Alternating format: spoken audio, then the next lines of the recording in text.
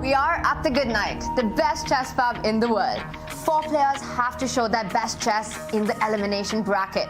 2 will be knocked out. It is high-stakes matches at the Chessable Masters today, and the action starts now.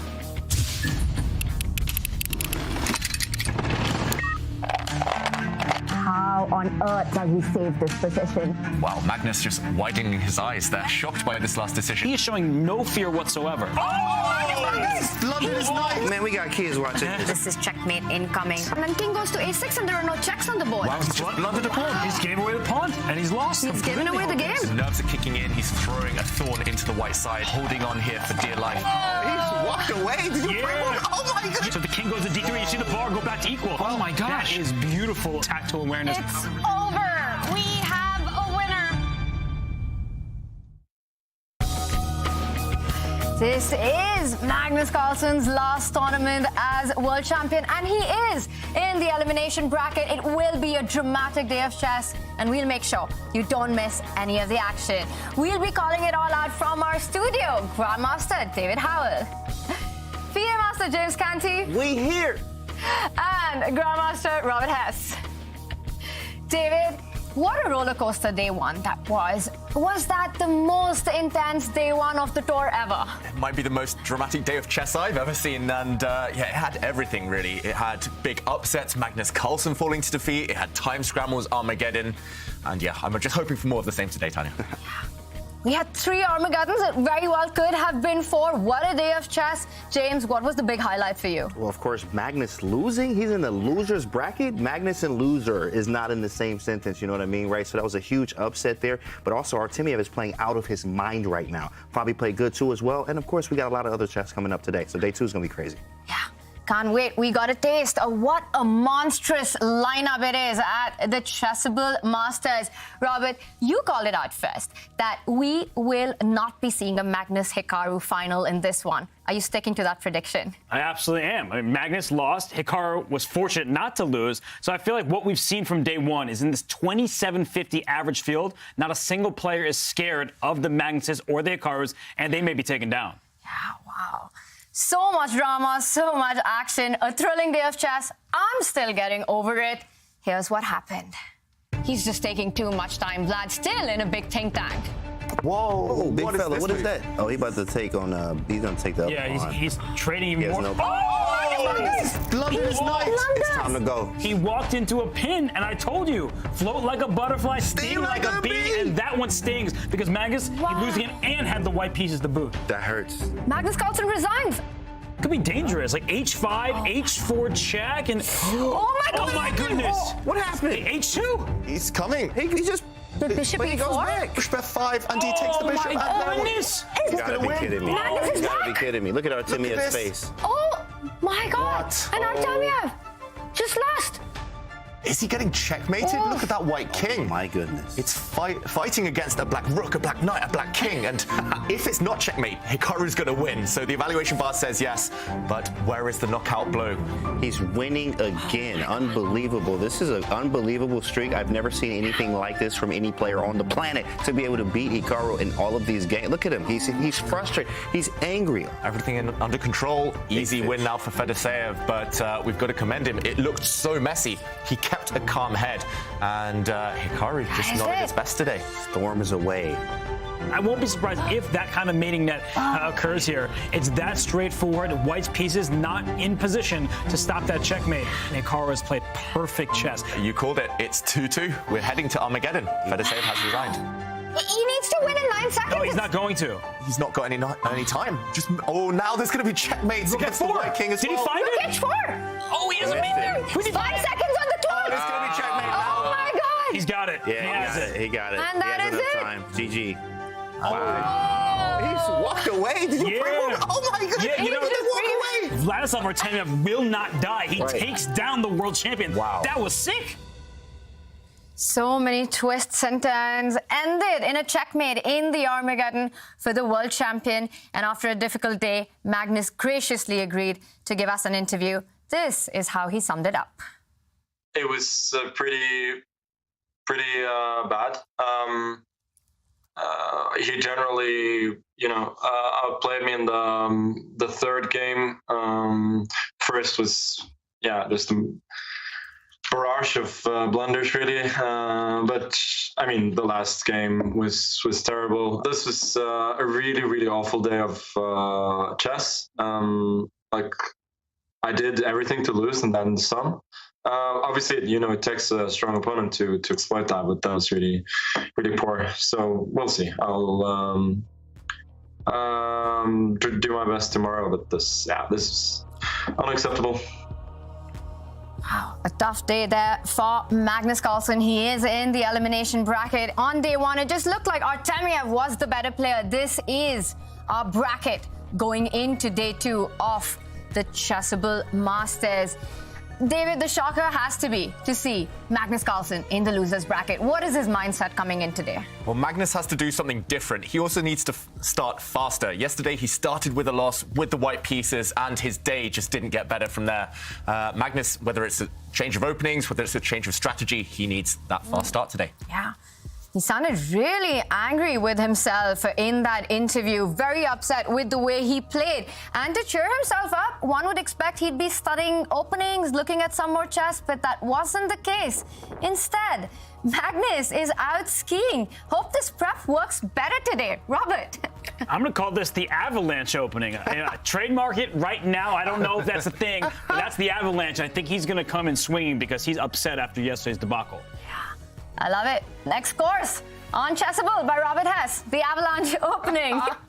James, was day 1 a big wake-up call for the big names? Yeah, definitely a big wake-up call. Of course, Nakamura almost went down. So this is like, hey, wake up. If you want to win, you need to win, and you need to win cleanly. Of course, don't let this happen again. Magnus, of course, being in the loser's bracket, he needs to, of course, clear his head like he did when he was at the, playing the Avalanche opening out there, right? So he's clearing his head and coming back hopefully stronger today to beat Liem. Yeah, he needs all the fresh air to come fresh for this big game against Liem. Today is a lot at stake. 2 players. It will be the end of the road for 2 players. They will be knocked out. It is a brutal format. The players are fighting to win the Chessable Masters. They're fighting for tour points and, of course, the big ticket into the CCT final. So much on the line. This is the biggest ever season of the Champions Chess Tour. The 2023 Champions Chess Tour is the biggest tour yet. With a thrilling, brand new format and $2 million in prizes, it's the richest online tournament of all time. The tour begins with 6 elite events taking place between February and September. Each event features an open qualification system with qualifiers and play-ins locking in 56 players to the main events. There, players are grouped into 3 divisions and compete for $235,000 in prizes each time. Victory in Division 1 in any of the 6 events secures a spot directly to the 8-player Champions Chess Tour playoffs in December. Players will also accumulate tour leaderboard points across the 6 events, competing for another $100,000 in prize money, and the unsecured playoff spots will go directly to the top leaderboard finishers. At the end of the year, we have 2 weeks of incredible chess, beginning with the playoffs, from which just 4 players will advance to the Champions Chess Tour finals, to a single elimination bracket, which will ultimately determine our champion. Together, The playoffs and finals feature a whopping $500,000 in prizes. There can only be one. In December of 2023, an undisputed tour champion will be crowned. Let the games begin. $500,000 finals at the end of the season. Wow, Robert, so much at stake. Tour points are critical. Yeah, it's not all about the money. They say it's all about the Benjamins, but here the tour points mean a lot because 6 players may make their way through based on winning Division 1. That leaves at minimum 2 spots up to tour points. Yeah. It's not just tour points on stake in Division 1, but in the other divisions as well. The players are fighting for a qualification spot into the next Champions Chess Tour, as well as those critical tour points. There we see Robert Nordebek, Abdusatrov, and Vladimir Kramnik had big wins on day 1. And we've got some spicy matchups today. Kramnik keeps up his winning ways, the 14th world champion. He's doing great. He loves this rapid time control. But the 2 people I'm going to single out are Denis Lazovic and Maxime Vachier-Lagrave. Den Laz, as he's known on Chess.com, he's a teenager from Belarus. Maxime Vachier-Lagrave, the former World Blitz champion. They won day 1. Denis Lazovic taking out Dubov. They're not stopping here in day 2. Wow. I'm looking at this. Vladimir Kramnik, the 14th world champion. Maxime Vachier-Lagrave, the 2021 Blitz world champion. Nordebek Abdusatrov, the youngest ever rapid world champion. Was that really Division 2 we were looking at, Robert? That's how strong it is. It's no easy opponents no matter where you look. Yeah, I love it. It's not just Division 2. Check out the names in Division 3 and the action that is on. Robert, what catches your attention today? Well, going into today, Shakhriyar Mamedyarov, he is a super grandmaster amongst the world's elite for nearly 2 decades. He's on his back foot against Amin Tabatabai, but there's also the FFL, the famous fun legend, Gadakovsky. He's having a lot of fun in Division 3 here at the Chessable Masters. He's taking on super grandmaster Wei Yi, so it's tough sledding out there for the American GM, but he's hanging right in the thick of things. The famous fun legend. I love how you're keeping it PG rated here, Robert.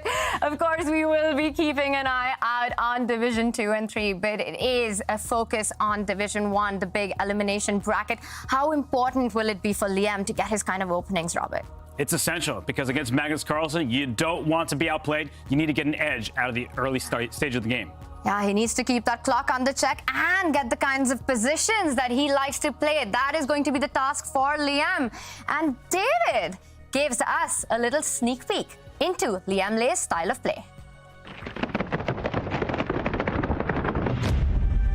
Liem Lei is one of the classiest players on the circuit. The Vietnamese Grandmaster is now resident in St. Louis, where he works as a coach for the very strong Webster University team.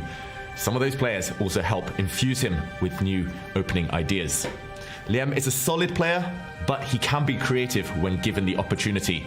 With white, he often starts with the Catalan opening, maybe the London system, and he often gets very decent advantages, even against the best players in the world. With black, very solid, with 1e5 and the Queen's Gambit declined, the staples of his repertoire. This is one example of his use of the London system, where he beat me a few years ago. This game took place in the 2017 World Blitz Championship. In this position, he shocked me with an extremely strong move. White pushed the pawn to d5, cramping down on the black position, and this is a dream London system for white. White's bishops are fantastically placed, white has more space, and black simply has no plan. He went on to smoothly outplay me. Watch out for Liem in this tournament. He might be one of the underdogs, but he can beat anyone on his day. Wow, David, that was a really fun, great video there. Yeah, what can I say? Liem is a superstar in his own right, and yeah, it was an honor to be able to pay that off. Wow, well, he does have big task ahead of him, as in our losers bracket, he will be facing Magnus Carlsen with the other matchup, Vladimir Fedoseev taking on Levon Aronian. James, both these players could very well have been in the winners bracket today. Absolutely. Of course, you have Big Fish, which is Fedoseev. He's doing big things, and he almost took down Nakamura, which is absolutely insane. Of course, in that last matchup, or in the last 5 or 6 games in the title Tuesday, it was crazy that, you know, Fedoseev was able to win. He almost took down Nakamura again. And then we got LeBron Aronian here, who just does his thing. He's a veteran, creative, very attacking player. That's going to be a heavyweight matchup for sure. 100%. Levon Aronian is the one who struck first in his match against Wesley So, drawing first blood, but eventually went down to lose against Wesley. Wesley making it through to the winner's bracket there for the semifinals. Will be facing Hikaru Nakamura. That's a matchup that we've seen so many times in the Champions Chess Tour. And we've got Vladislav Artemiev taking on Fabiano Caruana. And I have to say, Robert, both Artemiev and Fabi, they convincingly won their matches yesterday, even though it was the Armageddon. Yeah, it went down to the wire, but they did have the upper hand, it felt like, and that's a lot because Artemiev was playing Carlsen. But Fabiano, that's another tough opponent for him. It's a toss-up. Absolutely. It wasn't just the scoreline, but also the style of play and the dominating performance by these players in the semifinals bracket. But we will be starting the day with our losers bracket, the elimination bracket.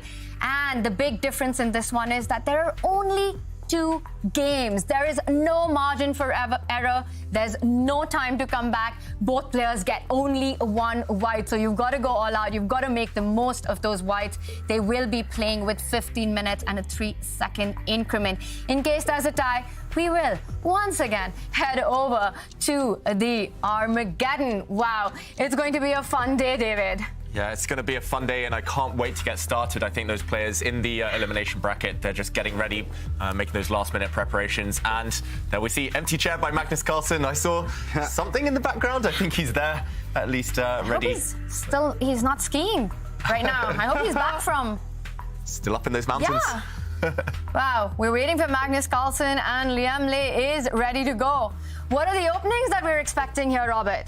Well, I think David summarized it quite well from when Liem lay, especially as the white side. But from Magnus, you never know what to expect. I can't even tell you his first move. I have no clue. Could be one of 20, Robert, I'll tell you that. 20 possible first moves. He's played them all at some point in his career. Nice. Knight of 3. Ooh, let's make it Catalan. Knight of 3, James. I'll say D4. Robert? I have to go with E4 then. I'm thinking C4. Okay, nice. We've got it all covered. What if he plays 1B3? Oh, Wow. Cowboy Oh, E4. Okay, there he is. let's go. Okay, hey, man, what's the lottery ticket You'll number, force my hand. You know, you took all the other options, so I just went with right. the King's Pawn. Best by test. Okay. Yeah, and the King's Pawn is met by a Sicilian from Liem. He does have more solid... eating? Yeah, I think so. Hey, smashing food. Let me get this grub real quick. All right, it's my move. Oh, my bad. It's that long day of skiing. He needs the energy. He needs to replenish his reserves there. Hold on, I got you, bro. I'm gonna give you a time spot. Really, that's how it is. Especially, I mean, Carlsen being up mini game, bro. He's smashing. He is smashing his food right now. He don't care nothing about this game. He's like, I got this in the bag, right? Of course, their record actually. I mean, he's up a lot of games against Liem, so I guess he's very comfortable right now. Yeah, I think their head-to-head in rapid chess, at least, is 14 wins for Magnus and 3 for Liem, so quite one-sided. But yeah, Liem does have a score to settle. He's just playing the waiting game right now. He's just eating. That must be good. What you eating, Carl? What is he eating? What y'all, put it in the chat. What do you think Carlsen is eating right now? I vote noodles. Yeah, we've seen him do that before. Historically, that tends to be his favorite during chess matches. Nice. Where's the move, Magnus? We want a move. Magnus, what are you doing? D4. Okay, there it is. And it's an open Sicilian. Liem, I've got to admire that. Just the patience. He didn't flinch once, Liem. He was not disturbed by Magnus's long pause there. And it's the 4 knights variation of the Sicilian. Oh, there we go. There we go. That's what I'm talking about right there. That's exactly right. G4 for the score, baby. Yeah, it's about to get nasty. Wow. This is rare, though. This is impressive stuff. Magnus going straight on the attack, straight for the kill, switching up his strategy. Yesterday, the slow approach didn't work. Yeah, I've got one question for you, Robert. Are you more surprised to see Magnus blitz out G4 or the fact that Liem didn't bat an eyelid and immediately played D5? Yeah, D5 seems principled, so I get why he would rush that decision. But now we see him deep in thought because it's not easy. There's maximum pressure against that knight that is now pinned. So Liem knows he needs to deal with that. He needs to defend that knight, but how to do so, it's not an easy question. Yeah. Yep. And we're about to also kick off our other game of the losers bracket as Vladimir Fedoseev gets ready to take on Levon Aronian with the white pieces. Also starts with the King's Pawn opening. Yeah, Fedoseev, he started with this opening plenty of times yesterday against Hikaru Nakamura, eventually going down to defeat here. But this time it is Levon Aronian with black playing E5, just very solid approach. So these 2 games will be ongoing and we'll keep everyone up to date with any big question of development. But meanwhile, it is Fedoseev. I'm just waiting for the move here. Right. It's a bit of a strange one to think on move 3 for White, especially if your opponent's playing his main opening. He goes for the Spanish, and it's the Berlin, the dreaded Berlin. One of my favorite openings because I'm a boring old man. But yeah, just solid start for Levon Aronian. Shows how much respect he has for Vladimir Fedoseev at this early stage. Yeah, I mean, you can go to sleep right here, Chad, if you like. You want to get a nap? That's going to be right now. Of course, the Berlin. Okay, knight c3. There we go. Now we're going to have some action. Ooh, knight d4. Yeah, no, Sure. this is a good way for White to avoid some of these main lines. We saw Vladimir Kramnik use it with great success, the Berlin defense against Garry Kasparov in their World Championship match when Kramnik wrested the title away from who had been the greatest player of all time. Now Magnus Carlsen gives him a run for his money in that category. But here you see White is a little bit ahead in development. Black's e5 pawn, the one in front of the king, is a bit vulnerable. So Black has to deal with that while White gets that first move advantage. Yep, so this is called the Four Knights, the Spanish Four Knights, and now this is a pawn sacrifice for Black. White can get greedy if he wants and capture this Black e-pawn in the center with his knight, but that does lead to a variation that's actually quite well known, that has been studied in depth, and whisper it quietly, does tend to lead to a forced draw. So Vladimir Fedoseev, much more aggressive player, keeps the tension, not getting greedy and grabbing pawns, and now the game will take a bit of a slower pace. Very symmetrical so far. First trade of knights, and this one, the tension will be pushed towards the middle game. Yeah. David, you said it. This is a slow-paced opening and will take its time to develop into a rich middle game. But I'm just glad that we didn't see any of those quick Berlin draws. We still get action on this one. But the Sicilian in the Magnus Liem game, that is already heating up. So we're going to head straight into that one. What is this position? There have been trades in the center. White's king still on e1. Take it away, David. Thank you, Tanya, for throwing it to me. This one is just crazy at this early stage. I must admit, I know zero opening theory in this position. There needs to be a chessable course. There must be a chessable course on this one. There is. James knows it. The walking encyclopedia here. Already know. It's just definitely, of course, Seth Thorman, if you guys want to know. That's actually the most aggressive Sicilian course is actually by Seth Thorman. He has a part 1 and part 2. This will be in part 2 in the Sicilian variations, right? So he does go G4 in many lines. In fact, I had a game against Gamagami that I won. GM, U.S. Masters, first round, beat him with the G4 line. It was a 7-ingot. But here you have G4 and H4, and you play G5, and you just literally rip his head off. That's all you're trying to do in this opening. And Liem is going for Liem is he's in for it right now. But Magnus is in for it. I can pay attention to the chess, but you're like an encyclopedia over here. Like, you know every single course out there. You're quoting specific authors and games. That's and right. Who are you? I mean, I am a Jedi. I am a Jedi. It's the way of the Jedi.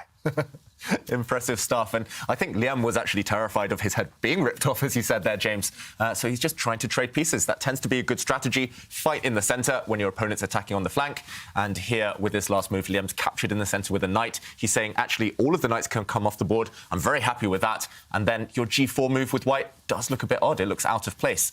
White's pawn structure on the king side might just be very weak later on in the game. So Magnus needs to justify his early aggression right now, and he needs to figure out a way to do that. Again, I'm slightly surprised Magnus has paused because it was him who chose the opening. This must have been in his preparation. What do we think here? Yeah. What is his next move going to be? Other than just trading knights and accepting a very balanced position. Yeah, usually what we want to do is get the queen at f3, but here it's difficult because the knight is under attack here on d4. So if we can get queen f3 in and castle queenside, well, then this is all justified. This is usually what we do. Of course, we're not castling kingside because we already played g4. Why would we do this? So you definitely want to castle queenside, but he's trying to figure out what to do. Maybe I move the knight to b3, but if I trade on c6, I may open the b file and give black an attack, especially if I'm going to move the bishop and castle queenside. So it is problematic here. He's trying to figure out what to do. You may see something like knight to b3, and then queen f3, bishop d2, and castle queenside. Yeah, it is a very decent plan, I agree, James, but it does take a bit of time, so it feels like Liem, before the white king is able to jump over to the queenside, he will be able to strike or at least cause some problems. And yeah, Magnus, dilemma, he's in the tank. Yeah, not liking White's position already. With that pawn on g4, the king in the center. James, you mentioned queenside castling, but that doesn't feel very safe either with the c-line open already. It just looks like Liem has developed all his pieces. He's the one who's ahead on the clock. Has this opening completely backfired for Magnus, Robert? Oh, for sure. This is one of those do as he says, not as he does moments where Magnus can get away with it. He's the strongest player in history. He's the world champion. But he's doing some dangerous, pretty bad stuff. So do not try this at home for all those of you watching. White's best move is to take that g4 pawn and bring it back. Like, bring it back to the second rank. Like, that would be okay for white. And even then, I don't think black would have problems. But right now, white has huge problems because your king will never find true shelter. Yeah, I mentioned that Magnus needed to kind of switch things up, change his strategy, change his routine, change something. But I don't think this was the right way to go. Okay, David, this is messy. This is messy. Hit me, James. Let's go here. So it's messy, so I need to see it. So knight f5. Whoa, big time move. Yeah, of course, I'm a Jedi. And then after knight f5, knight takes c3. Of course, so engine doesn't like, obviously. Okay, knight g7. Check. Bishop king f8. Bishop h6. Whoa. Knight d1. Knight e6. Knight d8. Check. Double check. And knight d8. Knight d8. Now, what's the piece count here? What's going on? You tell me, James. Black's a piece up temporarily. Okay. Yeah. Right. It's just, I was just trying to figure out if this was something here. Rook takes, and then rook d1, I guess. And if we do a count, black has 3 minors, white has 2. But at least this one keeps the black king trapped in a cage for now. So we're still on a piece. Some competition, some compensation, but maybe not enough. But I think exactly what James is doing is how we as players think. We're often trying to figure out, is that a viable variation? And we just went through the emotions there. We're often doing that in our heads, and we saw it doesn't actually quite pan out. So a very instructive line in some variations that may work out for white. Here it does not. So we expect Magnus, I mean, he did just take the knight on c6 instead of playing funny business over there on the king side. And, well, he will temporarily ruin black's pawn structure, but white's king, that's really what this position boils down to, is white's king will never find true safety. Yeah, and I like Liem's decision not to actually trade off more pieces, but instead he takes back with the pawn. Yes, his structure is shattered, but he gains time. He gains a very important tempo against this white bishop. And when the bishop retreats, I'm not sure exactly where, black will start attacking soon. Maybe the queen will come out at some point. Maybe the rook just slides across to the semi-open file now. And, OK, instead we've seen another trade of knights, but white is the one with weaknesses. Look at these pawns. They're easy targets later on for black's bishop. I still don't like Magnus's position, but at least the game continues now. The middle game is where this one will be decided. I'm going to tell you right now, this is not in the Chessable course. This is not in the Chessable course, Magnus, okay? This is gross. He got some king side. Yeah, this is not in the course. Wow. But we off the head now. He's just taken a decision to put his king on the king side with that pawn on g4. Do not try this at home, or maybe only try this at home. What is going on here? This looks absolutely dreadful for white, and it is a best-of-2 match. This is Magnus's only white. This is a nightmare.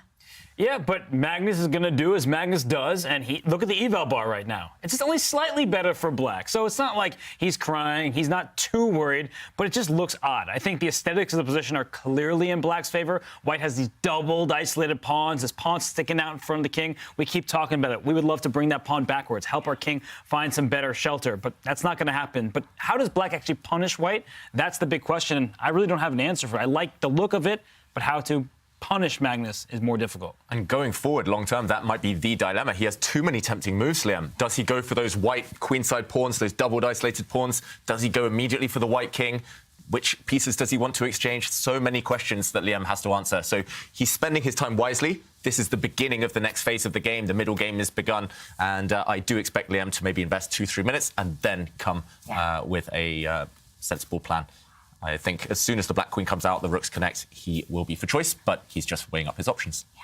But this is a dream outcome for Liem, to start the elimination match with the black pieces and to get this position. Look at that pawn structure that Magnus has on the king side, a glaring weakness on g4. On the queen side, you've got the double pawns.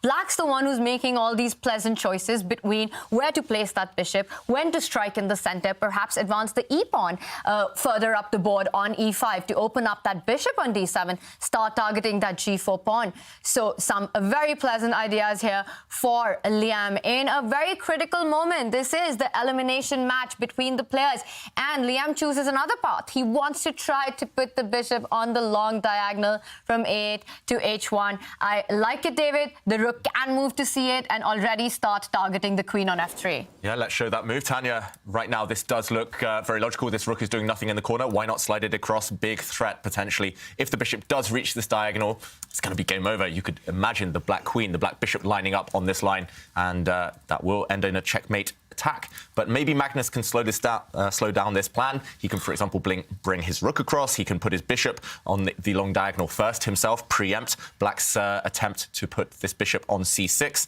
And suddenly it's not so easy. These pieces are still a bit cramped. Liem has wasted a bit of time. His queen is not active yet.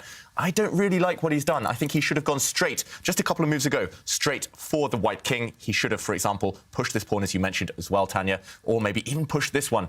Play on the side you're stronger. Black has a 4 versus 3 majority on the king side. White is the one with weaknesses on this side of the board. He's playing on the opposite flank, and actually this has all happened on the board, and suddenly it's Magnus. Look at this, with threats against the black queen. Big tactic. Bishop takes h7 check. If white had a free turn, would net a pawn, because you take the pawn over there, go queen d3 check at the end. Rook and queen line up against that bishop on d7. You have to block the check or move your king, and then white ends up a pawn ahead. So actually, I feel like Magnus has the upper hand suddenly, and this is what Magnus does. It just doesn't make sense, right? We all were talking about it. It's a terrible position. You shouldn't try this. And then Magnus is like, who cares what you say? I'm Magnus Carlsen, right? I'm the only player above 2,800 in classical chess, and I will get the upper hand if it's in neutral territory. Yeah, big threat, Robert. How does he actually defend against this? If you suddenly move your pawn, for example, you could go the other way with another threat. This is a pin, after all, on the d-file, and maybe you win some material here. So Liem with a real dilemma, a real question to answer, and it's kind of self-inflicted. He played a bit too slowly, and suddenly rook and queen facing off on the d-file. Big problems ahead. It turns around that quickly when you're facing a magician like Magnus Carlsen. That is crazy. Yeah, he actually, what is the move here, in fact? You have to figure it out, because you are on queen e8, but that means he still runs in the bishop h7, queen d3. I guess he's just saying, hey, you have double pawns and you have some weaknesses, but I mean, okay, I have an extra pawn as white here. Bishop h7, maybe he's there.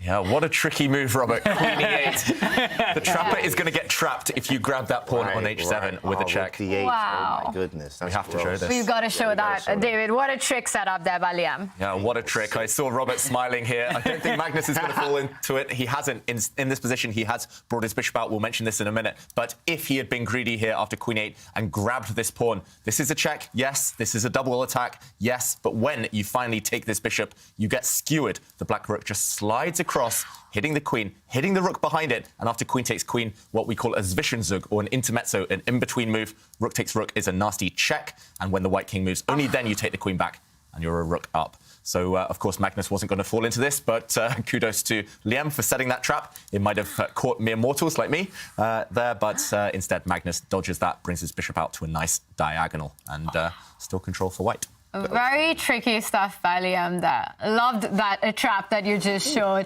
And just how dangerous and alert the players need to be. And Magnus, now ahead on the clock, continues to ask these questions, because bishop h7 is now a threat with the rook on d1 defended. He is planning to go in for this trick of capturing on h7. While Magnus is asking questions to Liem chat, you can send us your questions on Twitter using the hashtag #ChessChamps. Send us your selfies, send us your questions, and we'll feature them on our show. Yep, and I really like how Magnus has plugged the holes on the king side with his pieces. I mentioned that Liem should have gone straight for the kill, straight for the white king. Now Magnus's queen, his bishops, they're all lined perfectly. It's really hard to imagine black breaking through on that side. And if you can't break through against the white king, what is your plan? Black's queen, super passive. And the board is on open files right now, and the white rook on d1 perfectly placed. That rook that's in the corner, it's going to slide one square over, take over an open file, because Magnus's dark square bishop covers the enemy square on the 8th rank. So I really like the way Magnus is playing this. I'm surprised I'm even saying this at this point. I was like, oh, Magnus' position is terrible. He's playing just kind of this far-fetched joke of an opening. And I'm sitting here like, yeah, wow, this is looking promising for white. Look how active the bishops are. Robert, I don't know. If I would play g4 in the opening and end up with this doubled pawn, I would be lost in 20 moves. And here's Magnus playing one of the best players in the world, and suddenly we're talking about him being better already. How does he do this? I mean, it's just magic. It's the Magnus touch. It's hard for anyone to explain that. That's why he's so good. But You're going to have to relax. Whoa. You're going to have to relax, my guy. What is this? Whoa, the little in-between tween. What is that? what a move. What is going on here? Just giving up a pawn. Guys, what is this? Speechless here in the studio. What is the idea here? He just gave a pawn, and instead of capturing back, Liem has just said, OK, I'm going to play on as if nothing happened. And this is the current position. Let's do a rewind, a refresh. Liem threw his pawn forward to f5, very logical move. And here, I was expecting, at least, for the pawn to be captured. Maybe the white bishop would have slid in with a check. But this isn't the end of the world. The black king could hide in the corner. The game goes on. Instead, Liem says, OK, have my pawn. I don't care. Bishop c6. How did it? Wow, he's just removing a strong piece in the center of the board. And if white actually captures on e6, does black have to move queen g6, or am I losing my head? Ooh, wow, queen g6, Tanya, with a check. Oh, it doesn't work. Attack Tino's, though. Maybe doesn't quite work because white has a nasty check himself just to block, to plug the f-file. But I think you're right. There are tactics in this position to do with the pin along this line. Maybe just g5. Maybe just take a chill. Attack a bishop, why not? White weakened his king earlier, so black is fine with weakening his king too. And due to this pin, you do snatch a bishop. I don't think white can get away with this. Instead, we've seen a trade of the light squared bishops on c6 and same tactic in the air. White has to be careful of moving his pawn off the f-line. What a tactic, what a trick there from them. Got to say, James. I'm not going to lie. Hey, look, if you get hit with a move like that, you're like, OK, look, hey, man, can we talk about this? Like, let's step back and let's talk about this politely. Like, that was very strong. Bishop c6 will definitely frighten you a little bit and let you know that, hey, he came to play just like you did, Magnus. So that was a very strong move. The pin is still there, right? There's problems down the f-line. And your king is super weak after that g4 and stuff like that. Of course, you can go bishop g3. Maybe you have to do something. They said rook b1. Wow. Rook b1. With rook b8, is that what he's doing right now? Yeah, I like the way both players are kind of ignoring the tension there, right? Liem struck with f5. It was captured. He didn't capture back. And now we're seeing both players say, there's going to be a stare down on pawns. Can you take me? Can I take you? The answer is up in the air. But what we see Magnus doing, he is controlling the open files. Both of his rooks are supremely placed on perfect lines, and that could cause problems for the black king. So watch out. If you're Magnus, your king is open. But Liem's king, it might not be the safest either. Yeah, what a nice move. I'm carried away as well by looking at the white pawn structure. There's two sets of double pawns, two isolated pawns on the flank. That's why Magnus has to play dynamically. That's why his last move, getting a rook into the game, potentially zooming all the way up to the 8th rank. And yeah, often when you're kind of struggling strategically, positionally, with ugly pawns, with bad pieces, you have to justify it with tactics, with tricks. And suddenly, I'm looking into the position. There must be something here for white. Black has kind of abandoned the 8th rank, but there are so many pins in the position, so many tricks. We have to show something here. Tanya, I see you're peering ahead. You're really interested in some tactics here for white. The first thing that comes to mind is what happens if white steps up with the rook to b8. But the good news for black is that the bishop on f4 is pinned, so you don't have to really care about it. You can go on to pick up that rook on b8. So that's not a threat anymore. But you're absolutely right, David, that 8th rank looks really extremely weak right now. Liem playing with fire, but is there an immediate blow here? The evaluation bar, the computer thinks no. I'm also tempted to just bring it up to the 7th rank. They call this 7th heaven. When rooks are on the 7th, they have all the targets. They're just going to grab all the material. This looks very tempting, maybe setting up some tricks along that rank. What else could white consider? Maybe just a sensible move, getting the queen out of dodge, getting it out of the pin. But either way, tactics are starting to make their appearance in this position, and Magnus is the first to think. What comes to mind here, James, Robert? Definitely rook b7. Definitely, I love the rook b7 move. That's a 2700 move by David there. Rook b7, absolutely. After rook takes, I mean, you're just threatening rook e7, and you're threatening to bring the other rook down there. And then, you know, 7th heaven, they call it pigs on the 7th when you have two rooks down there. So that's going to be pretty nasty. I mean, it's definitely there. And rook takes e7 is there too as well. So I definitely like that rook b7 move. It's like the best defense is offense, right? So, but he played queen e4, check now, and guys, we guess we go bishop g3. Bishop g3 played on the board. And James, you said rook b7 was a 2700 move. Unfortunately, Magnus is 2900. So he played a better one, centralizing his queen. Yeah, you're right. Sorry. Nah, good move. Mere 2700. You know?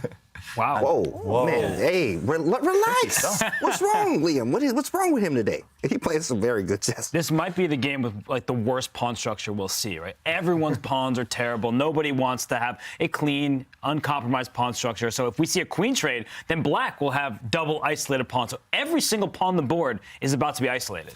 Yeah, and I think we will see queen takes queen. What else could Magnus consider here? The tension there is just too much to bear. You don't really want to have to step back with your queen. Yes, you can throw in a check, for example. White's rook can still go up to b8, hitting that black king. But I think that can simply either be blocked, or maybe the black king can poke its head out, start marching forward. So the queens are coming off the board. We're heading into the endgame, and whose pawns are weaker? That's the big question. It's level material, but I would slightly choose black, I think. I would choose Liem's side, just because I feel that his pawns look fine for now, but white's pawns are easily targeted, especially I'm looking at the A3 pawn on the side there. Black's bishop already hitting it. Liem, meanwhile, he's paused because he's thinking about trading off one set of rooks before he takes back white's queen. Oh, yeah, that's correct. Rook takes. If he keeps, if HG6, I do like white, but then if rook D1, which is definitely, oh, wow. Yeah, now I actually like white here a little bit, just because of exactly the initiative. I'm doing it first. You had to capture back, which is why rook D1 was probably a little bit better, because even A3's hanging in that line there. Yeah. Different. I agree. And if black actually takes on a3, white also has the option of planting his own bishop on e5. You could do it after capturing on a7 or even before hitting that pawn on g7. So Magnus has got his own trumps in this position. Yeah, I think that white is going to have the more active pieces. Even though black's pawn structure looks better, it's more difficult for black to get to white's pawns because those C pawns, you have to bring your rook all the way around into the position. And I feel like the kingside pawn structure is a long-term weakness for black to deal with.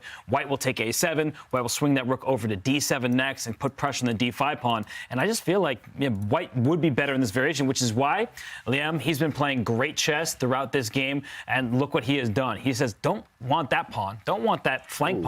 Let me go for a more central pawn, and I'm stopping white's active plan of putting the bishop in the center. This is great decision-making by the Vietnamese superstar.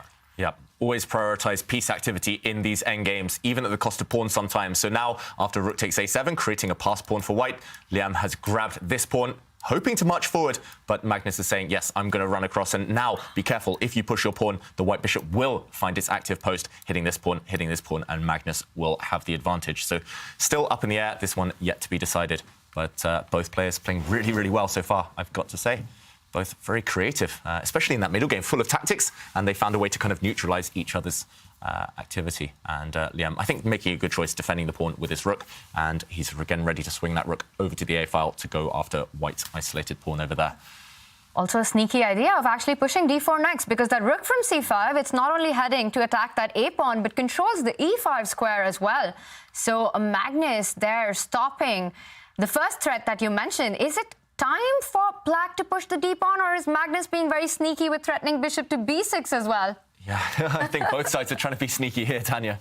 And Liem has lots of options. I wouldn't be surprised if he just drops back the black bishop to a nice safe square first, just anchor it safely on f6, keep everything protected, and then decide what to do. But like you say, maybe you push the pawn forward.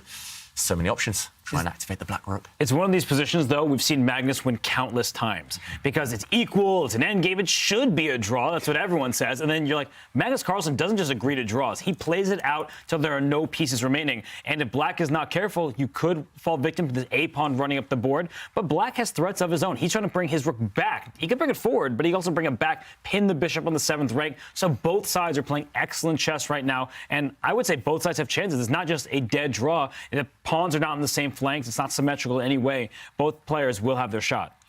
Yeah, both players will have their shot. I like this last move by Liem. I've got to say, that black rook looked like it was doing a decent job, but it could be improved. This is where you always have to ask which piece is happiest, which pieces need to kind of be repositioned. And he's talking to his pieces, Liem. He's asking them. And he still has 3 minutes. That should be enough to keep the balance in this game. Time scramble will happen, but this isn't the most kind of terminal type of position if you are low on time. So, yeah, keeping things within manageable realms here. Indeed, a very high-level game, starting from the opening. The way Liem handled g4 and a position that looked super dangerous for Magnus suddenly felt like he was getting into a good endgame, but now looks very level with both sides having their own trump. Rook b7, the bishop spin, but the good news for white is that you can step out of the spin by giving a check. It's still a hot endgame, even though such few pieces. David, should we get a quick peek onto the Fedoseev Levon game and then jump straight back to this one? I think we do need to take a peek over there. There have been some developments. Queens are off in that one too. It is an endgame in this clash between Fedoseev and Aronian.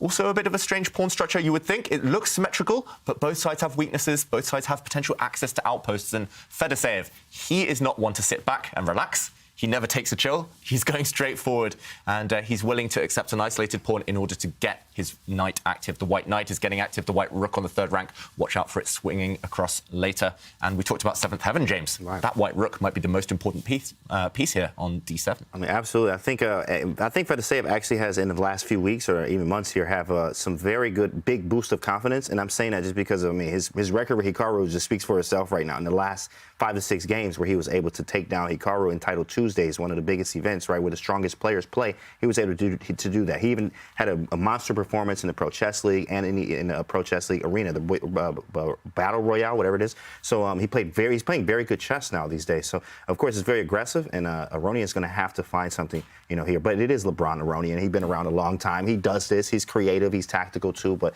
definitely, this one's up in the air for anyone. I like white, though, because of the rook on the 7th rank. We do take on f4, play rook f3, and get our pieces active. That knight is pretty gross, though, on e2. That is a disgusting knight on e2 right now. For now. Yeah, exactly. It's trying to become a good knight with white's last move. The knight would like to hop forward. But I think the nature of this position is one where these high-level grandmasters, they would take this position with the white side, even though the eval bar is not so high, over one where the evaluation bar is through the roof, but it's complicated. This is one-sided. You're playing for 2 results. Either if Levon plays the best possible chess and makes a draw, you're like, credit to him. He played a great defensive effort. But it's very likely that white wins this game because black is shuffling back and forth. You cannot kick that rook out of the 7th rank. That rook is patrolling both directions, and that rook on b3, it is going to get active either to the d file as well, joining the party, or to f3, as David pointed out, and going after the f7 pawn. I hate black's position here.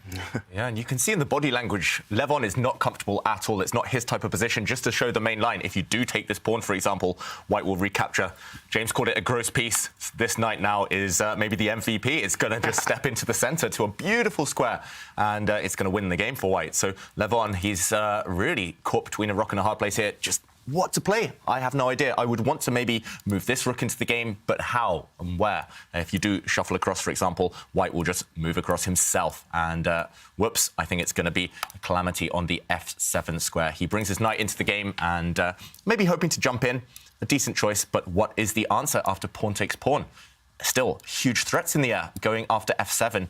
I don't like it for Levon, but the evaluation bar says he's doing okay. Maybe this was a good resourceful move. Maybe he just needs to trade off this beast on d7, for example, dropping his rook back or bringing his rook across. Just get rid of this piece, and maybe you live to fight another day.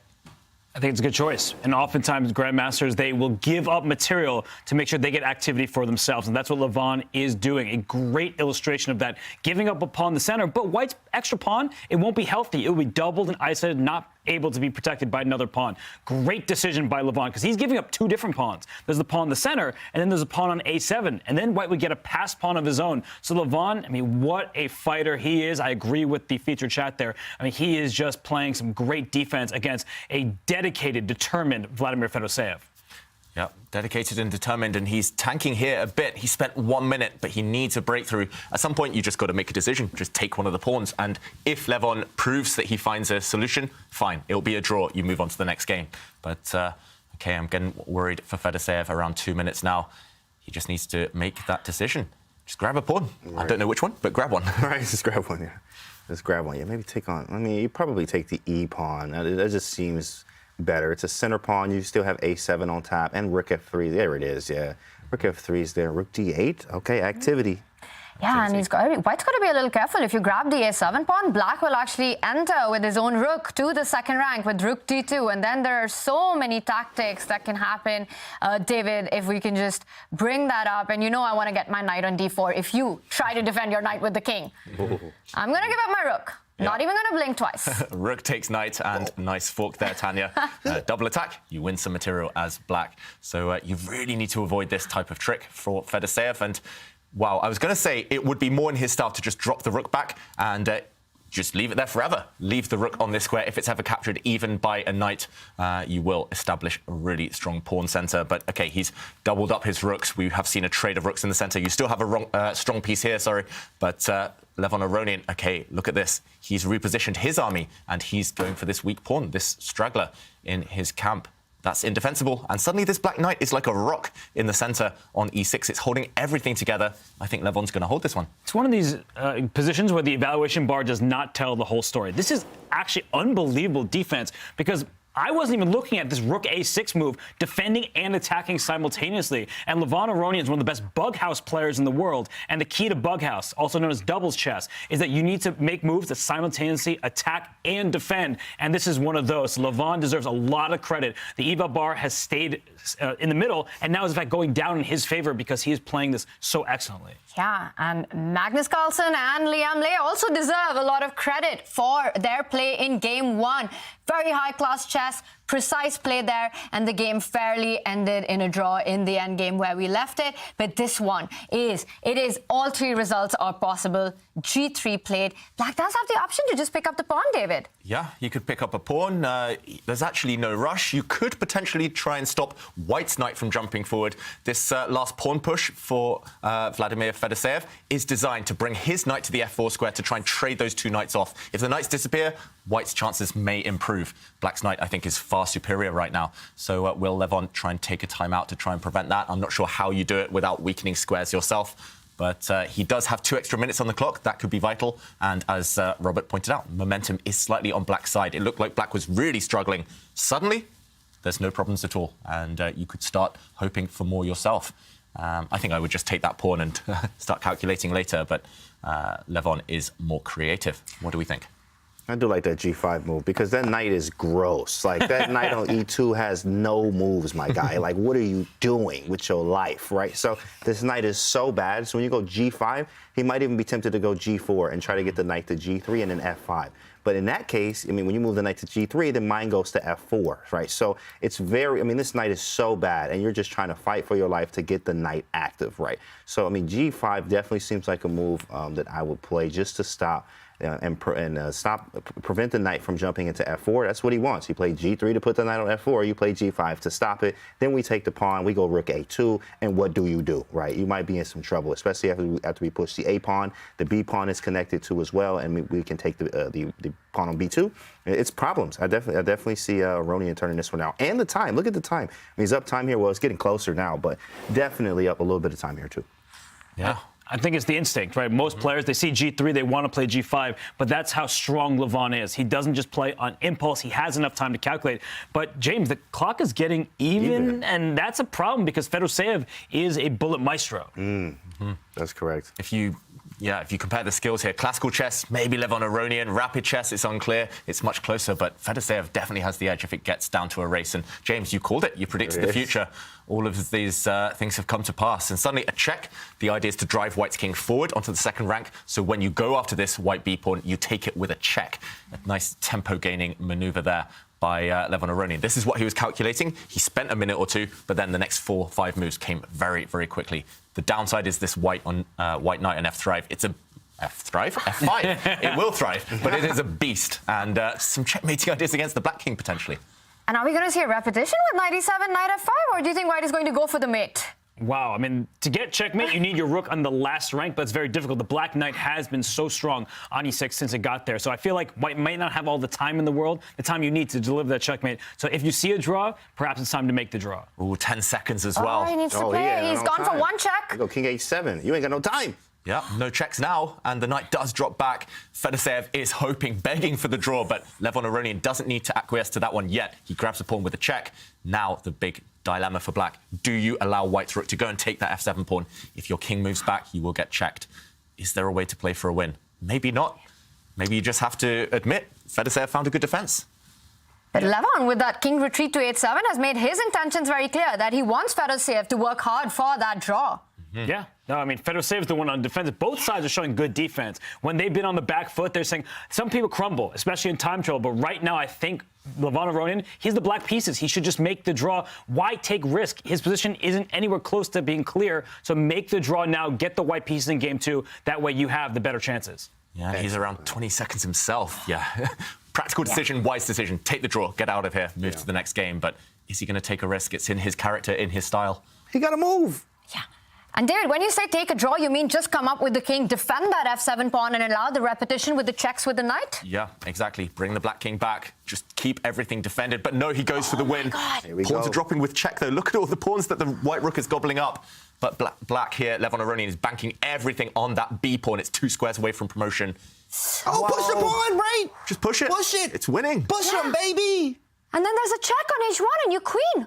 Yeah. Push on. Wait, king d1. How do you stop How do this you? pawn? Knight d4. Oh, here comes, yeah, because the king can't get to c2 where it needs to. my God, and if you goes trade, d3. that pawn's coming in. Oh my God, Robert, you're right. Yeah. Uh-oh. Wow. This is it. He's got to take that knight. There were checkmating ideas on the board. White's pawns are running forward, but black's pawns are going to be quicker. This pawn is going to be dealt with by the black king, and I think black's winning this race. It's definitely a race right now, but black seems ahead. Black's going to make a new queen first. It will cost white his rook. Levon's winning. That's amazing because white is actually up a pawn suddenly. White is 5, black is 4, but it's about the quality, not the quantity. And I think Fedoseev, he might just tip his king over in a couple moves. But this is not it. How is that not it? I thought that was it too. What was the move? That looks so natural. What was the move? 5 I think seconds he for had to give Levon. a check first, but we'll check that later. Right now, he picks up this pawn, but the b2 pawn falls. Oh man. Oh my God. Suddenly everything's disappearing. This game will likely end in a draw. Actually, it's Levon who has to defend this. He's a pawn down, 3 for 2 now, shaking his head. Could things turn? Could white win? We will go back and check out what should have happened there. Levon was winning, but he went for the most natural move and it backfired. Oh yeah, you're right. Tanya's right. It's tricky. check first. Yeah, Check first. King c2, d3 takes d2. Yeah. And if king takes you queen, jeez, that's sick, bro. That's sick. Right idea, I think, Levon, but just the wrong order. And That's hard. wow, what a turnaround. Chess is hard, says James Candy. He's absolutely right. But I think for Levon, he is able to stabilize here because he is down 1 pawn. But thankfully for him, his king is nicely centralized. The white pawns are a bit loose as well. So he should be able to hold. He should. And just while this game, it's going to take a slower pace. I don't think Levon Aronian ran out of time. The clocks were slightly wrong there for a second. He's very active with his king. Now he'll give a check. He'll win a pawn back. And this one will be a draw. But I think we have to show that critical moment. OK, we might not. It looks like we might get a draw any second now. It's a perpetual check. And there's no way for white's king to hide. No shelter. And finally, after all those twists and turns after that roller coaster, it is a draw. Wow. That was crazy. What a game. And Levon Aronian really did create his chances, gambling in very little time, but just saying, I want to fight for a win. And David, the critical moment was really that pawn push where he missed. We saw the eval bar say, and it was a decision, a toss-up between giving a check or pushing the d3 pawn there. Yeah, and he just chose wrong. That coin toss, and he flipped wrong. It was in this position. He pushed his pawn, but as we saw, white's pawn was able to step ahead, and white was able to catch up in the race. Instead, a check would have won the game for Levon Aronian, forcing the white king forward to prevent this pawn from promoting. But now another check, deflecting the white king. No matter which pawn you take, the other one will run through, and black would have won this game. Yeah. That is the difference between a win and a draw. And David, just to point out I want to point out one more crucial line, David, if we can just bring up, because it was so important that moment, that instead, after what was played, the key point was, if we can just back up to this moment, after d3, white can go c6 here, because you give a check. Oh, sorry. You give a check, the king goes up, you queen, and you don't have a way to fight against c7. You pick up the rook, but then this would end in a draw with checks, or white's the one that might win. And with that, what a big miss, but this is what blitz, this is what fast play is about. With this, we end our round 1 of the elimination bracket, and this is our scoreline. Magnus Carlsen, Liem had a peaceful draw, but with chances to both sides coming out in the opening and the middle game.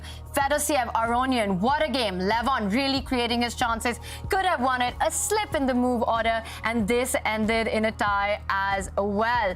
Wow, we've got game 2 action coming up, but before that, for our non-subscribers, you've got a Twitch break. And for those of you who have subscribed, there's a very special segment on a special player.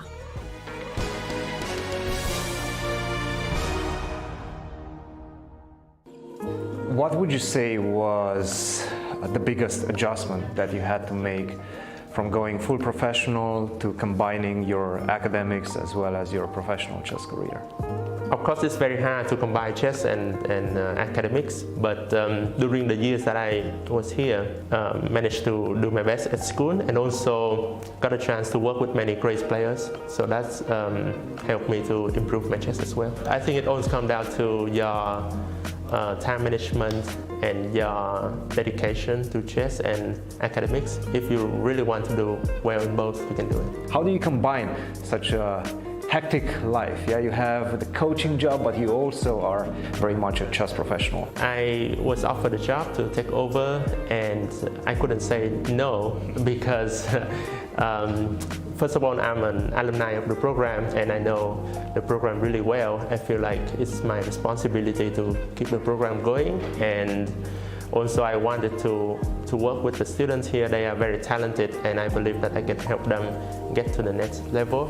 Last year we actually started the chess in education minor degree, and that's the first time I believe a university in America had a chess degree for students.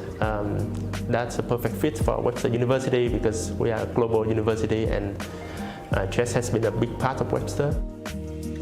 It's not only about chess but also about the team culture, about the team spirit, the chemistry between the players and so on, the friendships. So a lot of things that we have to consider, but when you look at the bigger picture, I think as a coach you understand that more than as a player, and I think it's very important to grow as a coach to understand this. Sometimes almost like a brother or a parent too, right? You have to guide them to help them do well in school and academic, in life in general, so they would feel better, they would be ready for chess. So I see myself as mainly a coach nowadays. I still play chess professionally sometimes, but not as much as I used to. Whenever I play, I try to prepare the best I can, and also because I work with my students on a regular basis, I also have some new ideas that I can use in my own games. I think it's not too difficult to combine between being a chess coach and a chess player if you get good students and you are motivated and you keep working on it. My favorite part of the tour is that it's growing so much and now it's more open to everyone. I don't really set a goal like finishing 10th place overall or top 3 or something, because I think it's impossible to do that unless you're Magnus or Hikaru. But for other players like myself, I just enjoy every tournament that I play and hopefully I'll do well. This is it. The moment has come for the players to give it their all. Only one more game remains in the elimination bracket. We saw both matches end in draw, but big fights in both these games. With just 2 games, it is a best-of-2 match. If tied, we will have an Armageddon. Magnus Carlsen, Liem, both players played fantastic chess, Robert, in game 1, and it is Liem who starts with the white pieces now. Yeah, I expect a more solid opening from Liem. He's not going to be pushing his G-pawn 2 squares, not in the opening stage at least. And I feel like for Magnus, he should be happy that he wasn't in any trouble in game 1 because that could have gone a different way. Absolutely, with that pawn on G4. But now we're not going to have any of that. Robert, you called out a solid opening. David, we've got a queen's pawn. Yeah, and the Catalan opening, one of Magnus's favorites, and now Liem is using it against him. Liem has had a lot of success with this opening in the play-ins for this tournament. He actually did phenomenally well because he scored some great upsets, some great wins in the Catalan. And Magnus, of course, will have studied this for World Championship matches in his training camps there, and he's happy to transpose into the Tarrasch. And he will most likely accept an isolated pawn here. Magnus, clearly, maybe learning from some of his seconds, like Niels Grandelius, I think, has done a chessable course on this one.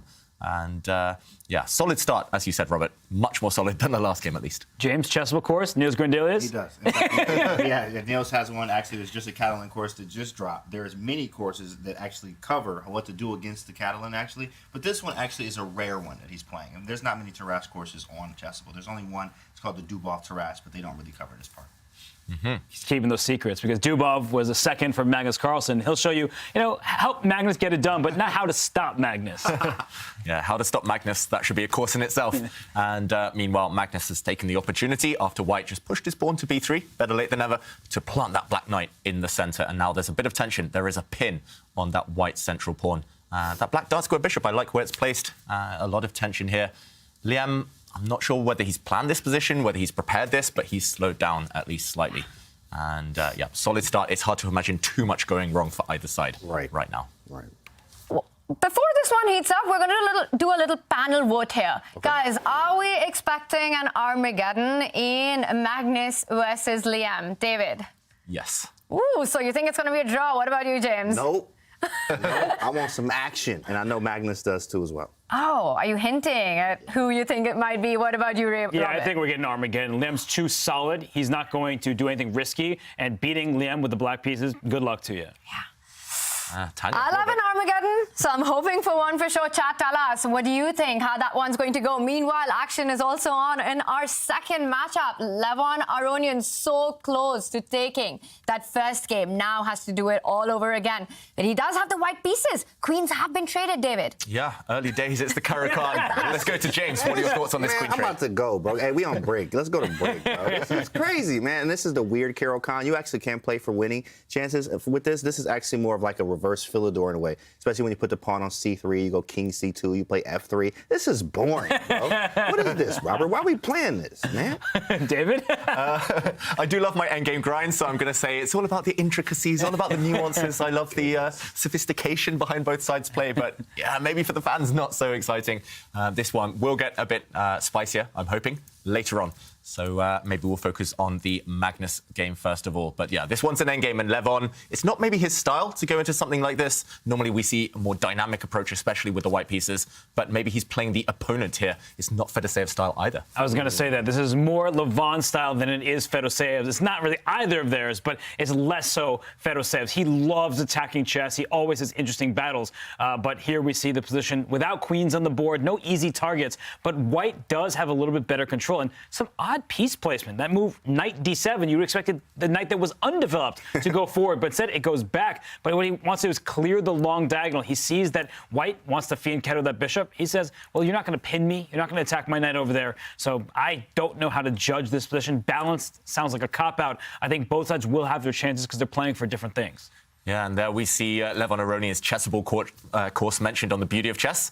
I'm not sure he would have featured this position in the Beauty of Chess course. It's not in there. But either way, he will be trying to create something a bit later on. I think I would choose white just because if you look in the center, white's pawn formation there is really, really nice. Black yet to really stake his claim for those central squares.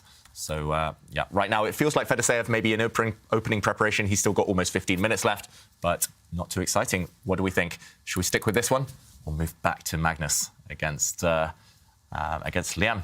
Let's have another vote. Yeah, we definitely can go back to the Magnus game. Yeah, that's not even a question. Let's do it. This one will take a while to heat up. We will keep our eyes out on this. Magnus versus Liem. A queen's pawn opening by Liem. And wow, at least the queens are on. So, James, you can breathe here. And I see quite a lot of questions for that d4 pawns to be answered here, Robert. Yeah, and also, Liem has spent quite a lot of time. So in the first game, Magnus was doing the lunchbox variation, where he was just eating his food, spending a minute here or there. Now it seems like Liem just is a bit uncomfortable because there is a ton of pressure at white's center. d4 was white's first move. Now that pawn is threatened by 3 different black pieces, and you can't even take the pawn on c5 that's attacking you because there's a pin behind it. The dark square bishop for black is in a perfect situation. It is hitting the knight on c3. What just happened to our revolver? But it wasn't played. Yeah, it wasn't played. Just showing. Oh, no ways. Just showing what would happen if white blunders and takes this pawn. There is a pin on the long diagonal. So Liem needs to do something about it. And whoa, he's taken the knights off the board. This surprised me. I thought he needed to just defend his central pawn, but he drops back now. And this is fine. Yes, you'll lose your central pawn on d4, but you now gain black's pawn on the e4 square. I'm not sure if there are any tricks, any tactics here. For example, if black does take in the center, then things will just get hoovered off the board, and this position looks pretty balanced. Actually, I would maybe choose white unless there's something immediate here for black, just because of the Catalan bishop. The bishop is so strong on this long diagonal. But, of course, Magnus super active, and he will work things out. It would also be in Magnus' style, I should mention, to take this pawn, just to imbalance things. Yes, it gives you an isolated pawn in the center of the board, but black will have more space. Magnus loves his space. And, for example, a variation like this one, moving the black bishop, I'm not sure where, which direction. But, for example, here, Magnus, having worked with players like Dubov, loves this type of pawn structure, loves the space involved, and it does give winning chances for both sides. But he will, if he wants to win this game, he will go for this option. So looking balanced so far, but Yeah, James, at least the queens are on this one.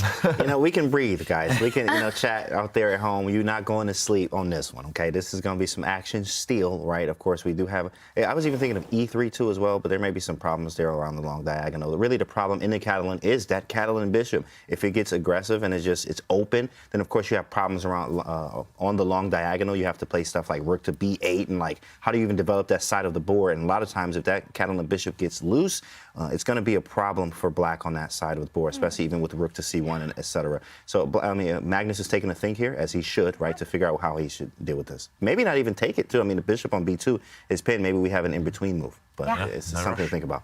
Yeah, such a classic slight nag with that bishop on G2 for Liem, the Catalan bishop. It's a good thing that Magnus went up to the mountains, David, to get some fresh air, because I also see that he's got good air quality where he's playing from. Big shout out to our partners, Airthings, for providing us that, because at least we know that Magnus is playing in fresh air with good air. We saw his game one. Mm-hmm. Some good moves there, so definitely a good environment. Yeah, feel good, play good. That tends to be the motto. And if your air quality is good, that's just a bonus. We do see as well what the air is like over there in St. Louis in the US for Liem. And the temperature may be a bit warm there. Hopefully it won't affect his cognitive abilities too much. But in general, good air quality as well there too. I know Liem is a perfectionist, both on the chessboard and off. Anything he can do to be fully prepared, he'll take those steps, take those measures. And actually what we predicted on the board, rather than capture that central pawn first, though, Liem is kicking back the black knight. I like this one. Maybe there were some tricks with the black light square bishop coming out to attack if white hadn't taken this first step, this precautionary measure. And Magnus, he needs to retreat. Or does he? He doesn't. He jumps in, trading even more pieces off.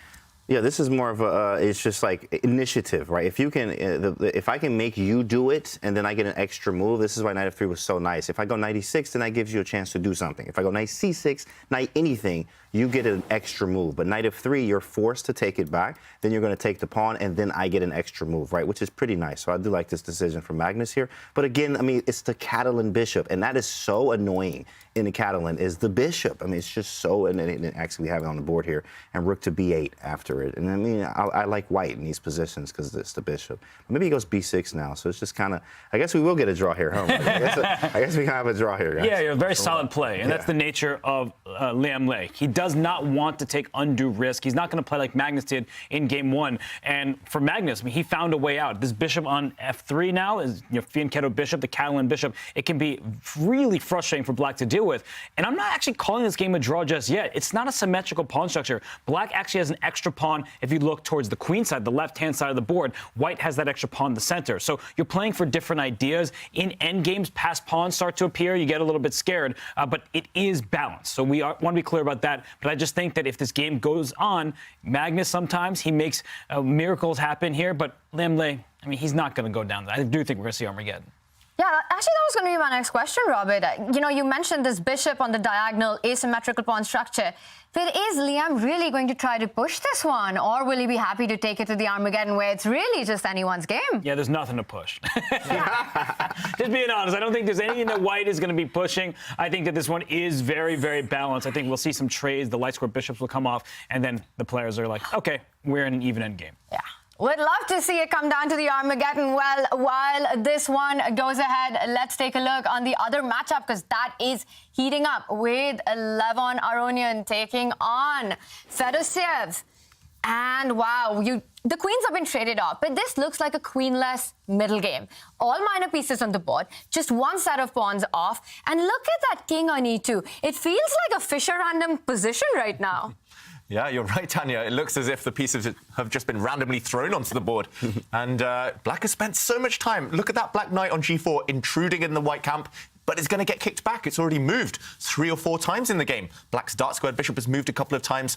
But what has black been doing? He's wasted so much time. He hasn't staked a claim with his pawns in the center. And here, Levon, once he starts the kickback, once he starts pushing black's pieces back even further, I think he's going to have a great position. I think he might even have a nice advantage just because white has all the space in the center and black's pieces will lack squares, lack outposts.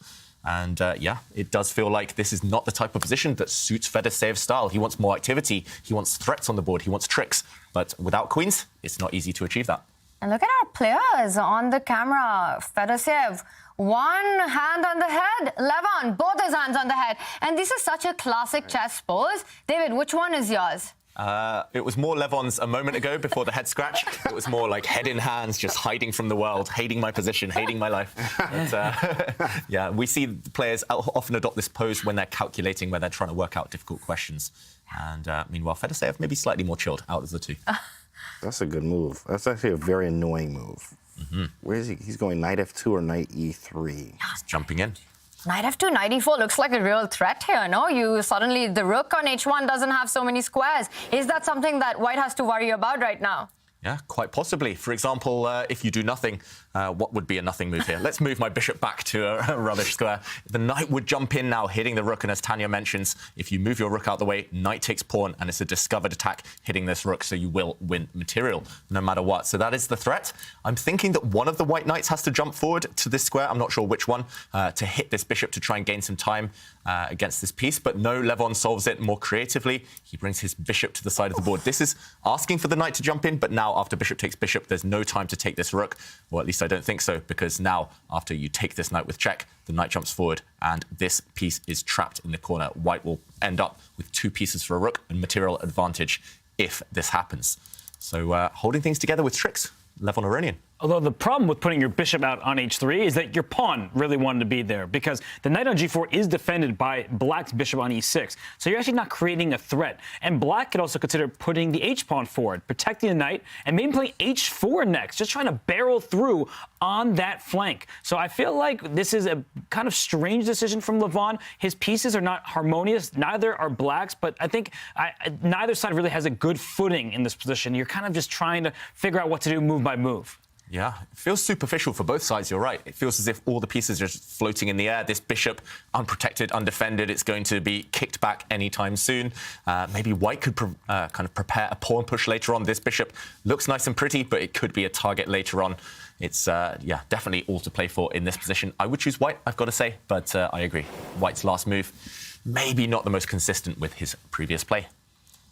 And, yeah, Fedoseev now in the tank, 2 minutes down, trying to find a solution for black. Yeah, I feel like White just has the moves like knight f3. I mean, you have f5 sometimes, rook f1, like knight d3. You just got, there's tricks here. I mean, you can't even move the king really because bishop e7. So I feel like he's going to have to spend a lot of time here to really try to figure out this position, which is going to be advantage for Aronian there, having, you know, a little bit of extra time, having some creativity. He's creative himself, and having piece play and activity and tricks. I mean, I feel like White definitely is for choice.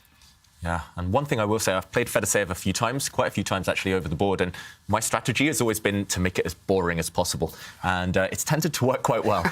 Once the queens come off, yeah, you breathe a sigh of relief, because he's so good in these dynamic positions where there's just chaos going on and he sees things so fast. That's why he's so good at blitz, at bullet. But here, without the queens, it feels like he's playing for those tricks. He's trying to kind of make magic happen out of nothing. And if White is careful, it feels like you shouldn't have too much to worry about. Meanwhile, all of the black pieces are gravitating towards the center.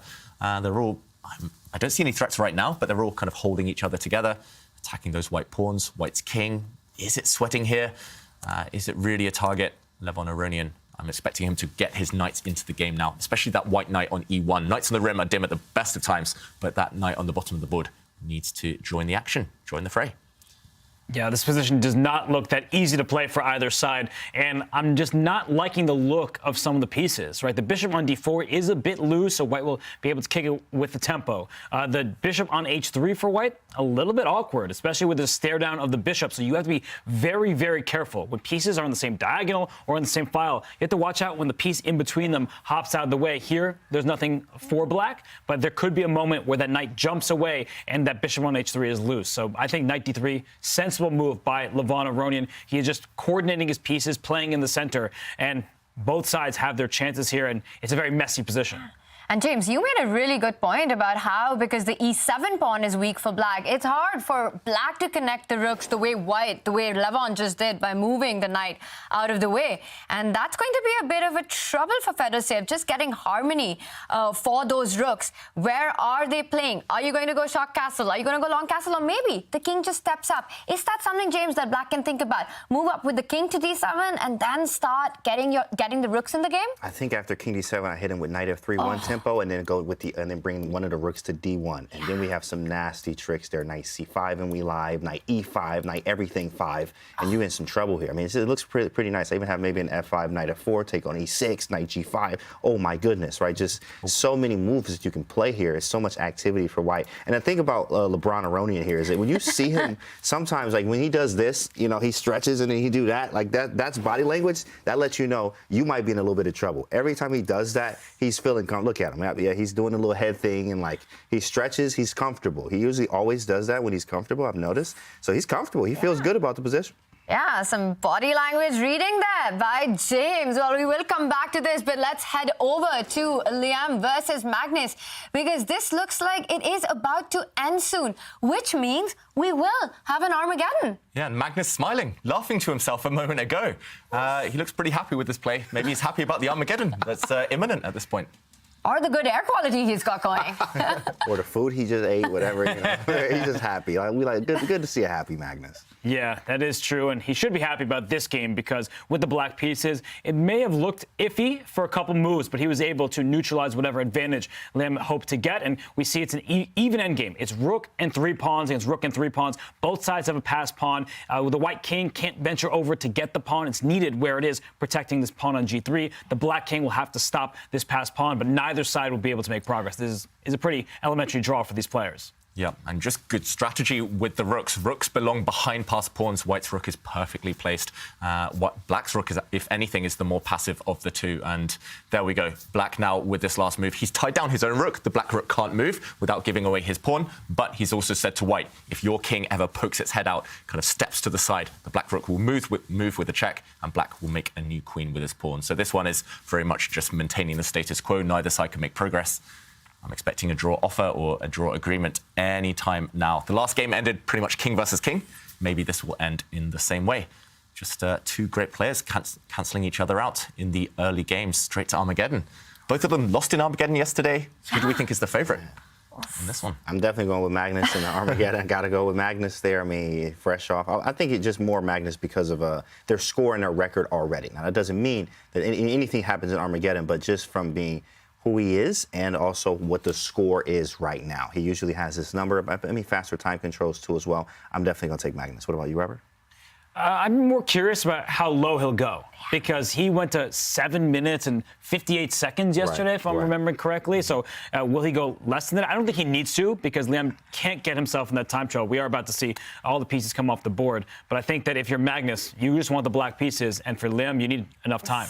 And there we have it. Nothing left on the board, but we've got a lot of action left in this match as we're heading towards the Armageddon. It is time for the inner game, for the mind games to come forward with the bid for the Armageddon. We will keep you updated once we hear it from our players. That is exciting. Do you think they're going to really want the black pieces at this time, Robert? Yeah, but I think Magnus for sure is going to get the black pieces because he can bid less time. He's the faster player between the two. We saw what happened to Liem yesterday. He had the black piece against 5-minute Caruana. He did not have enough time, and Caruana was able to blitz him down and checkmate the king. So I think that match will be interesting to see the bidding, but this match might not even get to Armageddon. Yeah, actually, both Armageddons for Liem and for Magnus were absolutely disastrous yesterday on day 1. So this is going to be an exciting one, but action is still on here.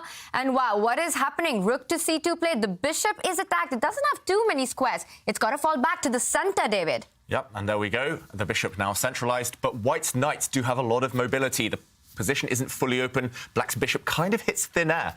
They did find a really weird, kind of convoluted way to trade pawns earlier. We saw lots of tension, lots of pieces.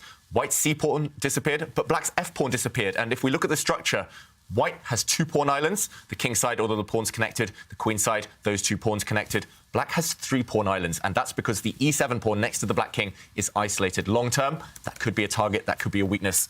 But yeah, I would choose the white side here, the white knights, just because they look like they can leap forward to some great squares.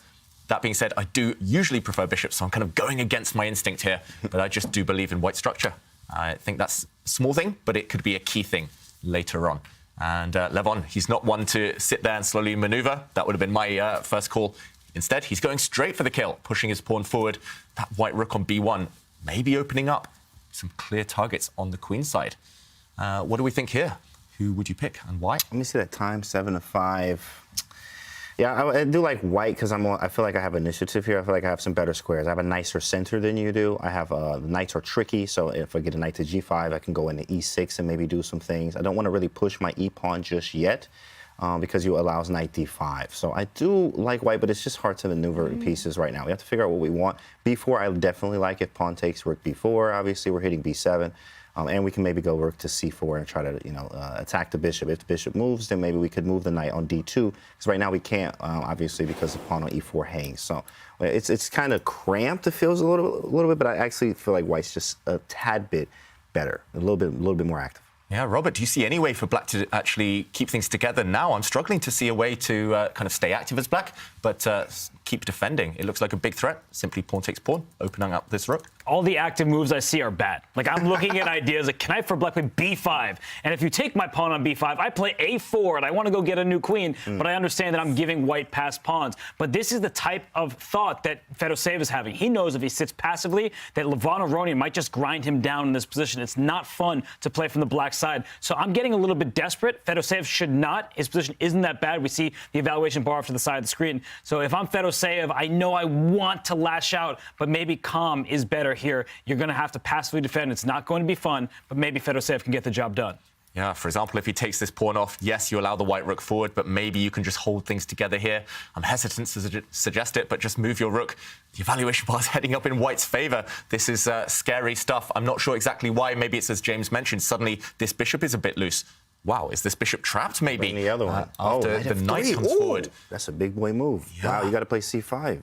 Suddenly black has to give things up, push this pawn, maybe give up this pawn just to keep the bishop alive. So actually there are hidden threats all over the board. Not just is the white rook getting active on this square, on the b7 square, but this black bishop lacking an escape route. So nice move there from Aronian, and definitely on the board and on the clock. Fedoseev under pressure. Robert, you called it. You know, I've commentated enough Fedoseev games to know how he thinks. He wants a last forward, and it actually might not be a terrible move because he will not push his a pawn if the pawn takes. He'll probably just take back, but he's figuring, let me trade more of the pawns, because if I'm down only one pawn, if few pawns remain, maybe that optimizes his drawing chances. And you see the eval bar after Levon's move, a very natural one. It's actually saying that black is right back in this. Yeah, I'm really surprised Levon. His last move requires a lot of calculation. Yes, he's threatening to maybe jump in with some knight checks, but all of that tension on the queen side. Look at those four pawns staring off against each other. The white B and A pawns, the black B and A pawns. There was so much to work out. He could have taken either one of them, maybe the pros and cons for both, but he rushed his decision. And when you make rushed decisions in such critical positions, it tends to backfire. Calculation over everything, like James says, and there was so much to calculate, but he didn't. That's right, yeah, calculation over everything, Chad, okay? You heard it from David first, right? He said it, not me, okay? Right, calculation, Chad. You got to calculate here, but it is, and he has the time to do it too as well. I mean, I'm up 3 minutes here, Levon.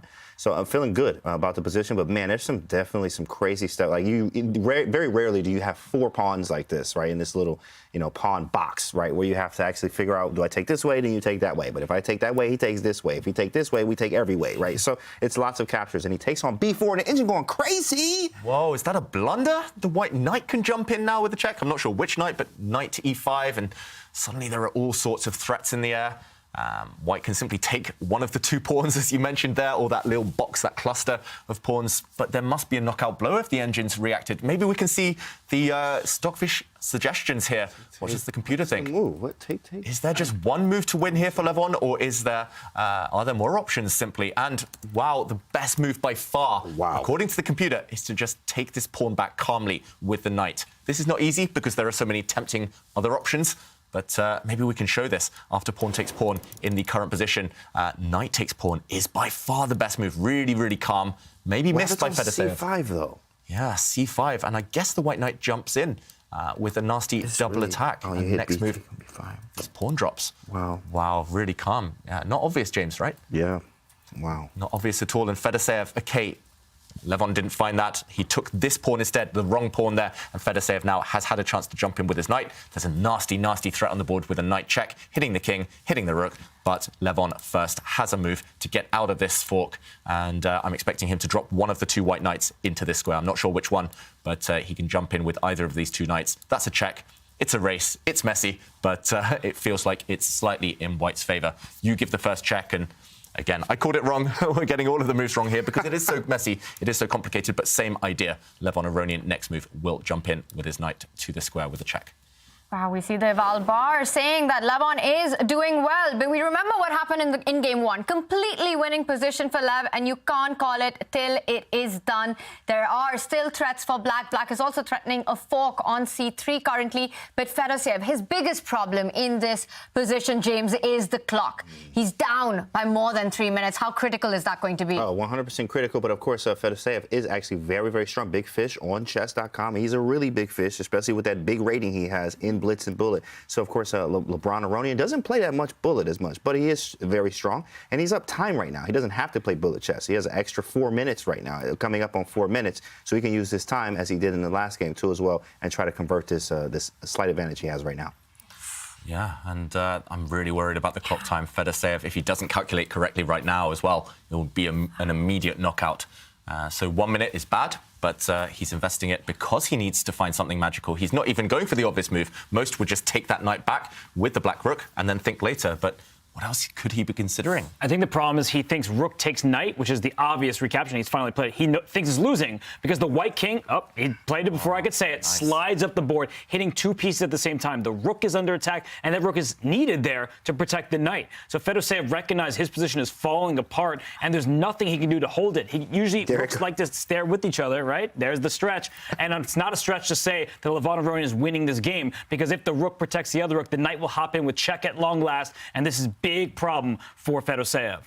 Yeah, huge problem. Maybe we can show this, Robert, because that is the key variation. It's a double attack, hitting the rook, hitting the knight. You can't hold both together, but if you defend your fellow rook, then this knight check finally does arrive, and at the end, it is a fork. You hit both rooks, and if the black rook moves with a check, you can step safely forward to take this black knight. Something's dropping, and it looks like with the loss of material will be the loss of the game for Fedoseev. Well, the clock is dropping right now. He needs to make a move. He's down to 30 seconds, 35 seconds on the clock. Big questions to be answered. This could be game over. This very second, he takes a very drastic decision. He sacrifices material, gives up an exchange. Pure desperation. He had to do something, and it was better to lose the exchange, a rook for knight, rather than lose a whole piece. Wow. So, yeah, I don't see anything. Still in the game, David? No. You know, I actually like it because what he's doing is he's trying to trade everything on the queen side. And he's saying, you may have a rook, I'll have a knight. But if we have 2 rooks and 3 pawns against rook, knight, and 3 pawns, that does give legitimate chances. Knights, they are better pieces when pawns are only on one flank, and that would be the case here. So Levon is thinking, do I just take this pawn with my rook, or maybe I can actually sacrifice my extra rook for that knight and then go forward with a passed pawn and win the ensuing rook and pawn endgame. It's a big moment for Levon. Thankfully for him, he has time to calculate it. Yeah. That's what the top players do. They save their time for later when the calculation is really essential. And, OK, he goes for the kind of safety first, simple approach. He's still a rook for knight up. But as Robert says, the game will take a slower turn as Fedoseev here tries to set up a fortress. He needs to eliminate that remaining white pawn. There we go. And now he's going to bring his knight back towards the king side, towards the pawns. He's going to try and find a safe square to anchor it on. And it's not easy for Levon Aronian to win this one. A nasty check, first of all. The white king has to be careful where it steps. There might be some nasty knight forks. But, yeah, this one will be very difficult to defend for Fedoseev. It feels like it should be winning for white, but not easy to convert. Yeah, this is actually, I mean, honestly, especially if the time is low. Well, he has 4 minutes, so he shouldn't walk into a fork. We say shouldn't. You never know sometimes, especially when time gets lower. But, yeah, the rooks, I mean, you obviously want to favor the side with the extra material. We have 2 rooks versus the 3, rook knight versus the 3. Of course, the rook and knight can definitely hold in many positions, especially if we get the knight to f5 like we saw with the fortress that Fabi and Liem had. So, you know, in that game, you could set up some things here. It is going to be a play, but he's going to play that clock. Look at that clock, Robert. You see he's out of time. Yeah, one of the issues I would say from looking at this from White's perspective is I don't see an obvious win. Like, what's the winning plan? Not just what's the next move, but how do I win this game? And I think that if Black can get that knight stabilized somewhere, and it likely will hop backwards and towards the king side, I actually don't clearly see how White makes progress, as the knight is doing a great job defending the loose pawn. Fully agreed. Wow, there's someone, a little helper there at the back for Levon, being disturbed. Will this distract him from his game? But if White could swap off one set of rooks, it's an easy win. Rook versus knight, you'll win that one. You'll convert it at the right moment. You'll sacrifice and win some pawns. But while one set of rooks remain on the board, For black, there is always going to be some hope. And whatever happened, Levon wasn't too happy about that little disturbance because this is such a critical moment. He wins this and he goes back up to the winner's bracket. Should White keep that one extra pair of rooks on the board, or should he try and trade that off, David? White would love to trade off, Tanya, as I mentioned. If the rooks come off, if one set of rooks come off, easy win. But Fedoseev will be the one dodging that, avoiding that. Here, I'm expecting Levon to drop his rook back to block this check, to offer that trade. But he could well march forward with his king instead. What is he deciding? The answer to your question, Tanya, I think will come now. Will White accept the trade, or at least ask for the trade, or will he dodge it? And moment of truth. 3 minutes, though, against 12 seconds. It's hard to believe Black's going to defend with no time on his clock. But I feel like we've seen this before, right? We expect somebody's just going to lose because they have no time, and then they play perfect chess. I mean, Artemiev yesterday, in that scramble against Magnus Carlsen, he didn't have much time, but he was able to withstand the pressure. And this night, it can go forward and hop backwards to a square like F5. James, you were calling out. That's how Liem held against Caruana. He had an outpost for his knight and said, it's going to stay there. You can't kick me from there. Yeah. Where's White's king going? I don't understand what Levon's done with his king. He could easily have marched his king over towards his pawns a bit earlier on. Suddenly, the white king is stuck on the back rank cutoff. OK, he breaks that tension now, offering the rook trade. Notice how Fedoseev immediately said no rook trade for you, because he believes that having one active rook is the best chance to save this game. But look at the e-ball bar. E-ball bar going crazy. Yeah, because you can't avoid the rook trade now. You can swap off the rooks. You can retreat your rook from the centre all the way down. And he's trapped his own rook, Fedoseev. He has to agree to a rook exchange. And as we mentioned, rook exchange is disaster time for black. Now, all Levon needs to do is to move his king away, defend his rook on b2, and the rooks are coming off. Wow. A new phase of the game begins. And you could see Fedoseev, he just reacted. He is not happy those rooks traded, because with rooks on the board, he can pester those pawns. Without rooks, that knight is just a lone wolf, and that knight might get trapped in a couple moves. Does not have many squares to hop to. Yeah, I think you're right, Robert. It's about to get trapped. All White needs to do, step forward. There we go. Defend your pawns. And the White king is coming. It's just going to shuffle across. And the Black Knight might have to find itself on even weirder, even uglier squares. There we go, on the edge of the board, just to survive. That's a funny move. That's where my knight goes, bro. Like, hey, hold on. My knight goes there, bro. That's where the White Knight starts the game, right? Yeah. Instead, still on the edge of the board, but the White King is coming. Just shuffle it across, push it across towards the Black Knight. The best Black can do is push his g-pawn forward to try and trade off next move, but I don't think that's going to save you. That doesn't improve the Black chances. No, it doesn't at all. And actually, the reason why is because the knight will still be stuck there, and White would then be playing up a rook, essentially, and the rook could start attacking Black's pawn. So this is what Levon is doing. He's saying your knight is offside. It's not getting back in the game, and now the rook is free to start challenging Black. But Fedoseev, he's doing this the best he possibly can. He's trying to challenge this pawn. If he can trade more pawns, right? Rook versus knight. If there are no pawns on the board, that would be a draw. So if Fedoseev gets lucky and he can trade these last two pawns, he will have a shot. But look at Levon. He's a man on a mission. He is not going to blow this one. Yeah, he shouldn't blow this one. He's got enough time. He needs to just kind of sit on his hands and just wait. And there we go. Look at his last move. Just waiting, passing the move to Black. Black has to worsen the position of his king. Unfortunately, with a knight, you can never pass. You can never just pass the move back to your opponent. Rooks can always wait. And now, Levon, can he find a winning plan? You would love to move the king towards the knight, but still not easy to trap it, not easy to attack it, because White's pawns are slightly weak. Still some work to be done. Can we find a winning plan here? That's the big question. Crazy, yeah. Chess is hard. Like, what am I trying to figure out? What's the winning plan here, right? I was even looking at like rook b8, maybe. I mean, setting up traps. Obviously, if knight takes rook f8, but then I wanted to go rook b6 because if I go rook b8, he might go back to g4 there. So rook b6, but then if g5, I could check, and then king g4. Maybe I go f5 there though. Let's just show some of these ideas that you're looking at. Maybe rook b8, setting up this trap as you mentioned. A nice little skewer there. But if the king moves forward, then you want to attack this pawn. It's on the board. OK, wow, it's on the board. He's actually gone the other way here. He's defended his pawn now, and this looks very, very strong for Levon Aronian. This knight still simply trapped. Actually, you don't really want to move the king either, because suddenly you might get trapped on the edge of the board. You might get checkmated with the king. So you're kind of running out of moves. If you push this pawn forward, he has just done this. Now White can make a pass pawn of his own. Run through to glory. It's very critical for him to not trade these pawns. As you said, more pawns on the board, more chances for White to win. But why is Lev having a think right now? You've got to push the f-pawn.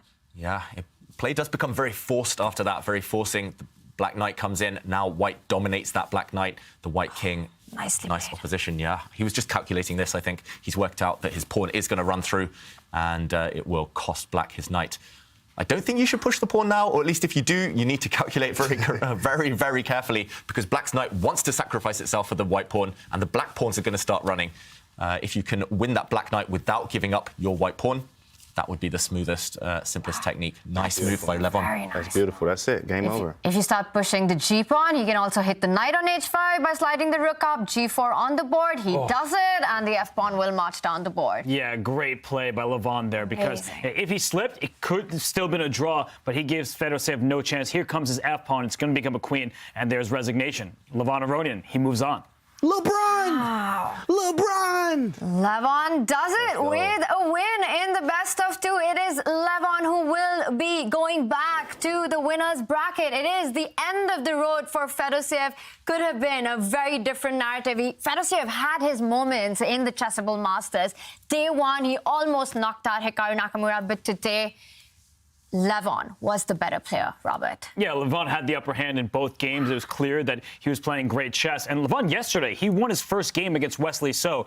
He stumbled after that, but he is a great player. Fedoseev, he missed his chances yesterday, but today he didn't really have any chances. Yeah, and that was because of the fantastic play by Levon. Let's deep dive into the action with our Lisoveta learning points.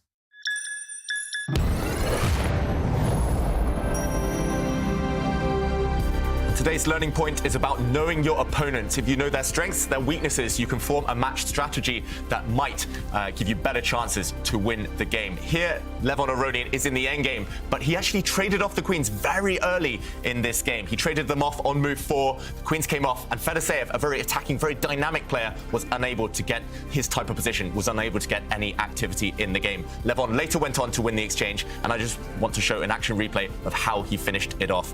A really tense position here. It looks like the black knight, the black king are holding off the white army. The white rook is temporarily passive, holding this pawn, but he found the right moment, Levon, to go active with this rook, bringing it to b8 to the top of the board. Now, relying on this trick that knight takes pawn does walk into a nasty check, picking up the knight when the king moved. He just simply brought his rook across, and black is in zugzwang. There's nothing black can do without worsening his position. He was forced to push his pawn forward, and Levon correctly realized he could make a pass pawn of his own. I just want to show one final move to wrap this one up. A really nice idea here. Not getting hasty, not getting carried away with pushing the pawn, because the black knight can sacrifice itself, but domination, that is the key. The black knight is on a bad square anyway, so shuffling the rook across and going for this knight clinched the game. The knight is trapped, and after a couple more moves, the white pawn was free to run forward and make a new queen. Nice technique from Levon Aronian. And with that, Levon advances to the winner bracket. Great technique there. These are our results of the losers bracket. It's not over yet, as we've got Armageddon action coming up with Magnus Carlsen taking on Liem. The bids will be with us shortly. But joining us right now is the winner of the match, Levon Aronian. Levon, congratulations. Thank you very much. Levon, not just the result, not just the scoreline, but you have reasons to be very pleased with the quality of your play today. Much more pleased than yesterday, for sure. What do you think? What is it that worked for you in today's match against Fedoseev? At some point, I told myself that I have to play faster, and because I've been playing too slowly yesterday. But also, I think today, in the first game, I also managed to spoil it. Although it looked very promising, I was down on time. I didn't see a simple tactic. But generally, I think the positions that I've got today, especially in the second game, it was such an easy position for me to play that once I got this knights, I felt that I'm going to win. Yeah, Levon, congratulations. That was a great match victory. And we have to ask, there was somebody who walked behind you. So where are you playing from, and who was that? So I'm in a hotel in Egypt, and I asked the general manager of the hotel if he could provide me some space to play my matches. And he kindly provided his room, his office, and there was some guy who was responsible for watering the plants. And I was trying to tell him, please don't come in. But I guess the general manager forgot to notify that nobody should enter here. Great job, Levon. You won today. I always like to call you LeBron Aronian, sir. So, Levon, I've noticed that you stretch when you're like comfortable or when you're winning. Just like I've noticed this from games when you're winning. So, is this something that you actually know, or is this something that you do when you're winning? You just like stretch and you do the head nod like this. So, I wanted to know, is that something you actually know that you're doing? It's a nervous tick, man. You shouldn't think it's some sort of a stretching or some sort of psychological thing. I can't really control it. It's some sort of a tick that I have. As you probably know, most of the grandmasters are pretty screwed up people. So it's one of the ways, I relax, I guess. I don't know. It's involuntary. So I have to really stretch my back sometimes.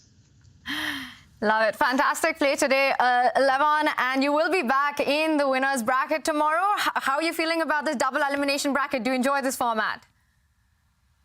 Folks, it's so confusing. I have no idea who I'm playing, how many games I'm playing, and all I know that the time that I'm playing at. So it's the same time. So I think it would be best if, in order to confuse us even more, we had to start at different times and then play a different game, where the bishop moves as a rook or something like that. Thank you so much. We do have action coming. I love the system. It's very confusing.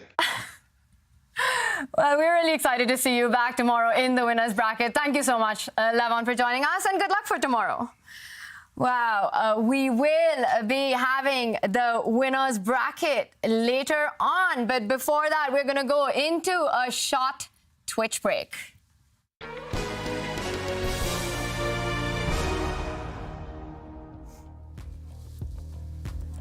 He is the chess streamer of the year. Levi Rosman has arrived on Chessable. You want to know how to counter the Sicilian, the French, the Caro? Then Levi shows us the way. With 1e4, he brings masterful technique to bring in those wins with white. Head over to Chessable and start upping your game today. Use the command Gotham Chessable to master 1e4. And if you want to play some chess in the Bahamas, so get ready to play in the International Quant Chess Championship. There is a lot of action coming up. And earlier on, our very own David Howell visited the Norwegian Business School. This is what happened. Introducing World Quant, the partner of the Champions Chess Tour and Chess.com. World Quant is a global firm in the field of quantitative asset management. If you don't know what that is, it's the job of building complex mathematical models that seek to identify market inefficiencies. For 2023, World Quant Brain is bringing together its International Quant Championship and the award-winning Champions Chess Tour to hunt down the next generation of quant finance specialists. It sounds very exciting. You put your skills in practice in a case competition where you get a real challenge. And I signed up. World Quant is seeking new talent and new energy, and it's looking at the world of chess to help. Because nobody knows how to analyze a position better than a chess player, right? No quant experience? No problem. So, do you think you have what it takes to compete in the International Quant Championship? Sign up and be the next quant champion. Definitely get ready for the International Quant Championship. But right now, it is time to get ready for the Armageddon. This is going to be a lot of fun because take a look at the format. These are the regulations. We've got a bidding Armageddon, and we know what that means. A lot of excitement. The player who bids the lower time wins the Armageddon, gets to decide the color. The player who picks the black pieces, and it's usually the winner of the bid who wins, who takes the black pieces, gets the time that they bid for. Base time is 15 minutes. So white would start with a 15 minutes, but black has got result odds, which means that white has to win on demand. A draw means that black wins the match. Magnus Carlsen, what is he going to bid, Robert? I don't know what the number is, but he's going to bid lower than Liem late. That I can assure you. He's so good, David, with these mind games. We remember in the Athens Masters how he outbid Hikaru. Are you expecting him to outbid Liem here? I am. It did backfire yesterday, we should mention, against Artemiev. I think he bid a bit too low, Magnus Carlsen, under 8 minutes. And in the end, the time really counted. He blundered his queen and ended up getting checkmated. So he'll go low, but how low will he go? That's the big question. And Liem, I think, will be happy with the white pieces. He'll be happy in that Muslim situation. You want to know how low he'll go? Well, we've got the bids. Let's reveal the players' bids for our Armageddon. And wow, James, how close was this? Magnus Carlsen bidding 10 minutes, 29 seconds, takes the bid.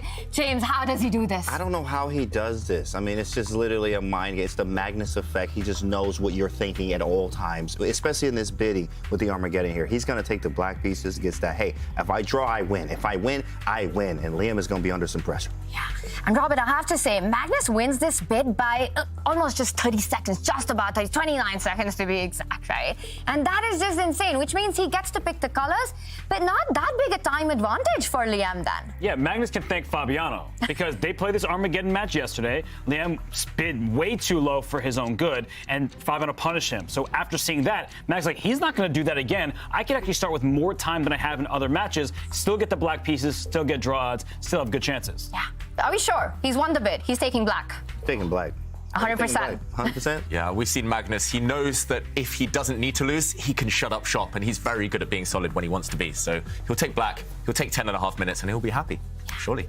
But Liem really hasn't given him too many chances in the rapid. Whether it was white or black, both games, just amazing play by Liem. Yeah, but Liem needs amazing play plus more in order to beat Magnus in this next game, if Magnus chooses black. So it's not going to be easy for him. James' draw will just not cut it out. And that is what Magnus needs. This is the tough part. Games were drawn. 2 games were drawn, so Liem going to have to take some risk here. He's like, oh, go ahead, take as many risks as you want. You'll lose, or we can play something quiet and go to a draw. Guess who wins there? I do, right? You get eliminated. So this is elimination, on the brink of elimination, really, especially when you have those 2 chances to either win or draw the game and get black with black.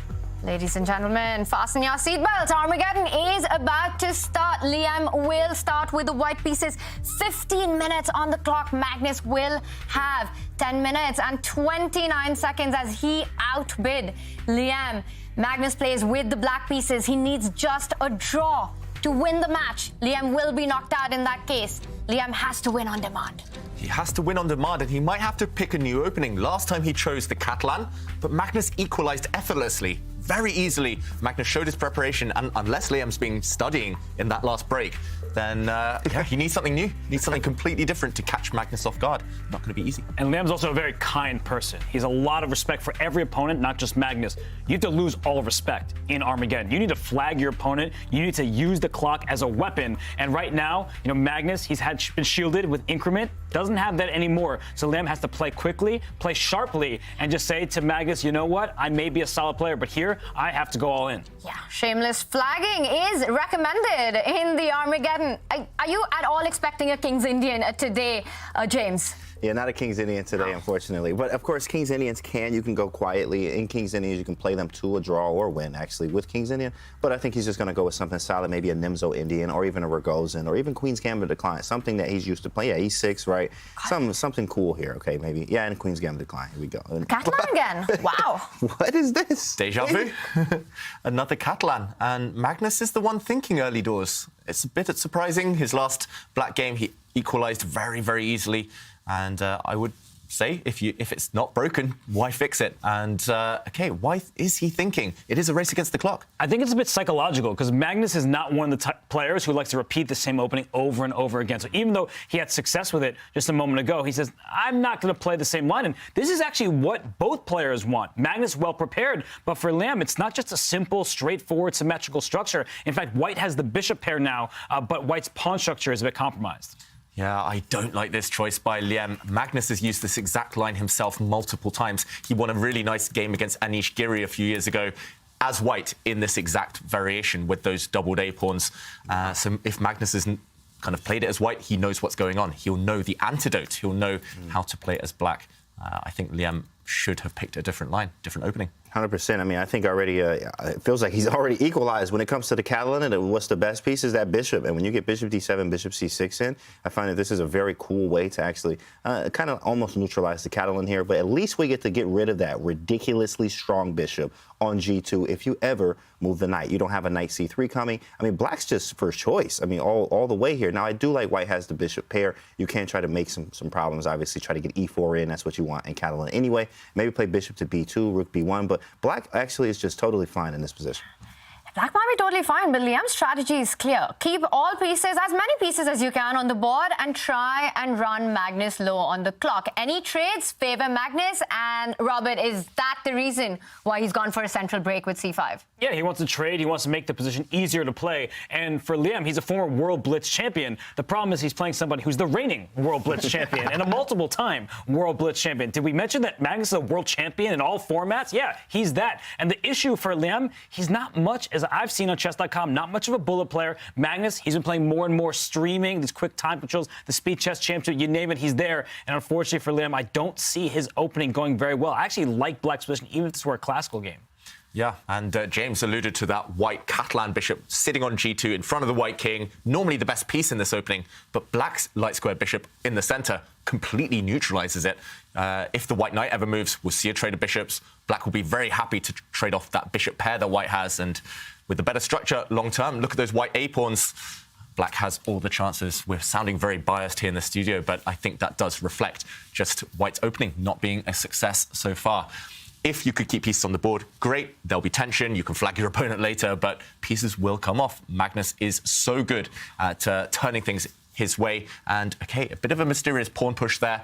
Magnus now, I'm pretty sure, will just move his queen out, connect the black rooks, bring them to the center. Nothing to worry about here. Just rock solid, and all you need is a draw. Perfect scenario for black.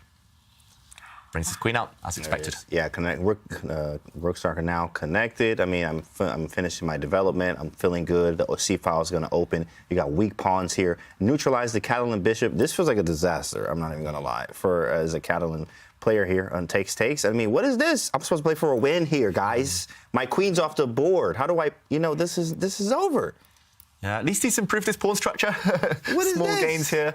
But yeah, after this pawn capture, if the white knight goes and takes this pawn back, actually you end up losing material. You have to be really careful how you recapture this pawn. Okay, he brings his rook to the center. Let's just show that on the board. If you were hasty here, if you were greedy and took this pawn back after a trade of bishops, whoops, this is a double attack, a fork, and you lose a piece, lose the Armageddon immediately. So the white rook has slid across, but now Magnus is simply going to occupy the open file. I'm not sure which rook you use, but he's going to bring his rook in, and black is fine. Black, totally fine. Black's spoiled for choice because you can bring the rook to c8, like Dave's saying. We play a6. Let's open up the file for the rook in its place. And if you take on a6, the rook captures back. a2 is loose. There's just nothing to target in black's position. White is the one who's down a pawn temporarily and has to protect other pawns. This has not gone Liem's way. And I don't think this is bias. I think it's just objective evaluation of the position. Liem himself will be the first to admit that this has not gone the way he wanted. And for Magnus, his moves are quite straightforward, which means he's not even going to get into severe time trouble. Unfortunately for Liem, he's playing somebody who does not lose very often, and to win on demand is difficult against anyone, but Magnus Carlsen, sometimes impossible. Yeah, it looks impossible. It looks like white is trying to play for equality, if anything. This is the type of chess that I play when I'm trying to draw against those top players in the world. But he needs to win, remember, Liem, and looking difficult right now. I mean, must-win situation. You have to opening choice is very important too as well. I mean, Catalan is the small advantage squeeze opening, right? And you're trying to squeeze the squeezer, right? It just doesn't work that way. You know, it's very difficult, especially in a must-win situation. If this was okay, if you're okay with the draw, that's cool, but not in this situation. I think this opening choice definitely is not going to be. He's going to be kicking himself for this one. Yeah, it comes back to those mind games. Tanya, you used that phrase, mind games. He guessed on the clock. He got the black pieces, and I think actually that was the turning point. He knew that actually opening-wise he would never really be in trouble against Liem's repertoire. He's clearly done his homework against the Catalan Magnus. And Liem, meanwhile, because he was maybe affected by those mind games, chose wrong in the opening. He chose an opening that Magnus knows everything about. You need to catch him off guard. You need to provoke him if you want to take him down. But as Robert says, those pawns have disappeared from the board. The whole queen side is going to be liquidated. You can imagine the black B pawn disappearing. Maybe the white A pawn will disappear. And if play switches just to one side of the board, white's bishop pair, I say advantage, won't amount to anything at all. He does have this unique ability to get into his opponent's minds, where we see him outbid in the Armageddon time and time again. What was most impressive was the margin that he did it with. We were talking about how low will he go to just get the black pieces, and he barely just went enough, somewhere knowing how much. He pretty much guessed what would be Liem's bid. That's the feeling that we got with the bidding that we saw in the Armageddon. It's because Magnus is not just a great player, he's a great student of the game.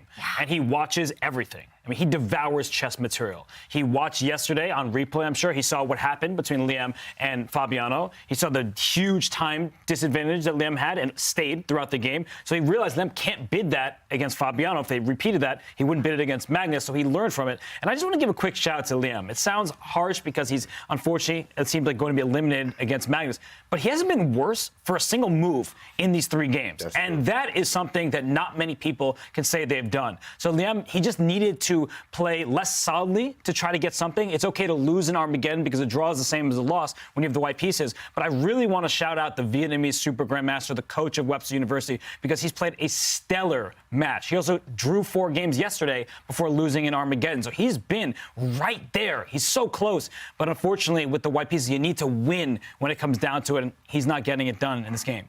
Yeah, but one also had a feeling in his match against Fabiano where he was really struggling playing that active position. He never got the kind of positions that he would enjoy playing. And here we see the pieces are being traded off more and more, which means it is advantage Magnus because he needs just a draw. Robert, just taking your point, following up on that point that you mentioned, the biggest problem here is that a draw just doesn't suffice.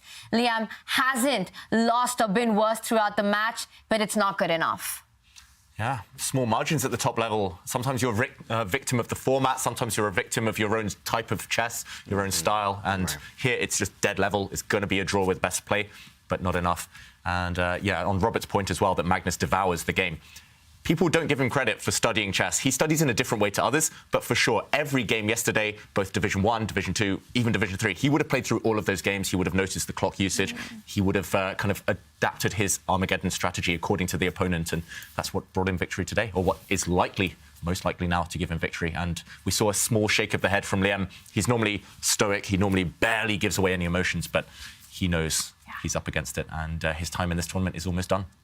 I think Liem should have played the London system, of course, because he does have a London course. He has one of the best chessable London courses, right? You have other ones too as well, but his is one of the best, especially as a Super GM2 as well. Very great, system. I think he probably should have went for that, just to maybe play something different, get some different positions here, because this was Magnus had no trouble at all. Blitzed the moves out. I mean, he barely used any time. Then he started with 10 minutes, right? So he barely used any time here, and time is about to be even. This is going to be in a draw, and it looks like Liem is on the brink of elimination.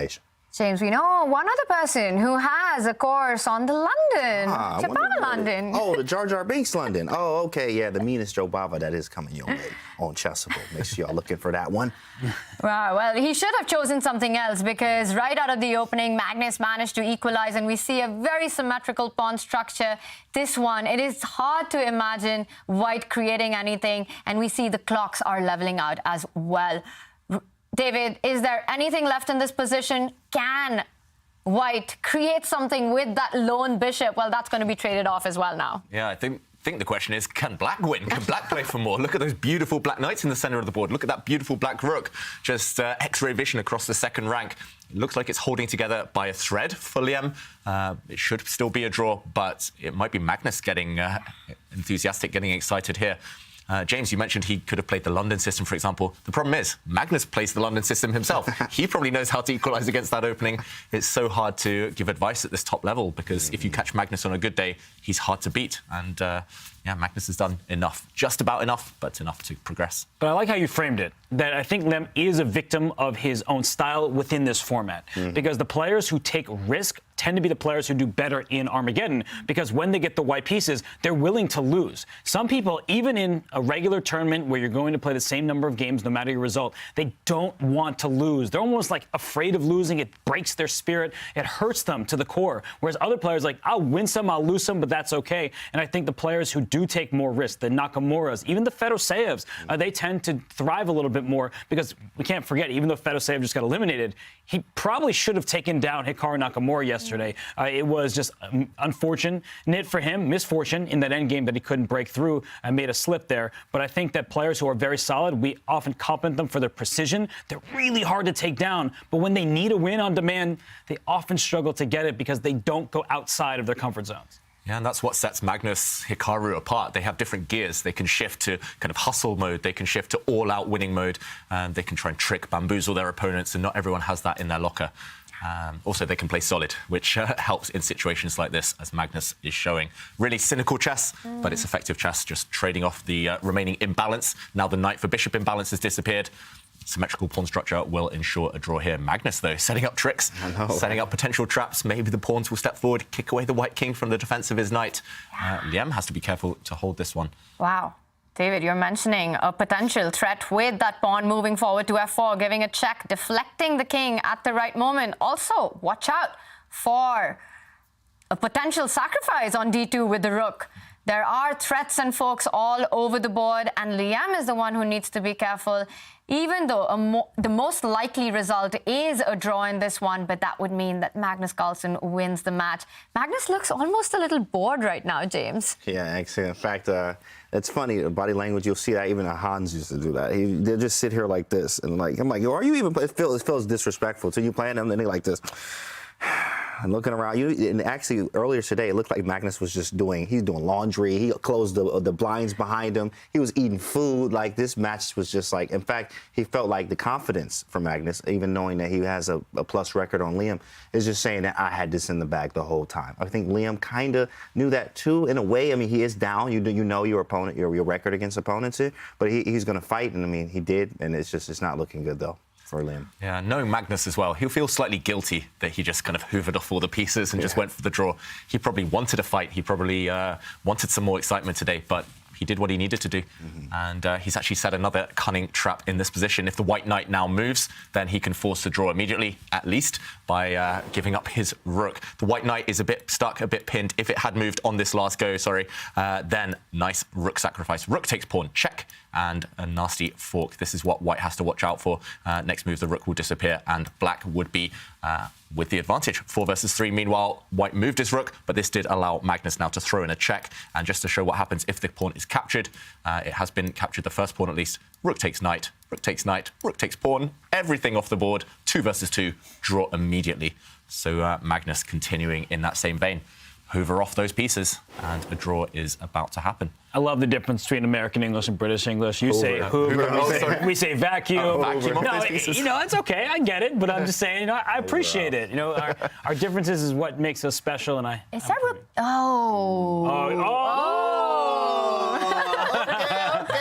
Okay. Wow, and I think just to point it out a little bit, that there was a nasty little trap there set up, David. Yeah, if rook takes knight, I think everyone got excited for a second by rook takes knight. It looks like it wins because after king takes, there's a nasty knight fork, and black picks up the white rook. But don't forget about those checks. Watch out, because suddenly white flicks in a check. The king moves. Now after king takes rook, the king and rook are sufficiently far apart for them to avoid any forks. Black would have blundered here. Trickster gets tricked, as they say. Instead, we go to this position. Liem's kept the knights alive. He kept the game going. But the problem is he's still stuck the black rook along this rank. Look how strong it is, just keeping white completely tied down. Black's knight holds all the other pawns, and still no way to make progress for white. And that's not his biggest problem. He's actually behind on the clock now. Yeah. Liem with a little less than 5 minutes and a position where it's hard to imagine white making any progress. Well, he is going after the H-pawn, but both these pawns are going to be traded off, James? Absolutely. I get one, you get one. Same. Appreciate it, right? Thank you. Thank you, buddy. Appreciate it, right? Take, and then that's really it. We got to move the knight. Yep, you take, and maybe put the knight on F5. Very strong post for it. Maybe go to E3 after that. There it is. Knight F5 played. And, I mean, there's no way I'm losing this game unless, even knight G3 looks good, too, unless some type of mouse slip, right? Which we actually saw in Division, what was this, Division 2? Or Division 3. Division 3, yeah. Right? There was a mouse slip happen where somebody lost. Jospin, Jose Martinez. Jeez, Jospin lost from a mouse slip. Got eliminated from a mouse slip. That hurts. So this definitely got to make sure your click game is correct here, okay? Yeah. I feel so bad for Liem. He's done nothing wrong at all. He's kept this game going. Credit to him. There would have been so many ways for Magnus to force the draw against someone who is slightly inaccurate. He's kept the game going, but still making zero headway. And we saw it for a moment on the camera. Liem kind of sagged slightly in his chair, less upright than he previously was. But yeah, just looking for ways to keep the game going. That's all he can do at this moment. 4 minutes, though. No increment. Not easy. Such a kind guy, though. Yeah, so nice. Liem and I played in the same youth tournaments growing up. He won the World Youth Under 14, and I drew somebody who could have tied with him if he had beaten me. And the whole Vietnamese Federation came and was thanking me. I'm like, I didn't win the tournament. Why are you thanking me? And I'm like, oh, it's because Liem won. And I understood. But, every time I've come across him, super friendly guy, always wanting to talk chess, look at new possibilities. And he's the coach of Webster University. And for those of you who don't know, Webster University has the best chess team.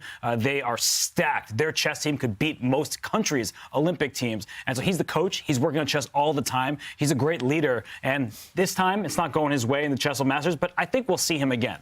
100%, and we've seen him have a great performance in the past seasons of the Champions Chess Tour, but it just feels like, Robert, that in these formats, being Mr. Nice Guy, it doesn't help. Gotta be nasty. Gotta be nasty, right? Yeah. Oh, man. Yeah, I mean, as Robert pointed out to me, Liem played great chess here. This is a draw. 3 draws. I didn't lose, right? I mean, I didn't lose, but I'm still getting eliminated. And not even worse in any position, in any game. Correct. All right, rook e1 played, defended the pawn, black advances the king. Liem is going to play it down, but we can't even imagine a possible flagging scenario here. I can. He'll get flagged. And he's the one who's down a lot of time now. But credit to him, he keeps trying to find ways to keep the game going. But unfortunately, against Magnus hasn't given him an ounce of hope. White's pieces are tied down, black's pieces are more active, and they both known what the result was likely going to be from an early stage. But for Liem, he kept going, and finally, there is that exchange sacrifice, liquidates everything. Yeah. Yep. And Knight Fork picks back the material, gets that white rook, and we will see, I think for the 3rd time out of 3 games, king versus king. Dang. That's how close it's been. How strong That's he how is. hard they fought, and Magnus does progress. He does, and it is the end of the road for Liem. A heartbreaking moment, but Liem has so much to take away, so many good moments from this one. He never was in his match against Magnus Carlsen, but that is the brutality of this format. Sometimes a draw is just not enough, which means it is the end of the road for Liem, while Magnus is the one who advances. Big moments in this one. David, what caught your attention? Oh, it's hard to pick a key moment, actually, in this game. I'll just show an action replay of the final few moves because Liem tried, but Magnus was so cynical. Every moment he got, he was alert to those exchanges. We saw it from the beginning. Queens came off, rooks came off, bishops came off, and here Magnus, after locking down the white position, tying down all of white's pieces, found the final tactic to draw this one. After the white pawn stepped forward, we saw a trade, and rook takes knight. I wouldn't even have been looking for tricks here, but Magnus is so alert. Rook takes knight, forcing the white king onto a bad square into this fork, and that was the end of this matchup. Simply, all of the pawns disappeared. We saw king versus king in a couple of moves' time, and the game was a draw. Just cynical chess by Magnus, but effective chess. Yeah. Wrapping it up as efficiently as possible with that sacrifice at the end. And that means these are the results of our losers bracket. Magnus Carlsen and Levon Aronian advance to the winners bracket. Liem Le and Vladimir Fedoseev have been knocked out of the Chessable Masters. James, the 2 favorites of the elimination brackets, go ahead. Absolutely. Of course, you have Magnus here, who was just a favorite in any time control, of course, in any format. He definitely lost first, but this is double elimination. Now he's back in there, right? So that's actually really annoying for the winner in the winner's bracket. You're like, oh, cool, Magnus is out. But then you're like, oh, he's back, right? So now you got to fight Magnus now. Then it's a LeBron Aronian just doing what he does, very strong, creative. And if he gets on the road, it's a problem for everyone. And we've got the winner joining us. Magnus Carlsen is with us. Magnus, congratulations. Thank you. Magnus, you were quite disappointed with your play yesterday. Are you happier with the way it went today against Liem? Yeah, it was okay. I didn't do anything special. But I mean, apart from the first 10 moves or so in the first game, I played more or less okay. But I think His choice of opening in the Armageddon was pretty unfortunate. The way it happened, I just got a very comfortable position where I could just trade at every opportunity, and then it was really easy. Yeah. Magnus, I have to ask you, how do you always manage to outbid your opponents in the Armageddon? Well, I mean, yesterday my bid was pretty awful in the sense that it was not close to his. Today I was sort of fine with playing white. I thought, let's try that as a challenge, and if he bids, if he bids higher than 10.5 minutes, being my guest, that's fine. And Magnus, you posted on Instagram before today's match that you were out skiing, a different form of preparation. Do you think that helped? Well, I was skiing yesterday as well, but apparently it worked better today. I'm not sure why. I don't think my play was particularly better, but I enjoyed it a lot, so that's fine. Magnus, you were grubbing hard, man. When you came in, what were you eating? Everybody in the chat wanted to know you were eating, and it looked like it was great. What were you eating? It was just a little snack, some bread with some local cheese and avocado, as well as a few tomatoes on the side. It was really tasty. Fancy. Do you have any left? Because I'm getting hungry just hearing about it. Yeah, no. Actually, we should wrap this up soon because there is a risotto waiting for me. I managed to have like 2 bites before I played the Armageddon, but now I'm really eager to get back to it. All right, Magnus, we'll let you get to the risotto. Congratulations, and we look forward to seeing you back in the winner's bracket tomorrow. Isn't it the losers? You're always a winner to us, Magnus. Don't worry. Winning one match doesn't make it. But yeah, I'm happy to survive another day. Tomorrow's match will be insanely tough, regardless of whom I play. But yeah, we'll try. Yeah. All the best. We look forward to that. Thank you for joining us. Thank you. Magnus Carlsen there after his Armageddon win against Liem. He did make it look quite easy in that one. Liem never really had his chances. Yeah, Magnus himself said it was kind of unfortunate for Liem. He just didn't get anything whatsoever to the opening. Not only did he not get an advantage, he allowed everything to be traded, and it was easy for Magnus from there. Yeah. Well, we've got a short Twitch break coming up for our non-subscribers.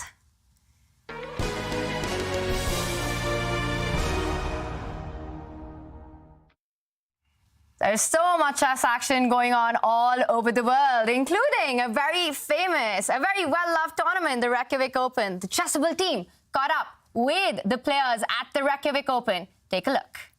My name is Björn Torfinsson from Iceland. I'm an international master, forever striving to become GM, basically because my little brother made it as a GM. And I'm doing pretty well. I have 2.5 out of 4. I beat the players that I'm supposed to beat, but the super GMs are still, I can't get past them at the moment. I was playing here in the Reykjavik Open yesterday against Grandmaster Emre Can, and there I hit my Achilles heel with the openings. I only had limited knowledge of the opening I played, and against the super Grandmasters it's almost impossible. You have to be very accurate. So I hit a wall against that strong player. Wow. The action is also on in Division 2. We've got some results, David, coming in. Yeah, we do. And there have been some huge clashes, as we mentioned earlier in the day. Look at the winners bracket. Nordebek Abdusattorov continues his hot form, takes down Arjun Erigaisi in form 4 games. Denis Lazovic as well, taking down Vincent Keimer. A bit of a surprise on paper, but not to those familiar with Denlaz. And Maxim Vachier-Lagrave winning his match, actually a blowout there against Pragnananda. Bit of a surprise, but Vladimir Kramnik, 14th world champion, continues the fairy tale comeback. He wins his match too. And some big games in the losers bracket. Anish Giri, Daniel Dubov, Alexei Dreyev and Yu Yangyi winning their matches.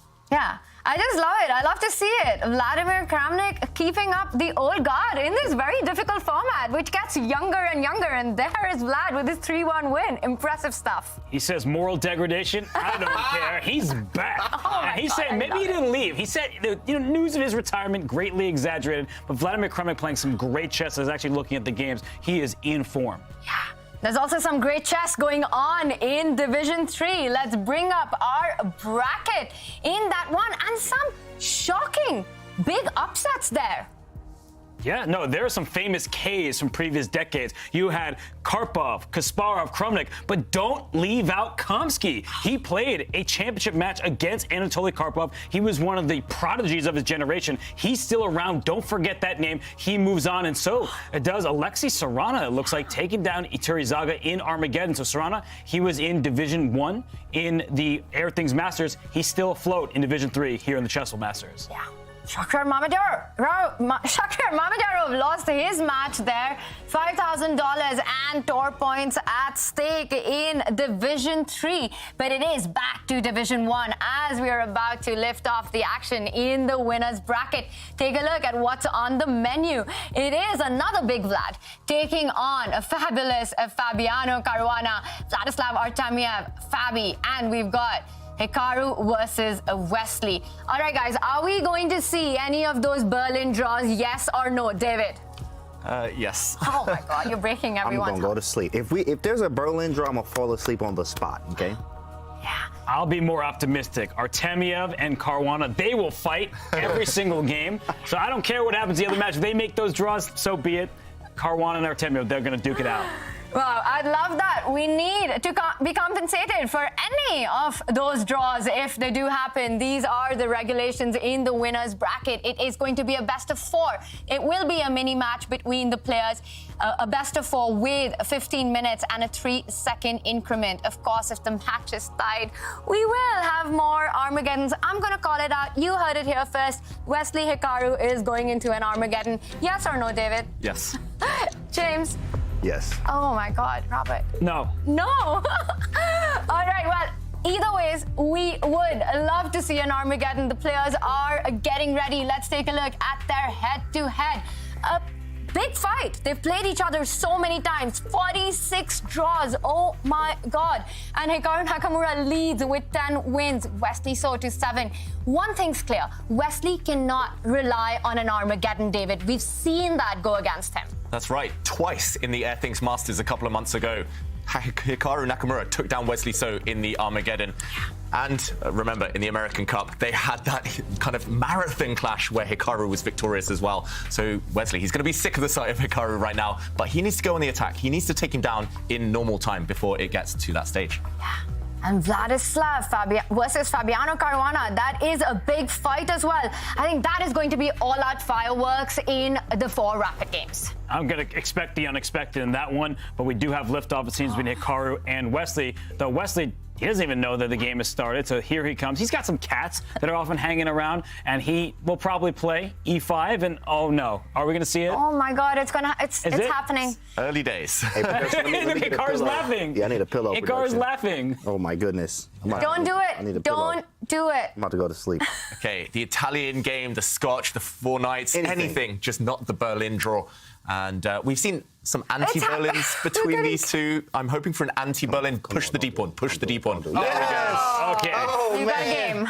We have a game. We draw. We can breathe. And this is actually something that occurred during the American Cup. Hikaru was playing D3. The Black Knight would jump into the center very quickly. And the games were very balanced. I've got to say, a few draws here and there. But at least we see some action a bit later on.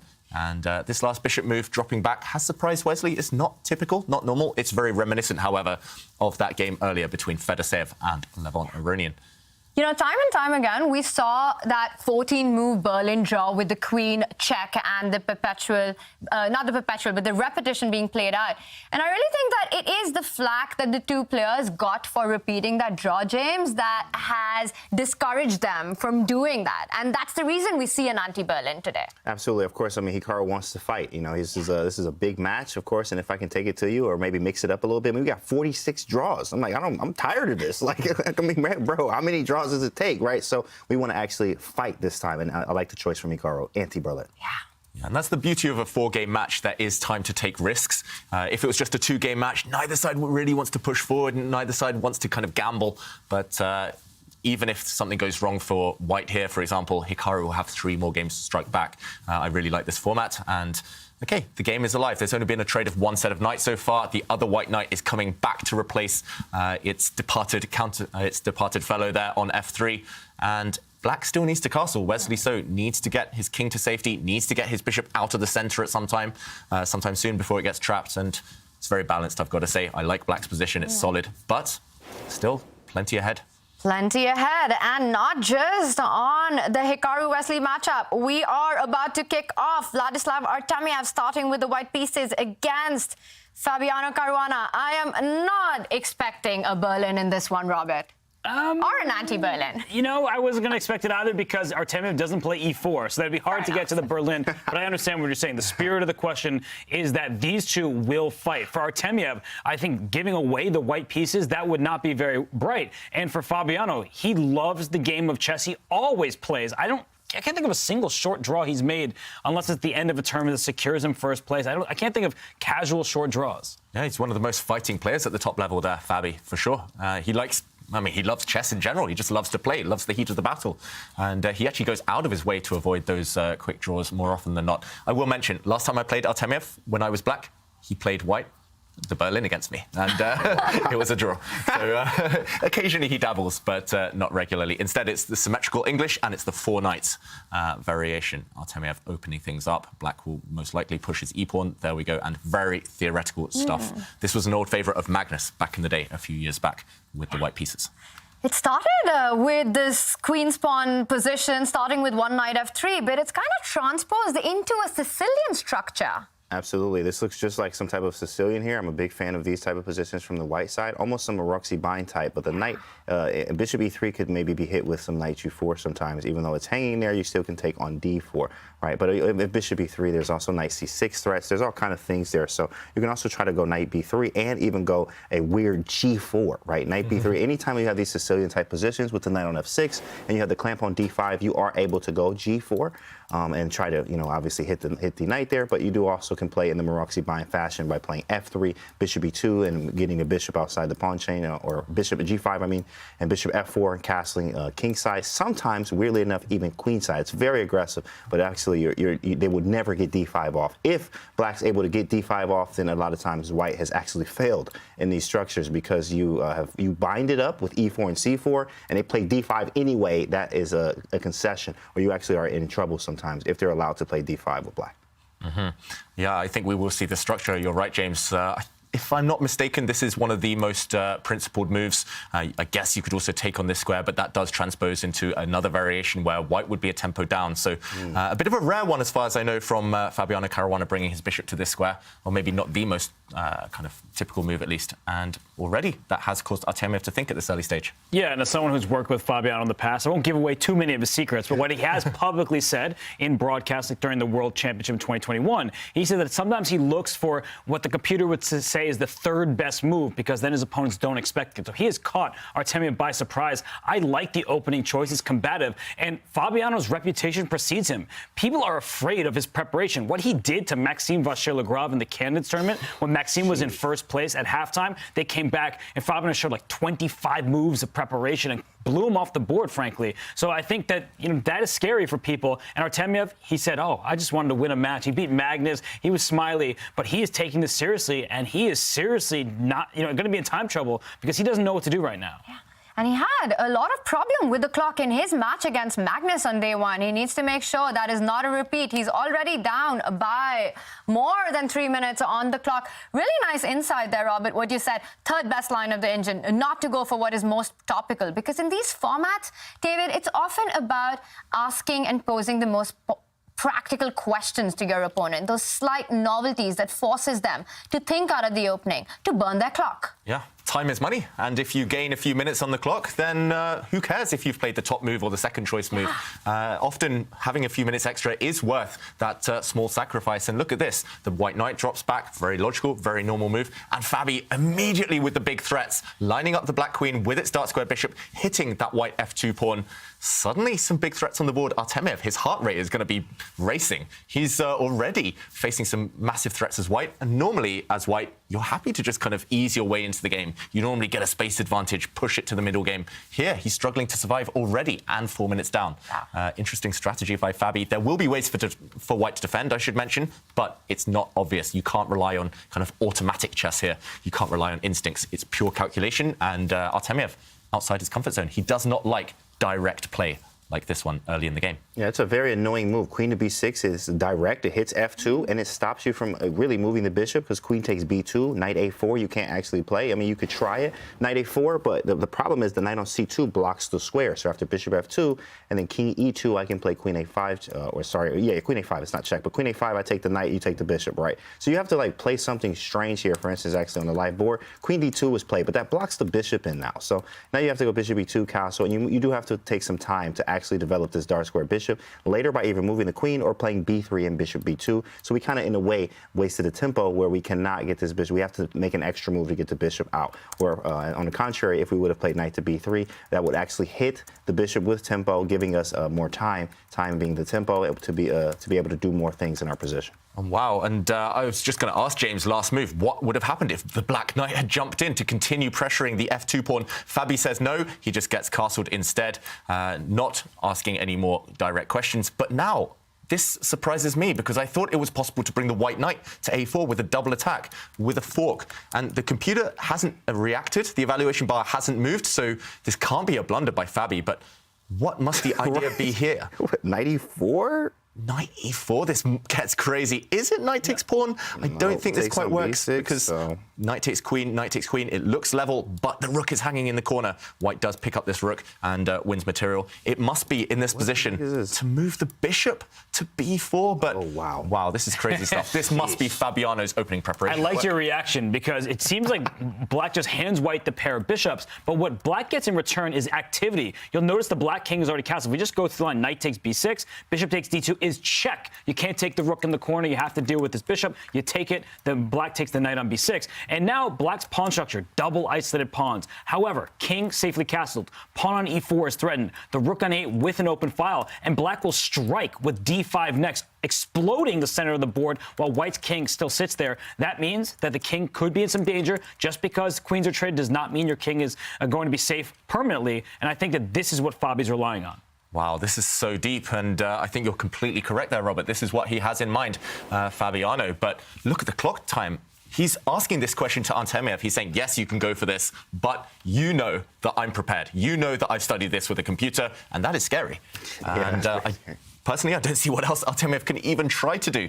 Maybe he can move his bishop and try to get castled, but go for the bishop pair, get the queens off the board. It's the safest, it's the most logical, it's the most principled, and yeah, the game will go on. But as Robert says, black very, very active there.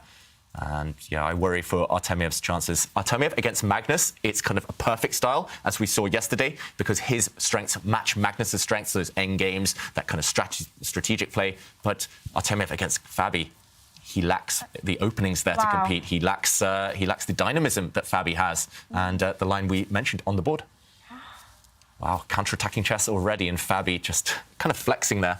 Did you see what he put on his shoulder as well? Was it some kind of like blanket, some kind of a few moments ago? He looked very, very cozy in that secret lab chair, but very comfortable on the board too. That clock, he's down to 8 minutes. Fabi's barely used the any time so far. This is going to really tell. And Artemiev hasn't yet finished his development. Is white in trouble already in this one? It feels like there should be a way to just get those queens off the endgame that Robert mentioned. Yes, it looks a bit scary, but you should be able to hold that one, and we will find out. I think it's scary on the clock more than it is on the board. It definitely looks like an Armageddon game where kind of Artemiev, his bid, 7 minutes 42, but yeah, he started with 15 and he's just burned all of it. And what's he thinking about here? Maybe king takes bishop.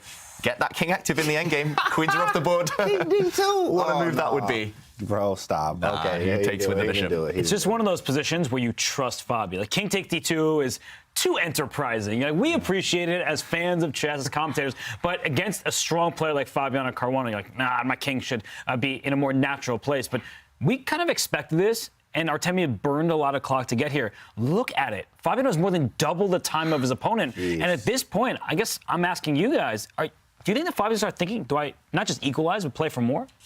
I think he's going to get excited the more the clock ticks down for Artemiev. Fabi, he's Mr. Ambitious, right? Robert, you worked with him. He wants to beat everyone. He wants to win every game. Like you said, he avoids the quick draws because he's so confident and he loves the fight. And a chat is saying, I'm calling it now. Vlad is going to bring a big upset. Well, he's already done it once. The biggest upset of the tournament so far. He did knock Magnus into the loser's bracket. Is he going to pull off another big one against Fabiano? That is the big question. It looks like a pretty level start. Let's head back to our Hikaru matchup with Wesley. And there we have it. Wow, it wasn't anti-Berlin, but if this was the position that we saw, David, one wouldn't believe this started as an anti-Berlin. Yeah, it looks like a reverse Philidor or some reverse Spanish type of opening. But yeah, crazy, this pawn structure. I like White's kind of queenside. It looks like a little heart or a little... I don't know what that structure is called on the queenside. But either way, I can't criticize Wesley's position too much as Black. He's got the center. He's very solid. He's got all his pieces out. What do we think? Where do you see the heart in Black's position? In White's position, I don't know, with the pawns. But I'm just seeing these pretty patterns and getting carried away. These players, of course, calculating moves and roughly balanced on the clock compared to the other game. That's good signs. Yeah, the problem is there's so many captures. There's moves you can make. You can do A, B6. You can do B5. You can do C, D5. You can do E, D5. You can go F4. Like, there's lots of moves here. You can even go C. Like, there's just too many things here. I think what James is saying, let me translate for a second, is takes. Yeah, okay. Takes. Yeah, just making sure we got that right. And we win a juicer in the end. I bet you didn't see this one coming. Knight C1, James. That's not a capture. That's not a juicer. Wow. What is the idea? Oh, Bishop A4 maybe, and the knight swing around? That is crafty. He always finds some crafty moves. Yeah, sneaky guy, Hikaru Nakamura, really creative. We'll await the reason for that mysterious retreat. Yeah. That's a very Karpovian move. You come back with a knight, you vacate that A4 square, you're rerouting your pieces, bringing them to a better square. But Robert, what is the better square for that knight? Is it heading to G3 or C3? Yeah, usually Karpov had good positions when he made these kind of maneuvers, and I'm just being honest. I think Black's position is much better here. I think Wesley has the better position out of the opening. Look, his rooks are connected. His queen is more active. His dark square bishop is attacking a pawn that White's dark square bishop is defending. White's light square bishop is stuck behind pawns. It's kind of like a big pawn sitting back there. So I feel like Wesley's position is better. That said, Hikaru's position remains solid. The foundation of it is strong, but I feel like Wesley should be thrilled about the opening, and he's just about even on the clock. Yeah. What would he call it? Rotating his knights, Hikaru Nakamura. He's rotating it around to G3, and maybe it has more life there on a better circuit. But yeah, Wesley, it feels like the time to strike might be in the next couple of moves, just before Hikaru is able to rotate his pieces around and kind of consolidate, get a grip on the center, for example, or maybe go for all those exchanges that James was mentioning. But Wesley spent around a minute and a half now. I'm expecting something big from him here. I'm not sure exactly what it is. I don't see an immediate breakthrough, but it feels like now is the moment to kind of at least ask questions of Hikaru. Normally, when you see your opponent retreat, you go forward. So I wouldn't be surprised if Wesley So pushes forward in the center now. I actually completely understand the knight C1 move now. Of course, lots of times here, the positional play from Jacob Agard, that is on Chessable, by the way, but you can also get the hard copy, Grandmaster Preparation. Positional play, there's 3 questions to ask. What's the weakness in the position? What's the worst place piece? And what's your opponent's idea? So, of course, having the 3 questions there, what's the worst place piece? If you go back, the knight was disgusting. Oh, my goodness, you don't have a square, right? So it makes sense. Even if you take on B6, you still have no squares. If you take on D5, you still have no squares. So he says this knight is the worst placed piece. So he moves it to C1 to reroute it, and you can do this type of maneuver due to the nature of the pawn structure because it's closed. It's a closed position. So having closed positions mean you can make lots of maneuvers like what he's trying to do right now. The problem is, I think after knight E2, you may actually have some problems with the E4 pawn. So you have to do something there first and then move the knight. But Wesley has a very nice position because all of his pieces are developed. He doesn't have any really worst placed pieces really right now. So he actually is doing a little bit better, even though the engine says actually probably slightly better for Black. I mean, like 0.2 4 or 3, maybe. And maybe even zeros here right now. But black is a little bit for choice here, but definitely an understanding move from Hikaru here. But his pieces definitely need to get, active in the next few moves here. He needs to get active, and he starts by shifting his queen up 1 square, just keeping all the pawns nice and defended. It is really hard to find a productive plan. It's easy to see moves. I was going to say, just one-move threats, such as this one. It's easy to spot those one-move threats, but to find a kind of comprehensive plan is more of a challenge. And wow, Wesley attacked the white queen, and Hikaru felt compelled to block with the pawn. Wesley steps back, so he's actually lost 2 moves, but he's created some weaknesses in the white camp. Look at the dark squares around the white king now. Those might be really vulnerable, really weak long-term. Imagine a knight or bishop landing on those squares, especially the G3 square.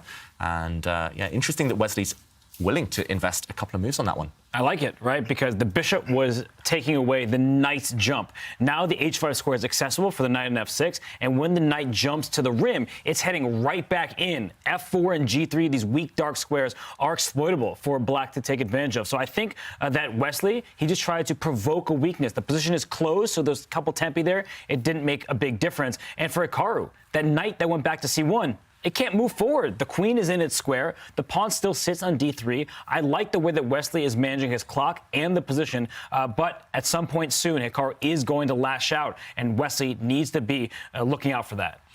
Yeah, I agree with Robert. I think the last few moves by Wesley, super impressive. Just taking it slow, provoking some more weaknesses, forcing Hikaru to take a little bit more time on the clock. It's always harder in these formats to be on the defense and find moves, rather than the one who's got a more pleasant position.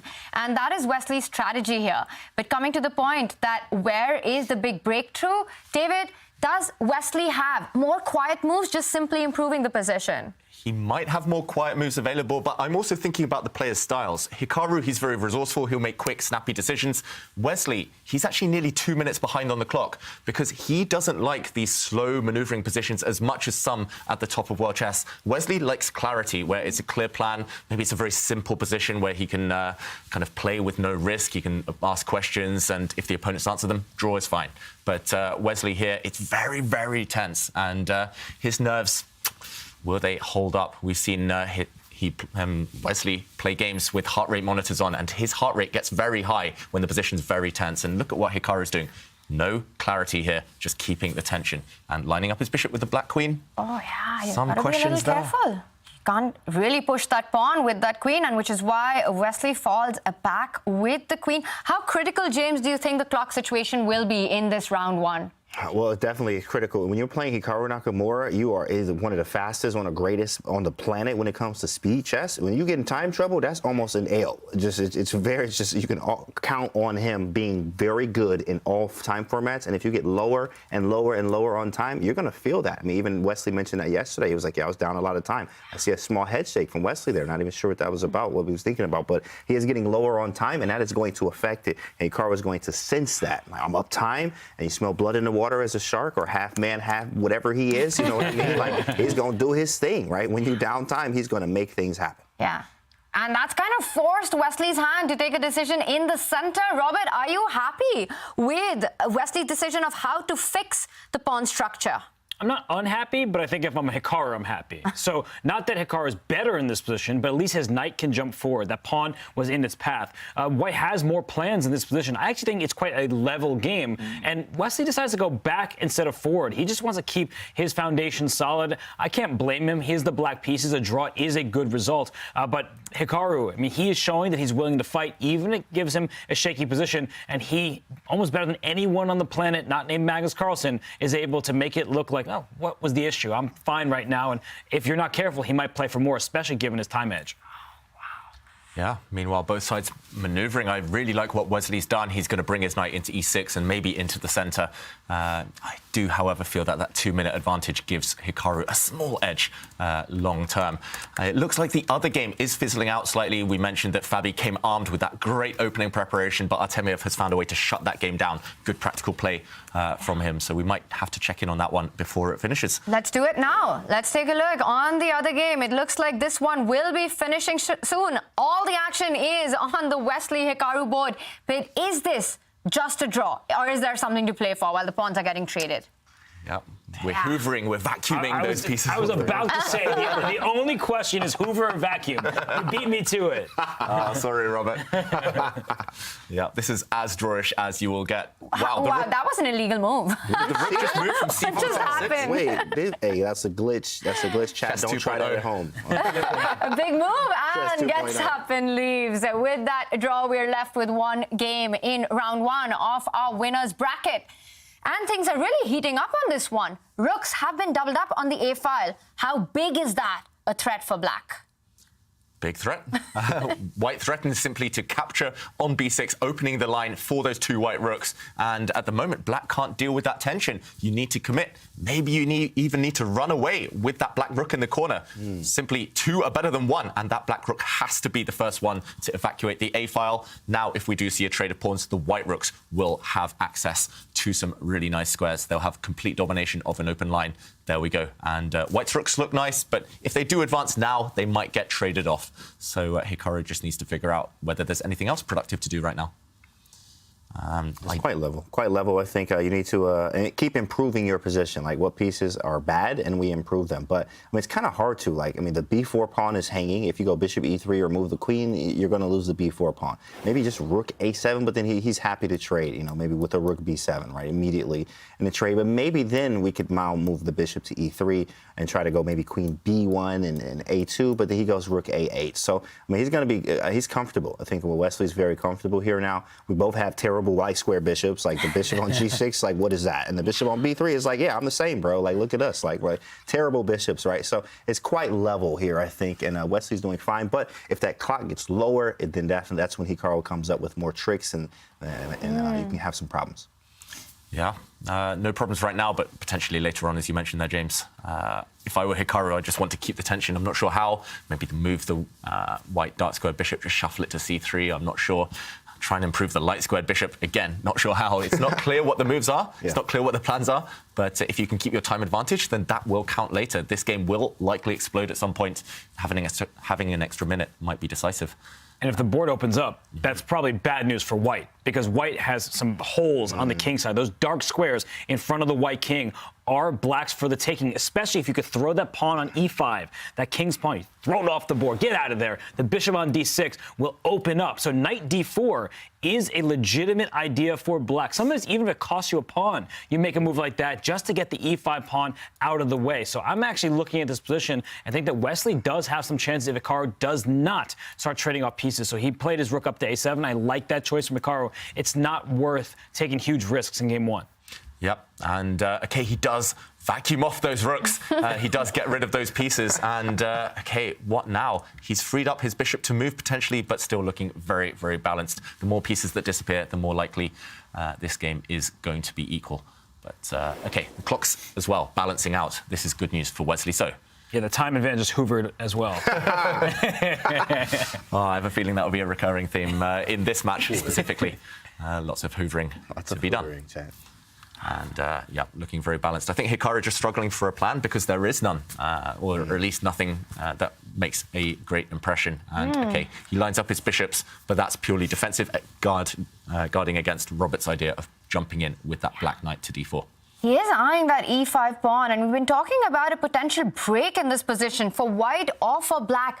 Which are the pawn breaks that are possible? And wow, we've got one on the board on cue, but Hikaru says none of that happening. The position completely blocked, but this does give black the access to jump on with the knight to d4. How dangerous would that be, Robert? There it is. There it is. Very natural. Look at black's play. Hopping a knight forward, cementing the control of that square with the pawns. The white bishop went back to d1. It's just being very defensive and passive. And I wouldn't be surprised if Wesley decides to strike. We talk about how he is so solid. Whoa, I was thinking that nice. 2 squares. He only went 1 square, but actually this might be a good choice in the long run. The c4 pawn is a bit of a vulnerability, and he's going to try to retreat his bishop back on the light squares and attack it. It's happening. It's happening. You called it. The only way to defend it with the rook, it advances to the fourth rank, defends that c4 square. James, you mentioned it. The black bishop, the light squared bishop is dead, but Wesley's bishop is now quite a powerful piece, attacking the only weakness in White's position. Absolutely. I mean, black right now is definitely for choice. I mean, you don't want to take this knight on d4. I mean, you're just going to open up things. You have lots of dark square weaknesses around the king here.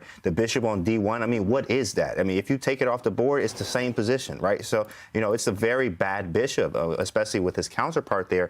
And, you know, in these type of positions, Wesley is very, very good here. I mean, he's even beaten Hikaru before in the CGC Chess Global Championship, right? So these positions, I mean, are difficult, and the time is getting a little bit closer here. Yes, Wesley's down on time, but I mean, pieces are coming off, and as pieces come off the board here, I mean, maybe he's able to hold. This might be a draw. This might end up being a draw shuffling here if he can't make anything happen. Yeah, but the last few moves, it just looks like Hikaru's gone on a bit of a defense, Robert. Yeah, it does seem that way. I think that I'm still contemplating that moment where Wesley pushed his f-pawn 1 square instead of 2. I think Hikaru surely would have pushed it 2, opened up the board. And Wesley, he might be using the mantra, you draw with black and try to win with white. That's what these top players do. And so I think Wesley, he went into this game thinking, let me try to draw. He's still in that mindset, but he could have taken some chances there and played for more than just a draw. Yeah, we've seen it countless times in the past against these top players. If you don't take your opportunities to attack, you might not get any opportunities in future again. And Wesley switching out of that mindset has maybe been the one thing that stopped him throughout his career from really elevating up to kind of take out the likes of Magnus Carlsen on a consistent basis. And yeah, just being happy to draw is great, but to win, to progress, to beat Nakamura, he needs more. And I don't see him switching out of this mentality now. He's just waiting. Look at his last moves, Wesley, just shuffling his bishop around, shuffling the other bishop around, waiting, waiting, waiting. If he doesn't go for it at some time soon, I think the rest of the match, he will be regressing that opportunity. And Hikaru, I'm not saying that his position is fine now. I still really prefer black's position. Feels like white is with that terrible bishop on d1 is a bit stuck. But the question is, can Wesley break through? 1 minute down on the clock. He needs to get the black queen active. How is he going to do that? Okay, first, more shuffling. Oh, yeah, this is actually a great idea here. I definitely understand. He wants to go queen f7 at some point, but queen f7 was always hit with knight b6 back around the d5. So he wanted to put the bishop on c7, which he did. Then he went bishop d8, and he's going to play queen f7, but that's why Hikaru went bishop c3, so you can put the knight on b2, because the bishop was on b2 at first. I think it was on b2, but knight b2, and he's just going to sit there, and I think that's probably going to be a repetition from there, or like knight b2, and then just shuffle pieces, because literally white has nothing else to do, and there's nothing to attack unless someone to make some type of break like f5 or f4. That's the only thing that we have at this point. Yeah, for example, just to show your idea there, James, the queen will come across, hitting this pawn. The white knight will be forced back into passivity to defend it. And the question is, can Wesley break out? Can he open up some lines? You need pawn breaks. You need these levers to open lines for your pieces. I do like this idea for black. The bishop could somehow come out now from this diagonal. Robert highlighted the g3 square earlier on. It could sit on this square, trapping that white king. But, of course, every pawn break comes with risks, and it depends on whether Wesley So is willing to break with this pawn push in the near future. First, however, he's trying to get the black queen to a more active post. He tries to bring it to the open file, and white plugs that with his bishop. First, he's pushing some pawns. Harry the H-pawn making an appearance. Harry? Harry. My voice? Was that? Oh, I'm going to get you back for that, James. I wasn't expecting that, honestly. But, you know, I appreciate it. But I think this h5 move is his idea to continue pushing the pawn up the board. That's a big question. And Hikaru says, I don't want to fall victim to an attack over there. I'm going to move my king towards the center. We might see a Petrosian king march where you castle to one side and run to the other. But speaking of running to the other side, Wesley brings his queen over, and watch out. That queen may lead the way. Black can keep pushing pawns to the kings at g5 and f5, and all your pawns can go forward. So maybe Wesley did the right thing. He shut everything down, and now he's the only one who could press forward. The side that controls the pawn breaks is often the side with the advantage. Here, Wesley definitely has the edge. Yeah, but just don't repeat. Just don't go back with the queen to a7, Wesley. He can push in this position just a little more. He pushed. Yeah. He pushed. He literally pushed the pawn. H4 on the board. No repetition. Wesley So making his intentions clear. He wants to play this out till the end. It is about getting that f5 break. He's timing it to a point where Hikaru has the least amount of time on the clock to counter it precisely. And I think, David, it's going to come down to that. f5 when it's played. Yeah. F5, and will White survive? That's the big question. You can't play it yet. White's bishop and queen are lined up on that diagonal, but that pawn break that we highlighted a few moments ago, Black will eventually aim for it. First, Wesley's going to shuffle around, tease his opponent, and keep Hikaru guessing. When is it going to come? When is it going to come? Look at that white bishop. It's so sad, that piece, that light square bishop that's just stepped back, but it's purely defensive right now, lined up behind the queen, just in case the position opens. But first, Wesley massaging this advantage, sneaking in with the black queen potentially. Look at it. It's landed. Wow. Big threats potentially of some sacrifices opening up the white king. Queen F1. Gotta just chill. That's kind of annoying. There it is. And then bishop E1 is the idea. And look at Hikaru peering into his screen there. He was like, wait, have I blundered? No, I'm fine. Nod the head. Yeah.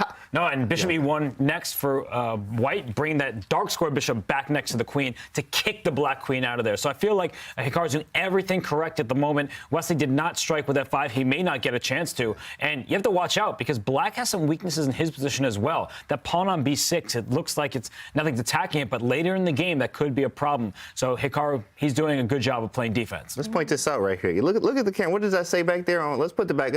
What does that say behind? Look at that. Y'all see? Chessable. The Chessable Championship. I mean, that's beautiful. Wow, look at that. That's crazy. I love how I call you out for calculation not being over everything, but you support me. This is a good friendship. I like how this works. Chessable Masters, the Champions Chess Tour. Wow, that's beautiful. Yeah, and okay, Hikaru plugging those holes with his bishops. I must say, there's no one better, I think, in chess history than Hikaru when it comes to defending. But now Wesley is getting ready to strike. He's preparing that move you mentioned, Tanya. It's coming. It's going to happen on the board any moment. Knight D1 has been played. Wesley preparing all his pieces for that F5 break. Does he do it now? Yes, now or never. Yeah, now exactly. Don't look at it. He has no time either. Don't burn the clock. If you've got to do it, play it fast. But he decides not to. Yeah. He hasn't made a decision yet. It's on the board. It's on the board. It's on the board, and that means Wesley is going for the win, all out for the win now, and Hikaru backs to the wall, defensive chess. I just praised his defensive skills, but he's going to need every ounce of them here. Look how he's just rotated all his pieces to the back rack. He's just retreated everything. This is backs to the wall chess, park the bus chess, park it in front of your goal and hope your opponent can't score past you. But it needs to be done. And where's Wesley's breakthrough? Yeah, but Wesley can bring his queen to the first rank as well. All the pieces on the first rank. And there are a lot of pins here. Pieces are hanging. I'm not sure if it amounts to anything. We see the evaluation bar suggesting that it can't be that much better for Black. But look at him take control of all the squares. White has no activity. He does bring his knight forward. But that B6 pawn, I mentioned earlier, watch out because that is the one target that White can go after. That's correct. White's knight can also plant itself maybe in the center of the board, kind of mirror the actions of the black knight later on. And wow, the queen's jumped in, dived into White's camp. What? And what is the threat? I didn't see it yet, but Hikaru's found a way to trade knights. Will the knight trade benefit White, ease the defensive task? Feels like this must be good for Black, must be good for Wesley So, but 30 seconds on the clock. Hikaru's so resourceful, such a tenacious defender, and the knights are off. Ooh, this is not good. This looks like the worst is over for Hikaru. And with just 30 seconds left, this is going to be tough. But what amazing play by Wesley, and he's still pushing. But if the queens are traded, is that essentially a draw offer? It should be. Yeah. Absolutely. Two blocked if the queens come off. He doesn't do it. Yeah, nice play by Wesley So. I really like what Hikaru's done just over the last few moves. He's covered everything. Every weak square in his camp has been covered. Now he's simply going to start attacking that black queen with his dark square bishop, kick her out, or maybe offer a queen trade. You need to get those queens off at some point. Yeah, the big problem for Black, there are no more pieces that can jump into the position. The knight that was in D4 was so strong. Now we're seeing a repetition, and that's a fair time to do so. This position is completely locked up. Any decision to trade pawns, for example, on E4 is probably a bad one for Black. There's just nowhere to go. So I think that this draw is imminent, and it was a hard-fought game. And I think everyone at home should be happy about that. They did not make their quick Berlin draw. They really fought. And Hikaru, he was the one who needed to show sturdy defense. He did demonstrate just that. Oh, did he just refuse a repetition, though, with Queen E2? 17 seconds. What's going on? Is he playing on the clock? Wow, is Hikaru going to switch tack now and just try to flag? Is he going to try and trick Wesley? It feels like he should be the one playing for the draw, but suddenly getting ambitious, Hikaru Nakamura. And he will move his bishop, most likely. The queens will come off, but at least he's trying. At least he's putting that fear into Wesley So. He gives that head shake. I think he's just going to come back with the bishop. Yeah, there's nothing. I mean, you have no... Where do you try in this position? That's a draw. Wow, he says, I'm going to try with that e5 pawn. Well, now the queens have to come off. So there they go, and that means no progress for either side. Yeah, totally blocked here. White will just, at some point, start centralizing his king. That's the worst piece for White, and this one should be a draw. Wesley's still the only one who can break. He's the only one who can try and play, but it feels like there's no way through. And, yeah, White pretty much has a fortress. Draw incoming. Whoa! What fella? Oh, my God. Oh, my God, Wesley just blundered. Did you see him? He just did the head check. Whoa. He just dropped a pawn. Commentator's curse. I thought we were about to agree a draw, and Wesley blunders a pawn for free. That was shocking. He just moved his king away from the defense of the pawn for no reason. He was playing too quickly. He's fortunate the eval bar suggests it's still even. It's because he's more activity. But wow, that could have been a huge blunder. Look how focused Hikaru is right now. He realizes it's a golden opportunity handed to him on a plate. And, okay, the black king is coming in, attacking some pawns, but Hikaru can't cover everything. And yeah, that king way too Bishop active. h6 felt like a mate, but there's g5, luckily. Nearly checkmate. Oh, that black my king God. living a charmed life, though. Way too active. Yeah, you might have to just trade. I mean, because if you allow king g3 too, I mean, like, this is a bishop d4 check, king g3. I mean, then, like, who's winning? You know, you be careful here. So there's definitely, he blundered that, but, I mean, that's crazy how active his king. Wait a second. Playing on Hikaru with under 10 seconds on the clock a moment ago. He's allowing the black king in. Wow, this is playing for fire for both sides. For real. But Hikaru is taking risk. His bishop is trapped. That white dark square bishop. Okay, Wesley's repeating the position. Yeah. Will we finally see that draw? I think Wesley's had enough excitement. And Wesley doesn't go bishop f6. He refuses the repetition. What on earth is going on? Wow. Yeah, Maybe he's just trying to zigzag and give away that tempo. Yeah. And then now he can go king g3 if he wants. I don't think he's crashing through, but maybe he... But look at him. He's trying to win this game. Is there He's playing for the win? I don't know. four? You can start. Let's be clear, that pawn drop was a blunder, but now suddenly Wesley has all the initiative in a queenless position. But this should be the third time the position is repeated. Bishop d4 check is a draw, and well, I can't believe it because this actually feels like history repeating itself. Do you remember in the Everything's Masters they were playing, and Hikaru was like, because he realized he blundered in that queen and pawn endgame, and so gifting your opponent still doesn't lose the game. Apparently, I don't know how these super GMs do it. Wow, Wesley again rejects the draw. He's a pawn down, doesn't he? Can't he count? He's a pawn down, but he's keeping the game going. He's hoping to trap that white dark square bishop. He's coming the whole way round, but this feels risky. I don't think he should get too greedy. If you're not careful, the white central pawn might step forward and break your coordination. Look at this, the bishop always finding squares. That's a nasty check. And Wesley playing for the win with only 10 seconds left against Hikaru. Right. Who is this? Was it Wesley? Yeah, but he has to watch out because that's why he brought his king to this square. White was trying to push that extra pawn forward to distract the dark square bishop. So king has to remain in this kind of territory. And Wesley, he doesn't have a problem yet. But if he keeps this game going too long and he's the one in time trouble, that's when mistakes occur. Yeah. This is such a cat and mouse game. It's just hard to imagine and hard to think who is playing for a win here. Both players refusing repetition. Yeah. Just shuffling around with the bishop, but there's no progress to be made. They're just playing with each other's nerves right now, just teasing each other, testing each other, and we will see a repetition of moves. Oh, surely. Oof, that black bishop coming back around, attacking some pawns. Bishop e2, yeah. If that dark square bishop that white has manages to find a way to attack the b6 pawn, it's game over. So black has to make sure that the bishop remains trapped on the king side. An offer of trades by giving back the pawn? I think it's smart by Wesley. It might have still been a draw, but he says, I know that I have a fortress, so let me just go back to that. And they're just, look at this, they're almost at move 100. In Wesley Hikaru language, that's like 20 games. At least. Yeah, right. And still, this position hasn't changed too much in that last 30, 40 moves. But both sides asking these little questions, setting traps, and neither side has taken the bait so far. Surely we'll see that draw. Surely we'll see that repetition. But yeah, packed full of content this game, that's for sure. How is this not draw? How is this not a draw by now? Grind it out. Grind like a grandmaster. Grind right. That's right. That's to get that course. That's a Chessable course. That is a Chessable course with Magnus and David. In fact, I did get it. I went to sleep a little bit because it is like it's like pin game stuff. But of course, when you wake up, you know you're going to learn how to grind, right? Yeah. That's what this is. It's not to everyone's taste, but that's how the top grandmasters squeeze out their results. They're so well balanced, these two great warriors, and sometimes they just need to rely on testing the opponent like this. And Hikaru reacting. It's a draw. The game is over. It seems like they've made either a 50-move rule, or I think they repeated the position 3 times from all sorts of directions. But the game has finished. It is a draw. Feels like a fair result. A fair result, and what a fight that was. So much drama in that endgame. The two really work in extremes. Either the 14-move Berlin draw or a 100-move fight. David, take it away. Yeah, we saw that endgame that was so blocked even after a pawn blunder. Wesley So was able to hold the draw, but I want to rewind all the way back to the middle game where Wesley, if he was feeling slightly more aggressive, could have struck. And I think Hikaru would have been struggling here. He could have been on the back foot. And it was this move. He moved his pawn, but it was only 1 square forward. He pushed it forward to f6, and the game entered a maneuvering phase, and Hikaru held his own. Instead, if Wesley had been feeling brave, attacking now with f5, I think, was extremely strong. The problem here for Hikaru is you can't really hold your structure together. If you capture this pawn, the black queen jumps out into the position. There will be ideas of throwing this pawn forward next, some attacks against the white king potentially, and it's all about this black knight. The best piece in the game, giving black the advantage. A missed opportunity because Wesley wasn't brave enough.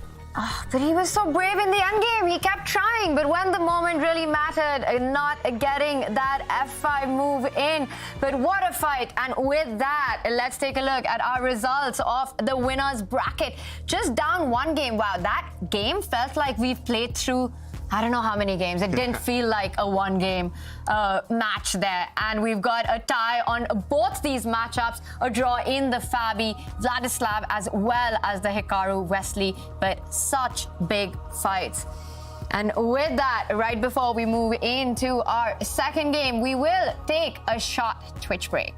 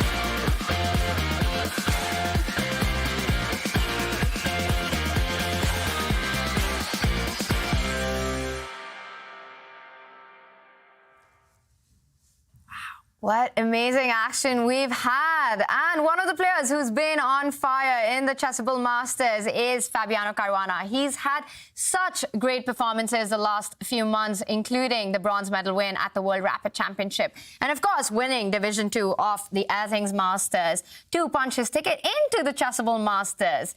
Let's take a closer look at Fabi.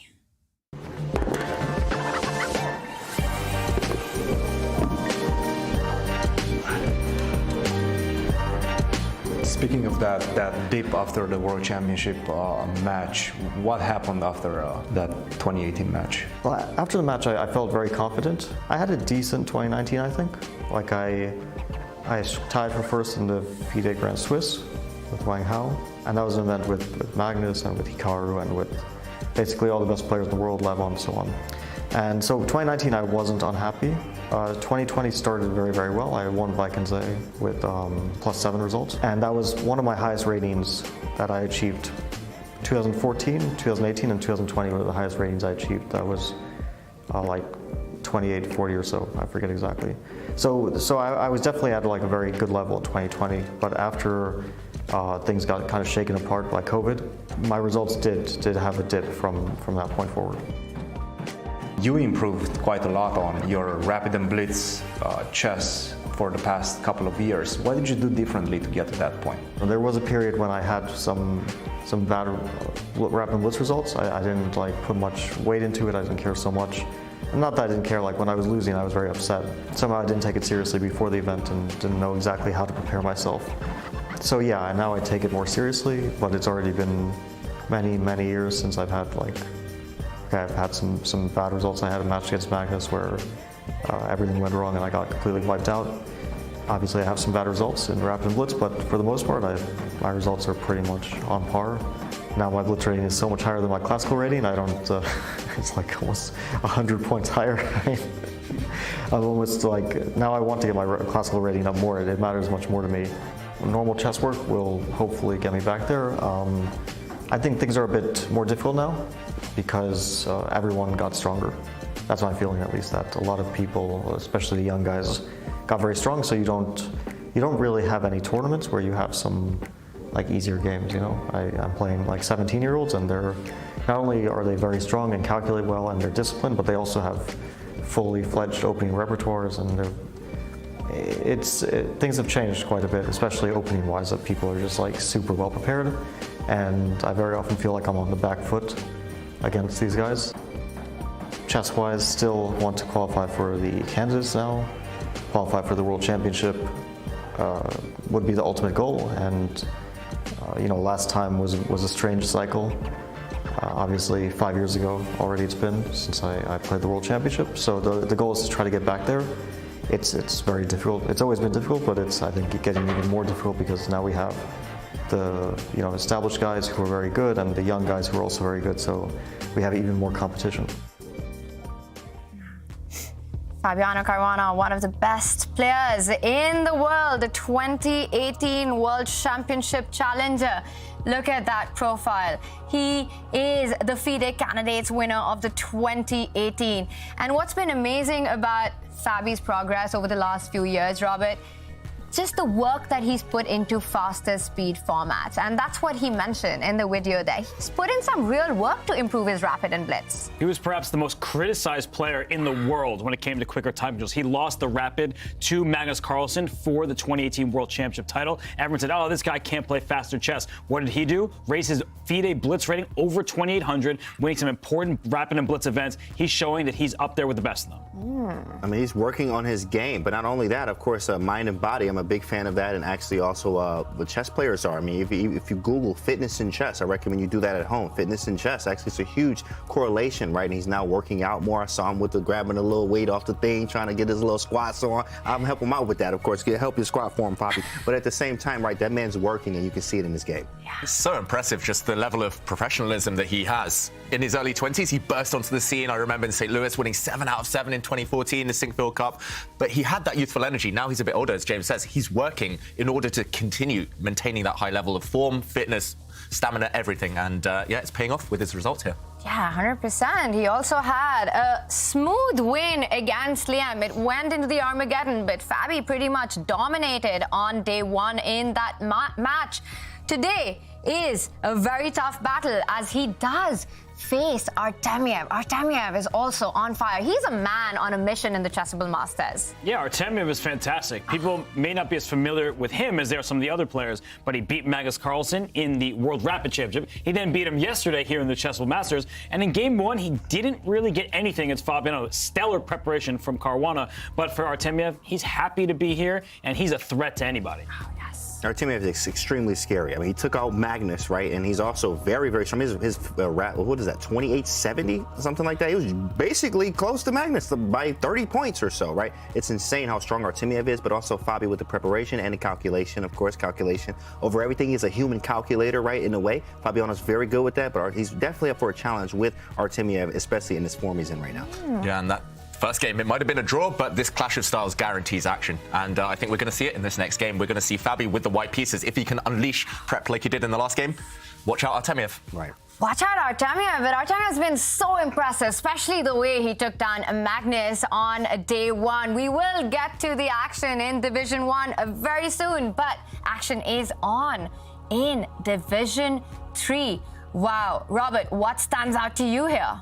Well, Amin Tabatabai, Shamsidin Vokitov from Uzbekistan, the Olympiad champions. These two are super strong. They may not have the name recognition that some of the others do, but they make their way up to the winner's bracket finals. And down in the loser's bracket, you've got Wei Yi, Mamidjar, Bluebaum, and Wen. These are superstars in their own right, and that's the loser's bracket of the 3rd division. Unbelievable. What kind of strength is this at the Chessable Masters? It feels like an elite tournament, just this bracket. Yeah, they don't need to work out. They're already super strong. So, James, you can help a lot of people out. They don't need it right now. Oh, you're right. They don't need it right now, of course. They are absolutely pushing out of their mind right now. Great chess from them. Yeah, and the clock is ticking. The players are ready. We will have liftoff for round 2 of the winner's bracket. Fabiano Caruana takes on the white pieces against Vladislav Artemiev.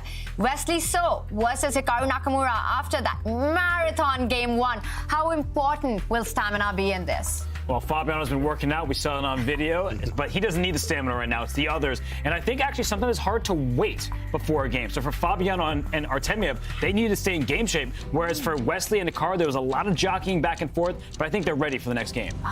So Wesley and Hikaru feeling the flow there, James? Absolutely. Well, Wesley and Hikaru, I mean, they 46, 48 draws. I mean, 100 draws. Like, that's what it feels like. Of course, so many games, they already know each other. They're going to have to bring something different to make something work here or something shake for somebody to get some type of advantage here. Unless, maybe they take some draws, go to Armageddon, right? And then that's Hikaru's favorite there. So maybe that could be match strategy as well.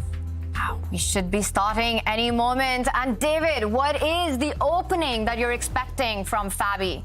Oh, from Fabi? This one I'm expecting the Berlin. You heard it here first. Oh my God, that's why I didn't ask you about this one. There's an obvious answer. From Fabi, I'm expecting him to start with one e4. He can play everything, of course. He's well prepared. Robert knows his repertoire better than me, probably. But I'm expecting him to be very direct because Artemiev does try and duck and dive and dodge and dip and all those things. But yeah, he does tend to have a bit of a soft center if the opponents go very direct against him. That's why Artemiev in classical chess maybe never ascended the heights. But yeah, this one is one we'll watch.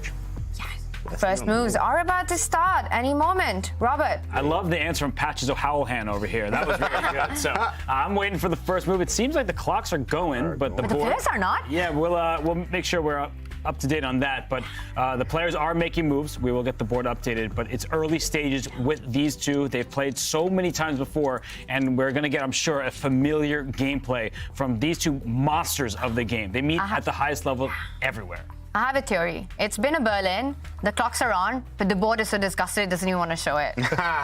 And Hikaru doesn't look too amused either. It looked like he was making the pieces levitate. His arms were just kind of at his side, and this is the position we have. Yes. So, yeah, this is the position right now, and it came from the Italian, not the Berlin, but very similar type of position. So we'll watch it on this board for now, and we'll get things sorted soon. But yeah, looking very balanced. We've actually seen these two face off in this exact line, this exact variation, plenty of times before, including in the Air Masters a couple of months ago, where things were drawn, the games were drawn, but very strategic style of play. I'm happy to see a non-Berlin position in Italian by Wesley because it's clear that he knows he needs to make the most of his white pieces when he's playing a beast like Hikaru. You can't just rely on the Armageddon. You can't just go draw, draw, draw, and I'm going to bet all my chances in that Armageddon. It hasn't worked out in the past. So Wesley there trying to maximize with the white pieces, but it's Hikaru who strikes in the center. How dangerous is the d5 break, Robert? Well, d5 is typical, right? We just saw Wesley try to do something similar when he had the black pieces, and you just need space. And this move d5, it doesn't actually threaten all that much. White's pawns are defended, but it's kind of a tale of two bishops, the dark square bishop for each side. And here we see Fabiano Caruana and Vladislav Artemiev, e4 played by Caruana. Not surprising. He mostly plays e4. He does dabble with other openings. But actually, e5 from Artemiev, that's a bit of a surprise to me. What does he usually play? He loves to play Karo Khan. He plays a bit of everything. But I didn't think he would go so mainline against Fabi. Wow, and the Berlin. Will we see that Berlin draw? I think not. We might see the Berlin endgame from Fabiano. He has been known to crack that one from time to time. What is he feeling like? Wow, it's a pawn sacrifice, a very trendy, topical move. Maybe asking Artemiev whether he studied his theory. We were surprised Artemiev went for the Berlin. He's not a habitual Berlin player. He normally goes for something else. So here, he needs to know his stuff. I've faced this a few times myself recently. It's actually very dangerous. If black isn't familiar with all the ins and outs, all the details, you need to get that black king to safety soon. It's still stuck in the center and is a clear target for white's pieces. So you're a pawn up as black, but you need to be fast. Often you need to give back the pawn in order to complete development. Well, Fabi's prep is out of this world. Some of the greatest prep you've ever seen. I mean, it took a whole year and with the candidates and beat MVL in that Najdorf line that was crazy with the piece sack. So here, Same with Artemiev. I mean, he was mentioning it's like he needs to know it. He does not know it. He's just sitting here thinking and trying to figure this out. And we already know Artemiev does has a little bit of a problem with the time trouble. He even mentioned that himself in the interview yesterday. So this, I mean, I've never seen this pawn sacrifice either. I'm not even going to lie here. So what is actually Black supposed to do here? Yeah, as far as I know, Black should actually just bite the bullet and take that white pawn in the center, but he did not do it. Doesn't go for it. It does look maybe a bit too brave to actually open lines for that white rook. But now this black pawn that has advanced, it's holding things together, it's blocking lines, but it will fall at some point. And Artemiev, I think he just needs to rush, get that bishop moving, get that black king to safety. You know who plays this line? Is none other than Daniel Naroditsky. Daniel loves this type of position, and it is a pawn sacrifice. But I think, as we're highlighting, that Black should probably just say, I don't need the extra material. I want my king to be safe. There is a castled king for white, a rook staring down the middle of the board, and that pawn is pinned for the time being. It likely will be won by white. And then maybe Black says, OK, as long as my king gets safe, I will be equal in that position. So I think for Artemiev, he doesn't mind spending time in the early stage of the game. He just does not want to blunder.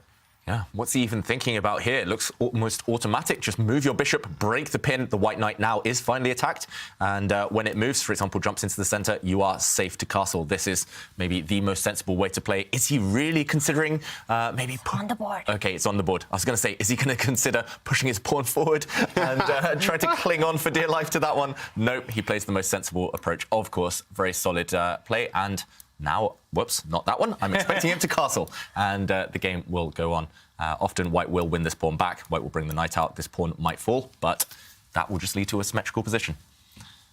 And this is what I'm expecting. Artemiev tanking, though, in the opening. I've seen so many Naroditsky games in Blitz in this exact variation. And so for Fabiano, he's doing what we've said. He is playing an offbeat opening, not the main line, maybe not even the second most common line. He's trying to get Artemiev on his own. He wants Artemiev to be working it out with his brain, where Fabi can still rely on some of his pre-game preparation. It's working to perfection right now. Both games, Fabiano has had a sizable lead on the clock. The first game was for equality. Here, he would like to play for more.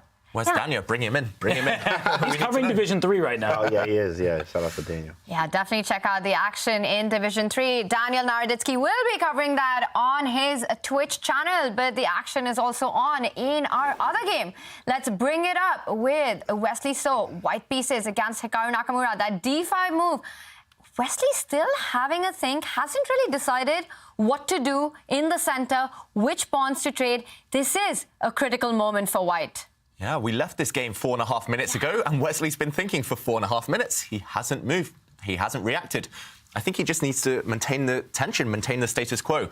I was about to say, move your queen out the way, avoid any potential queen trades on the d-file. And here you're throwing the move back to Nakamura. You're throwing the question back to him, how do you improve your pieces? The central tension, it's not clear how white was going to clarify it. So you ask black the question, you take, but only on my terms. And Hikaru looking up now to the side. That normally means either he's trying to recall what his opening notes say, or he's surprised by his opponent's move and he's thinking, oh, you can't get away with that. I'm going to punish you. And, yeah, I'm not as good as Danny reading Hikaru's faces, but he's surprised by this last move from Wesley. And there are two main options, right, from Hikaru's point of view. He can lock the position up in the center by pushing his d-pawn forward, or he can capture one of those pawns. I'm not sure what he should do, but you know Hikaru, he just leaned in, he's calculating, and he's trying to figure out not just this one turn, but the direction of the game. Is closing the center good for him? Because oftentimes, if someone's going to attack you, you want to strike in the center. But what attack is there going to be? Both knights. You look at the knights there. They are mirror images of one another, right? For white and for black, same situation. White knight trying to go into f5. The black knight might go into f4. But what's the difference? The f5 square is light. The f4 square is dark. White has a dark square bishop that can kick a knight that jumps into f4. So white has the ability to boot that knight out of there. Of course, the e5 pawn would be hanging immediately in some of these positions as well. But just knowing that for the long term. It's a big moment here as the players decide what pawn structures to take. Often in chess, we speak of critical moments, which is why Hikaru is taking his time here. Critical moments are not just about calculation and tactics, but also decisive moments that do define the nature of the middle game. And Hikaru takes a very committal decision. He fixes the pawn structure. He moves that pawn forward. The bishop on a7, that kind of kills his own bishop. David, do you approve? In one word, no, Tanya. I'm going to trust Hikaru. He understands these positions much better than me, but it's not what I would have done. I'll just say that. The black bishop, as you mentioned, very, very unhappy by that decision. And also, as Robert alluded to, the black knights, if they ever jump into the white half of the board, will be kicked away, will be traded off by white's bishop, white's knights. But the same can't be said if white's knight jumps into f5. A knight on f5 will thrive, that's the rhyme, and I wouldn't be surprised to see that one land at some point soon. Still balanced. I don't think it changes the evaluation objectively, but in terms of the nature of the position, maybe Hikaru's playing against Wesley because he noticed that Wesley did spend a lot of time in the last game because it was so blocked. He's hoping maybe the clock factor might be an issue later. Wesley already down 4 minutes, and in these slow maneuvering phases, maybe he'll burn even more of that remaining time. Yet to be seen. Yeah, definitely, because you have to figure out how you're going to get the bishop active. Where are you going to put? You want to ideally think about, okay, where are these pieces going to go? Bishop a3, I liked. I was also a fan of bishop c1 too as well, and then knight f5 and almost. I mean, just setting up, just hinting that I may sack on h6. But bishop a3 is totally fine too as well. But the bishop is very bad on a7. Look at Hikaru. He looks a little surprised by that move. Wesley taking on c6, liquidating the queen side. But what's so surprising about that? Why does he have that expression? I think he just didn't think it was coming, but it makes a lot of sense. If black takes with the rook, then that b7 pawn becomes a target. If black takes with the pawn, well, then the b file is open. So he decides to keep the b file closed for the time being. I like the look of rook to b1. I don't look at this position and think that black has any sort of advantage, but the engine obviously stronger than I am, saying black is better. Wow. I'm surprised too, I've got to say, Robert. Right. It does look familiar, this pawn structure. It looks very similar to a Benko gambit, where white actually accepts the gambit and gives the pawn back, and it might be because in this position, black's next move is going to be to try and trade off these bishops. For example, if white takes a timeout, maybe a silly move. Actually, I'll give white a useful move, just for argument's sake. But the bishop is going to come to c5. If we ever see a trade, this knight might be the best piece on the board. It is attacking this backward pawn. It's keeping white's pieces honest, tied down to this a pawn as well. Watch out for this black knight to remaneuver itself as well into a nice outpost later. So I think he's playing by analogy, Nakamura. This pawn structure actually happens with reverse colors in the Benko, in the Benoni, in those types of openings. And he knows that if he gets a knight to this beautiful c5 square, he will have the advantage, and actually this position's on the board. I don't know if Wesley should actually trade off these pieces. Maybe he needs to step back and keep these pieces on the board, just because a black knight on this square would be too scary to deal with. And yeah, it's very strategic here. These players, they're both so good. They never go for each other, I notice, though. It's always kind of playing for inches here and there, playing for these tiny little incremental gains. But they do lead to these fascinating kind of maneuvering battles. Yeah. These positional fights between Wesley and Hikaru, that's exactly what we saw in game one also. Just a little bit here, a little move there, and then we saw a 100-move marathon. But they're definitely in the mood for a big fight. Bishop trades have been offered. That f5 square for the knight still up for grabs. What are we expecting in this one? The one thing that Wesley needs to watch out for, though, is that clock. James, 7.5 minutes. He's burning too much time. It's almost double the time. I mean, of course, we talked about this before. And in these fast time controls, I mean, Hikaru is always a favorite, second to literally no one. In fact, I mean, Magnus can obviously keep up there, you know, and even he beat him in the Speed Chess Championship. Hikaru did, right? So it's very important to understand when you get long time, you have to use your time or your clock as a piece here. And if you're not able to do that or you mismanage it, you're going to get in time trouble. And actually, Hikaru will just blitz you. You're going to make a mistake. For instance, last game, he dropped a pawn, got low on time. It was still good. His king was active, but he did drop a pawn due to time trouble. So he needs to watch that time and manage the time a little bit better. And a head shake from Wesley there. What's that about, David? Yeah, he's just not enjoying life, not enjoying his position. Not enjoying life. It's hard when you're facing Hikaru every time, the beast himself. And look at that white rook. That white rook on b5, it looks like it's entrenched in the black half on a nice outpost, but it's stuck. It's completely trapped. And you could imagine some fine day, one of the black knights coming around to attack and win that white rook. That black knight I mentioned on c5, maybe the most important piece as well, and white is just a bit stuck. The best you can hope for is to trade off maybe black start square bishop for your own bishop, but as we mentioned earlier in that earlier variation, that actually suits Hikaru. And I will as well just recall the American Cup where these two faced off recently. Hikaru took the win because Wesley was the slower player and he decided to lash out in the final game of that one, blundering his queen in one move just because he thought, OK, I might as well go down fighting rather than lose on time, lose in Armageddon. Right. And that was the decider. It's small margins, but feels like Hikaru's nerves are slightly stronger and he's slightly quicker. And I think Wesley has to lash out here because his rook is trapped on b5, his rook on b1 not really doing anything. I think he should start pushing his pawns on the king side. He needs to break free from the position because right now everything is locked up. I don't see a plan for him except for pushing those pawns forward. But we know that if you push pawns, they don't move backwards and you may regret it in the future. So I just don't love the look of this for Wesley all of a sudden. At first, I was surprised that the eval bar gave black a nod, but now I'm looking, I think Hikaru does have a slight edge. That knight on c5 is such a monstrous piece, just tying down white's queen to defend the d3 pawn. You're talking about lashing out here, but where is the big break for Wesley? How does he really build the counterplay on the king side? Good question. Right, yeah. Robert, James? Maybe it's the idea to push this pawn forward, move this knight out the way. For example, if the black knight moves, actually, bad square, sorry, let's move to this one. The white knight could move out the way, and at some point later on, you could hope to push this pawn forward. Again, play by analogy with the king's Indian, but it does feel very, very loose. This white king will also have something to say about that. It will have questions to answer in the future if you do open it up. So you go for the black king, but at the cost of weakening your own king. Very difficult. I've got to say, maybe you just kind of, in the game position, start stepping forward with this pawn, put a clamp on, and hope that long-term you might have some activity over there. Just kind of consolidate your knight on this beautiful square. But this knight alone won't do the work. It won't do enough. And it's just very difficult, this position, very mysterious. Look at Wesley's clock time as well. Oh, man. Under 6 minutes. Yeah, not looking good there. The clock time is serious here. And I mean, I even like... it's just hard to find a plan for white here. I mean, you want to play something, maybe even like, if the rook wasn't on c6, you have things like king h1, or even tucking going king f1, king e2, rook g1, g4, g5. Of course, this is a nice plan. The reason why we go to e2 is because it's actually really safe there because the center is really locked down. You also, the queen is a very, you don't want that defending the pawn on d3 for forever. You want to actually use the queen, and if you can, but the queen is just stuck here on c2. You have to defend d3. So maybe moving the king over to e2, playing rook g1 and g4, and going for something. But the rook is doing a great job on a 6th rank of any type of sacrifices or allowing anything to happen. Even if we get g5 in, I could even go rook g6 myself and kind of just neutralize your attack. So it is quite difficult to find anything for white. Yeah. I'm loving that black rook on c6 for everything that you're saying, and I'm staring at that white rook on b5 and I'm just wondering, how did it land up there? That is going to be trapped for a long time, and one can actually imagine Wesley getting into big trouble just losing that rook, David. Yeah.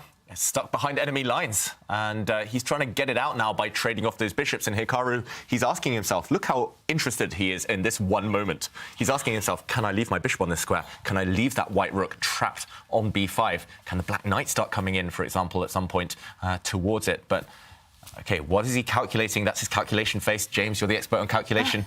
Yeah, I do it too. You know what's funny? Actually, believe it or not, there's actually a study. I read this. You can read this. Actually, looking away actually improves. You actually can calculate a little bit better from doing it. So actually in tournaments, I do this. I actually do this. You might look at me strange, but at least I'm going to beat you on the board because I calculated, right? So of course, it actually, when he does this, I graduated from the school of Hikaru. I draw the arrows. I even look up when I'm eating food, calculate what I'm going to eat today. Yep, absolutely. It works every time. Works every time. I do it when I usually just blunder a piece where I'm like, oh God, please save me right now. Doesn't work. Okay, at least the bishops have been traded off and another trade has been offered. The rook is coming back.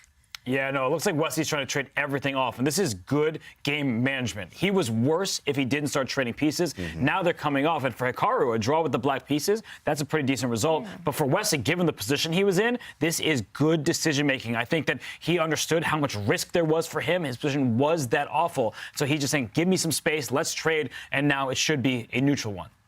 Trade everything off, Robert? Don't you mean hoover everything off?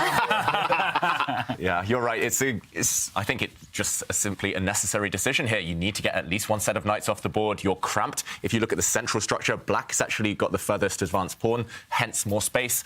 And when you're struggling, when you're cramped, take those pieces off the board, hoover them off, and hoover them off. vacuum them off if you have to. And yeah, this one should be safe enough. I still slightly prefer black's pieces, black's position, I've got to say. But Wesley doing what he needs to do. A small trick as well we should mention in the current position. Nakamura here is calculating whether he can take this pawn.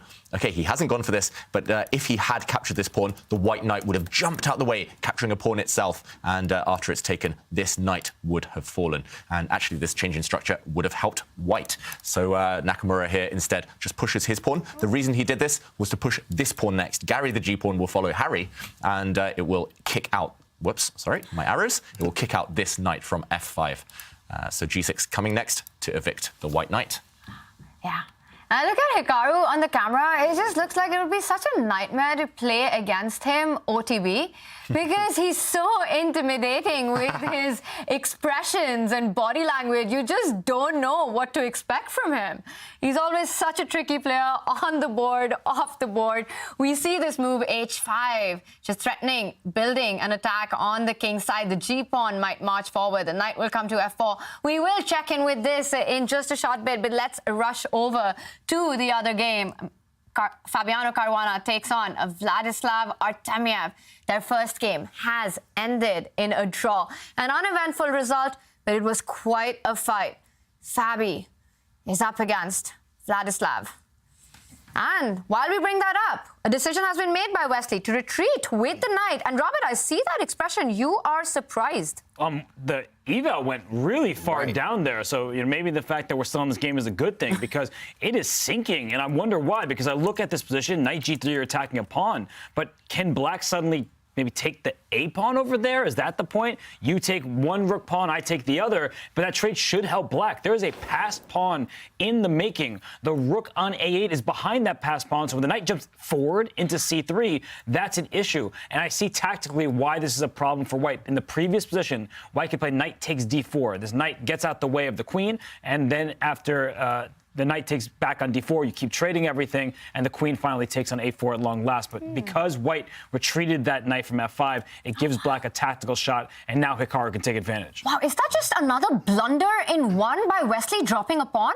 David? Yes. Simply, he's forgotten that knight takes d4 is not available now because after the knight recaptures, you don't have your knight able to cover the d4 square, as Robert mentions. And yes, you can take this knight, but your rook falls at the very end of this variation. No compensation here for white, and game over. And Hikaru has definitely noticed this. Look at his facial expressions over the last couple of minutes. He's calculating this. He's just thinking, Wesley, you must have a trick up your sleeve. Otherwise, I'm just winning. You can't take this pawn.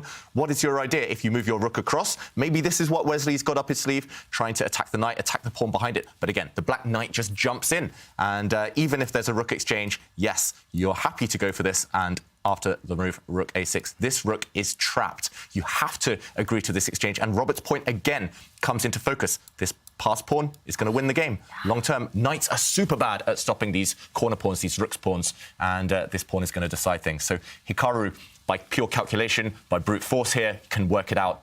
Every move is forced, and it is winning for black. You just ignore this pawn on the edge of the board, ignore that threat, just capture. That's the more important pawn. Hikaru should be winning. Yeah, no, he's going to go for it. He doesn't miss these opportunities. He has the unique ability to just have such precise calculation in a short amount of time and not shy away from tactics, resourcefulness. I'm expecting knight a4 any moment. And with Wesley down to 4 minutes, how difficult, James, will it be for him to find counterplay in that? This is why he blundered in the first place. It's because of the time trouble, right? As soon as that time gets low, it's just, I mean, anyone can be susceptible to this. It even happened to Magnus when he lost and played that rook b6 Artemiev move. Game was over. He was in time trouble, in fact. I mean, actually, Artemiev had 4 seconds, too, but also he was getting low on times, too. So it's important to understand when that time gets low, like, you just start moving fast. I don't want to get lower on time. Let me move real quick. Knight g3, oh, blunder, right? Immediate move here. And of course, knight a4 is definitely on tap here, but I wonder what else he's thinking about here, because he hasn't played it yet. Yeah, I think he's just trying to weigh up that variation that we saw with all of the rooks coming off the board. And we should also mention, at the bottom of your screen, you can see the computer top suggestions. Everything else would miss the opportunity, lose the advantage, and it would go back to being a level game. So he needs to capitalize now. This is the moment of this game. He needs to take that pawn. And he does it. He does it. Doesn't miss this stuff. Knight a4, he's calculated it all. And we will be coming to the variation that David showed us. Wesley immediately goes for the a5 pawn. But after all that skirmish, it looks like Hikaru will be the one on top. Yep, he will be. And what could be more natural? Just jump in with the black knight to a beautiful outpost on the c3 square, the line we showed, and that should lead to an advantage. Hikaru, meanwhile, he's got that evil genius look, just wondering, how should I play with my food here? How should I progress? But it's winning for him. We see the Jedi here with James, but I actually, you pointing out his look made me think of something. He could, of course, jump in with that a4 knight to c3, but he might bring the other knight to c5 to defend his knights. That way he's removing one of the attackers on his passed pawn. So I really thought that knight c3, that was a foregone conclusion. He would jump forward, but he can bring his other knight into c5, defending one knight with the other. And yeah, the eval bar says, Robert, you're a fool. But I actually think if you trade knights there, then black does have this outside passed pawn. So it's something that he has to consider here. White will take the h5 pawn, but that rook pawn is way less important than the queenside one. Yeah, I agree. From a human point of view, this still looks like a fantastic advantage. Yes, you can take this pawn, but the black rook is always going to guard across. I don't think there'll ever be threats against the black king, and it will all be about this passer. So I wouldn't be surprised if he goes for this, but nope, he goes for the other one instead. Just as strong, if not more so. And there we go. All the rooks are coming off the board, and this is the key moment. He needs to bring his rook across, and he has done. Eliminate the remaining rooks. Trade on your terms, and this pawn is surely going to decide this game. Yeah, Wesley, maybe he missed the sting in the tail. This final move of the variation, he'd calculated all of this, but underestimated this rook slide from Hikaru. And here we go, temporarily this, well, I was going to say a pawn up. Is it level material now? But that black A pawn's so dangerous. Wesley stepping back to try and trade off knights. Do we agree? Take that knight, or do we keep them on the board? I mean, I have to move it somewhere strange, which is like, I don't really want to go knight a4. I feel like I'm giving him something, especially maybe after queen a2. Like tempo, I'm a big fan of the tempo. I worked with coaches before about that was like, I love the tempo. And I'm like, oh, cool. Well, then I love it too, right? So I mean, a strong player tell you something, you're going to listen. So, all right, cool, perfect. You love the tempo? Well, I'm going to fall in love with it too. Knight e2 is tempo. So knight e2 is a move. We played a5, just gave it back. Wow, Ibar didn't like it either. I'm bobbing his head. He loved it, though. He's loving it. Yep. Well, he's going with pawn quality is more important than pawn quantity. So he's actually giving Wesley a pawn in an unexpected way. Wesley could have taken that rook pawn. That clearly wasn't valuable. But this pawn does feel a little bit more important in the position. So if white takes on c3, black has to take back. The queen can step up and capture. The black a pawn goes up one square, hits the knight, and we are seeing this variation. But when the knight moves away, black has carved at the d4 square for his own knight. That a pawn is a force. But white has a pass pawn of his own, and that's why you see the eval react to knight d4. White can start pushing that pawn, distract black's pieces, and then white is going to take that passer that black has established. That's deep. That's a very brave decision by Hikaru to just sacrifice a pawn. Went very well. He could have kept a material balance, traded the knights, and then looked for a way to advance the a pawn. He's going for blood in this one. Yeah, he really is. And this whole variation has played out on the board. If the queens come off, white has an extra pawn, but I have a feeling that black pawn will win the day. That black a pawn will tie down white's knight completely, and it should be decisive. But meanwhile, Hikaru activates the black queen. He's actually giving up another pawn. That other black pawn in the center. He's not materialistic at all, Hikaru Nakamura. He's saying, please go take my pawn. He's saying, please go take my pawn. If the white queen now gets greedy and takes that black central pawn, wow, I think we're going to see a pin. That black queen is going to jump down to the first rank. That white knight might be gone in the near future. He loves the initiative. He's happy to sacrifice that pawn. It's all about the a pawn. 3 squares away from queening, combined with the queen on b1, the knight jumping to d4. That will be a tough one to save. And we see the eval bar. Despite Wesley being up on material, it loves Hikaru's position. This is dangerous. In practical terms as well, 2 minutes down on the clock. White is on the back foot. Yes, you're a pawn up, but you're defending. I don't like Wesley's chances, I've got to say. You can't take that second pawn either. Taking the pawn on e5 is losing, I think, by force, because black's pawn is way, way, way too fast. I keep saying it's about the quality. Oh, he took it! Oh, my God! But here, even the move a3 for black, and the point is if you try to bring your queen back to c3, the black queen goes to b2. Typically, when you're down material, you don't trade, but here trading wins for black because you cannot stop the passed pawn, and your knight's under attack, so you kind of have to do something about everything, and I just don't think Wesley can get it done. Wow. Yeah. It's just a new queen appearing on the board and simply no way to stop it. So Hikaru right now, maybe there are multiple strong moves. This is one of the most natural. Maybe you can bring your queen down the whole way. I think this is just a beautiful position for Hikaru. He's looking for other options, clearly. But as Robert points out, this is the most natural. Push a past pawn, follow the rules, and you're going to make a new queen. Yeah. I don't think Wesley's going to be able to stop it. Hikaru spending his remaining time trying to figure out the most accurate path to victory now. He knows he's winning. He must do. Push him, baby. Push him. On the board. A3 played. And is this just completely busted? He goes queen b5. So Wesley did think of how to continue after a3. And Hikaru says, I'm not trading. Queen d4. And he says, wait, what kind of a move was that? Was that the reaction that we just saw? He said, what? What just happened? Yeah, he's just like criticizing Wesley's play. He's doing analysis while he's playing. And he's doing it for the fans. You know how Hikaru does. He's the big chess streamer. But right now, I mean, is there a way out for Wesley? It doesn't look like it. That pass pawn is too dangerous. The knight on c1 is a flimsy defender here. So I do think that Wesley is going to go down. Yeah. Wow, big moment here, but we will come back because Artemiev is playing on seconds. Can Fabiano Caruana win and take the lead in his game? Let's jump straight into Fabiano versus Vladislav Artemiev. Huge time advantage to Fabi here. Wow, huge time advantage, something we're used to saying at this point. Artemiev just too slow. His position is almost fine. It looks rock solid. He does have the bishop pair. I slightly prefer white here just because you have more space in the center. White's pieces are more centralized than their counterparts. But yeah, the clock factor is the biggest difference right now. Can Fabi turn that into victory, though? That's another question. Who would you pick here, James? I'm definitely picking Fabi, especially with the, I mean, when you get Artemiev to make, I mean, he usually sits very calm like he is right now, but I feel if, you know, if we roll the tape back, he was looking, he actually did a little head shake in a way, a little head bob. Like you see that when you can get that reaction out of somebody to just be Magnus with a straight face, right? Here, it's already a win here. The prep is working and he's up so much time. Now, of course, Artemiev already has time trouble anyway here, but I mean, White has the better pieces right now. Yeah, we have the bishop pair, but better pieces, more time. This is looking bad for Artemiev right now. Well, Fabi will try to grind out the clock on this one, but Hikaru is grinding down the position against Wesley. So we're going to jump straight back into that game because that is heating up. And that pawn on a3. Oh, my God. But is there a way to just finish this off immediately? He might resign, Wesley, in the next couple of moves. OK, he brings his queen back. He needed to do this. There was a huge threat of Black's queen actually coming all the way into the corner to a1 and pin that white knight. Now the white queen is back, able to defend just about. But I think Robert's idea from earlier, bring the black queen to b2. That's a beautiful square. It will completely paralyze White's pieces. And then the black knight will be able to rejoin the action. White's dream here is to give up his knight for that black pawn, but I don't think Hikaru is going to cash in anytime soon. He can wait. That black pawn is way more valuable than the poor white knight here.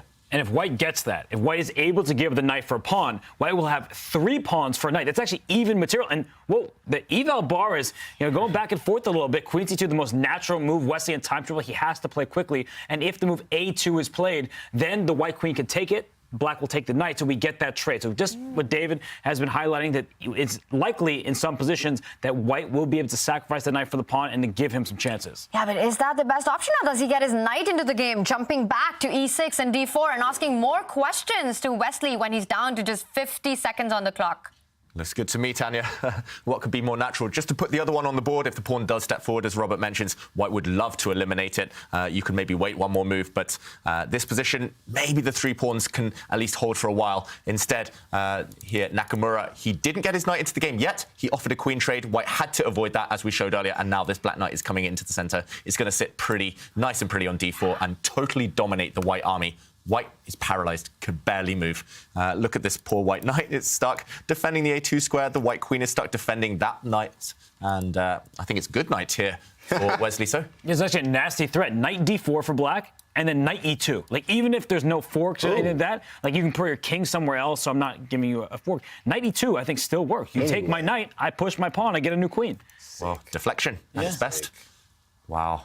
This is how strong corner pawns are against knights. Simply nothing to do, and that knight is coming in. And Wesley holding off, just delaying the inevitable here. The knight's coming, and as Robert also alluded to, if, for example, the knight jumps in, if you're not careful, if you move your queen, there's also queen takes knight as a tactic and a nasty fork to win the day. Yeah. This one's over. The knight is coming in to get the win, as they say. James, you've been saying Hikaru is your boy? Half man, half beast, half everything else? What is that everything else, and how is he this strong? Okay, well, I mean, he's half man, and the other half, we just don't know what it is yet. But at the same time, I mean, he's very strong, especially when you get low on time. It's a wrap. Like, a lot of times, I mean, you could just count it. I mean, unless you're, like, winning you up some material, you got the clear plan, there's very few people on the planet, Magnus even included, that when you get low on time against Hikaru, I mean, it's really bad. It's really hard. He's very accurate. He creates problems for you. I mean, even in the game with Fedoseev, like, I had 3 pawns. How did I make it through, right? It's insane. Almost a magician-like, of course. Oh, boom. Robert, you called it. Robert with the tactinos. Hikaru says, yeah, Robert, I hear you.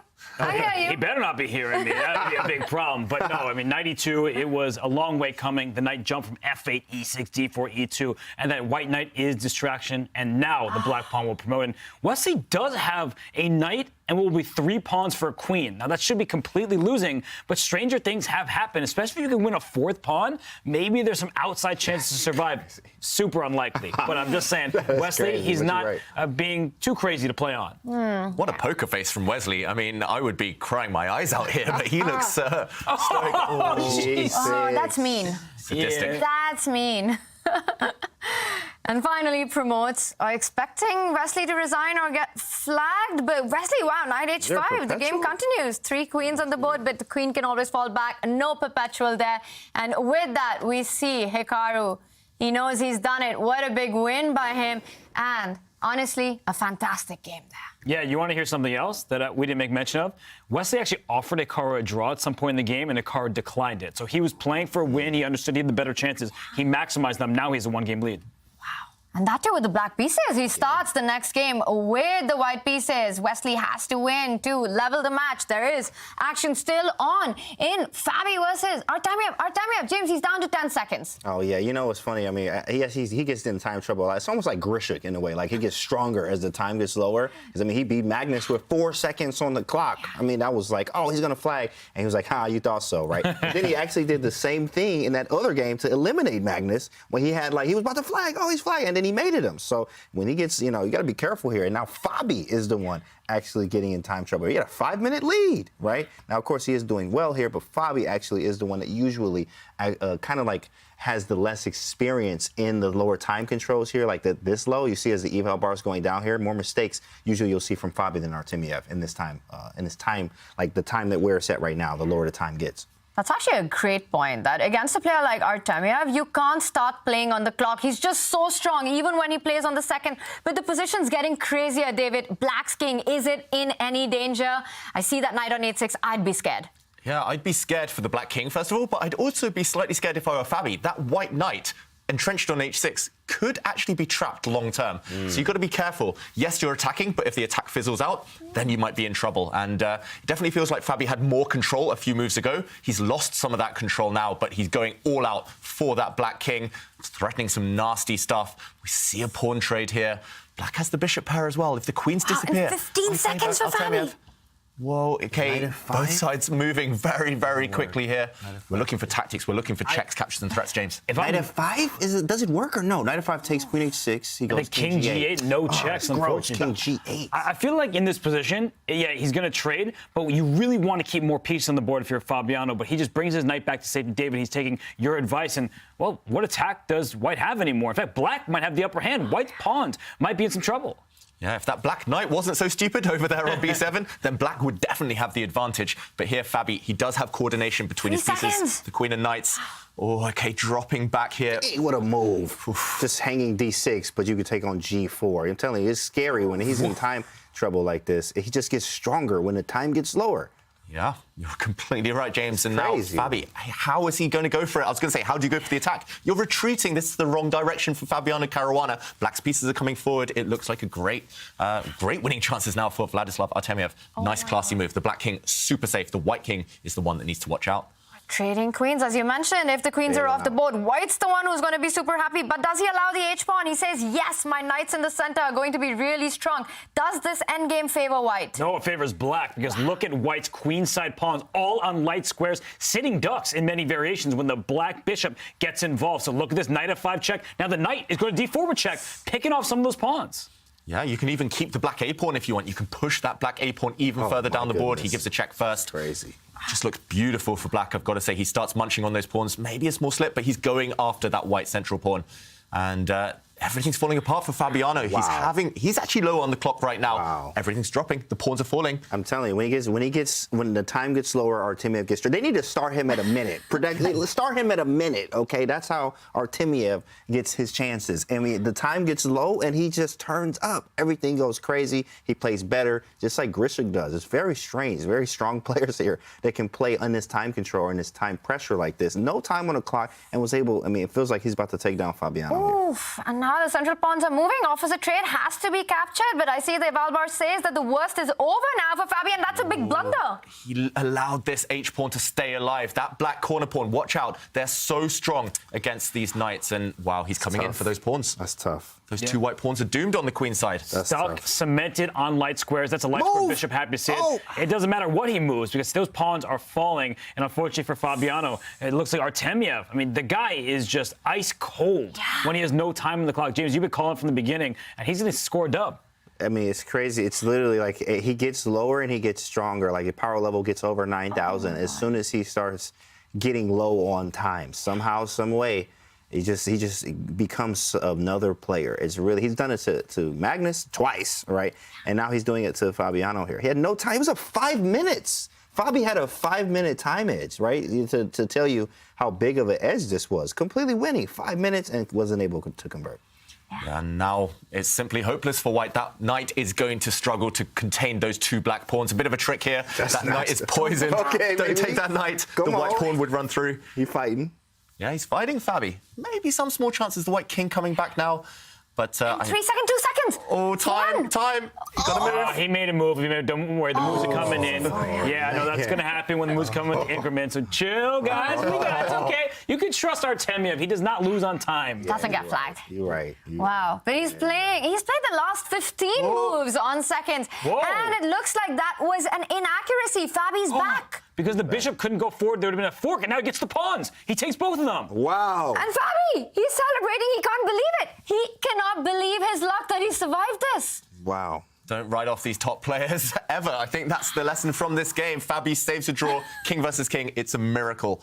Vladislav Artemiev let it slip, though. 1 move or 2 moves away from winning. Oh, what a turnaround. It's a role reversal from yesterday. Fabiano Caruana was winning against Liem, and just like what we just saw here, that's what happened. Liem was able to survive. So the players, they're going to make their mistakes in time trouble. But Fabiano, he should count his lucky stars. Wow. That was an absolutely crazy game there. We saw Fabi with a smile. He knows that he survived a scare. It was completely busted at some point. But Fabi survives to level the score and go into game 3. What a round we've had, full of action. David, so many critical moments. So many critical moments, both in the game between Wesley and Hikaru, and also this one. I just want to show where Vladislav could have actually finished it off. Just a few moves before the end, he was still winning. Bishops are better than knights in these types of positions with pawns on both flanks, and he could have showed this by simply pushing his pawns. This white knight is so far away. There's no way to come back and stop. There's only actually one route. You have to come into the center, but black simply continues pushing. You park the bishop on this square. The white king can come across, but now you defend everything, and black's king can take this pawn at will. If the white king ever strays too far away, you'll make a new queen. White is stuck, and it's a matter of time before black wins. Instead, he moved his bishop to a poor square, allowing the white knight back, and the white king was just in time to come back and take these pawns. Missed opportunity for Artemiev. Fabiano breathing a sigh of relief. Yeah, saw that on the camera in the end. Fabi smiling after picking up those queenside pawns. What action we've had. And this is where we stand. Hikaru Nakamura with a fantastic win over Wesley So, playing on the clock, playing on the position.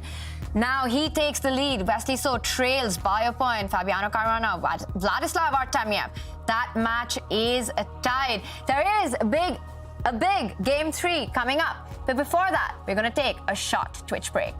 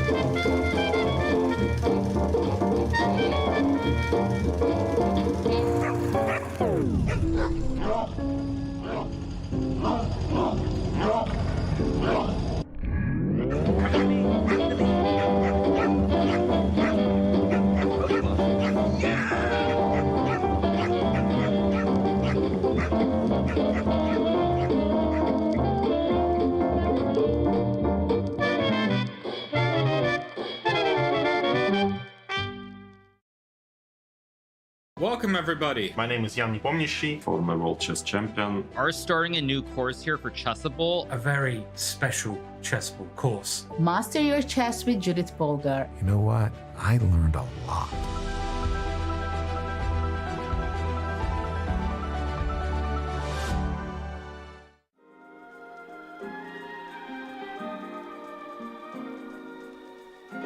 I don't even know if Hikaru knows this story. So at some point, we were running what was called the Chess.com Ambassador Program. I was convincing to give this little chess website that could a chance, because I know ICC is better to play, but give us a chance. When we thought about trying to get someone to play on our site who could motivate other title players to come, we were having a lot of internal debates about all the top players at the time. I mean, I've known Hikaru since I was 11 and he was 9, right? Everyone was good. There was no pros. I'm not gonna list any of the cons, but Eric was the one who was like, hey, like, if we're gonna do this, why not just go right to the top? Like, Hikaru's the best online chess player in the world. We had all the other grandmasters, but they're like, hey, if we really care about this, why are we spending our time trying to do this in 5 years? Let's just go get Hikaru to play on our site. And Eric reached out to Hikaru and had a great call. And I'd known Hikaru for years, so it wasn't hard for me to connect with him. And the moment we got Hikaru playing on our site, it was like every top chess player in the world followed.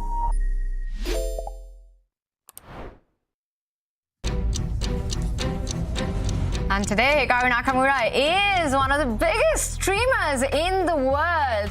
But not just that. I mean, over the last year, what performance he's had. Winning the American Cup, re-entering the world top 5, even in 2022, in his Grand Prix performance, qualifying for the candidates, and a fantastic candidates. Is Hikaru Robert in the best shape of his life?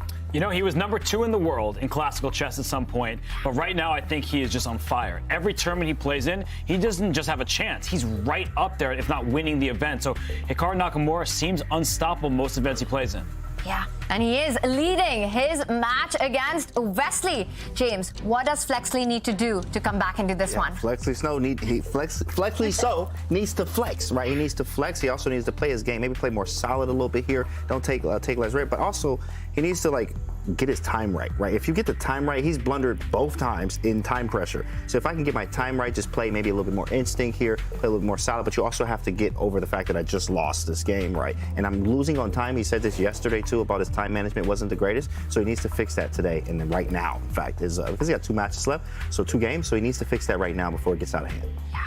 Wesley So has been struggling on the clock and on the board and takes a big decision to go for the Sicilian. Wow. I said less risk. Psych. Yeah, James, you jinxed it there with the opening. I was actually going to make a bold prediction that it would be a quick Berlin draw. Hikaru would be happy to get one game closer to that finishing line. Wesley, meanwhile, throw away that black game, focus on a white win in the next one. But no, Wesley wants to risk now, here and now. It's a bishop b5 check Sicilian. This is a more solid option for white. No open Sicilians where it's kind of throwing pieces towards each other's king. This one is more strategic, kind of in line with Nakamura's strategy for this match, seemingly. But yeah, what do we think of this opening choice? To be honest, the bishop b5 check for any Sicilian player, like me being included as well. I've ventured off into e5 and Carol Khan too as well. But being a long-time Sicilian player, the one that you hate the most is when they go bishop b5 check. Believe it or not, you can see the face that Wesley's making right now. He actually made that face. As soon as bishop b5 check landed on the board, his face, he was just mad. The little smirk of like, bro, come on, man. Like, that's exactly what happened here. And I understand, because it's annoying. Nobody likes to face the bishop b5 check Sicilian. Yeah, you play the Sicilian, have an open position, attacking chances. And here you're like, everything's closed. Not a single piece has been traded. And when Magnus was playing against Hikaru, we saw some close Sicilians as well, just trying to keep the action closed until black has to force it open. And look at Wesley's last move, c4, maybe opening the c5 square for his knight, trying to get some forward squares. But white can always strike at that pawn, b3 or d3, just try to trade some pieces. And we do see a quick en passant. Yeah, a quick en passant, and this will be recaptured, at least now for Wesley. If he wants to win this game, there is a small imbalance in the pawn structure. Black has a rock-solid structure. Black, once he gets castled, will be very happy. I think Hikaru, meanwhile, will want to strike on that queen side. So still early days in that game as these two start their battle. And a big game coming up where Vladislav Artemiev was so close to winning round 2 against Fabiano Caruana, but a miraculous save there.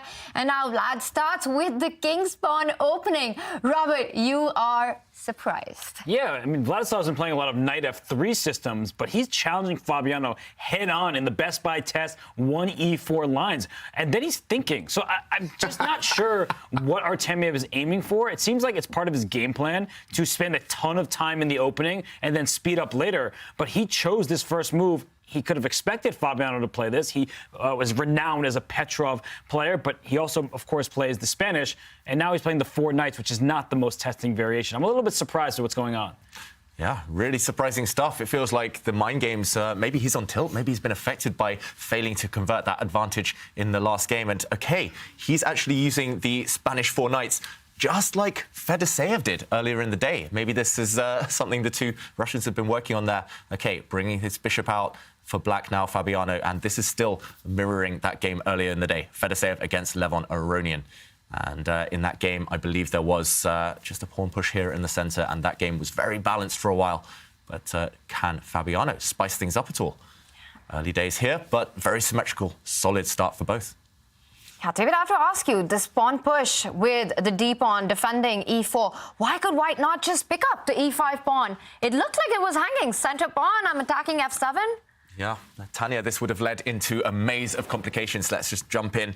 If white had taken this pawn, I've taken it myself in this exact position. Black, for example, can bring his queen out. And here things do get spicy. White, for example, can cash in on this square. But watch out for the white king as well, a bit of a target. So this leads to just reams of opening theory that I don't want to get bogged down in here. But it would have got very complicated. And clearly, Artemiev just in the mood for a more solid position. This is the current position on the board. And you do have to watch out slightly for this type of move. You don't want to get your queen trapped, but of course there is still one escape square. Maybe the white queen will slide across to attack this black king. And you said opening theory, and we have Fabiano Caruana on screen. When you think opening theory, he's one of the first names that comes to mind, along with the likes of Anish Giri. So Artemiev wants no part of those crazy positions. He likely hasn't looked at it much himself. He's not really an e4 player. He does not play the king's pawn often, so he's trying to play something solid. He wants a slight edge that he can try to press, because as David, you said yesterday before he faced off against Magnus, he loves himself a good endgame. And Magnus Carlsen, I mean, he is the highest standard of endgame player, and Artemiev is right up there with him.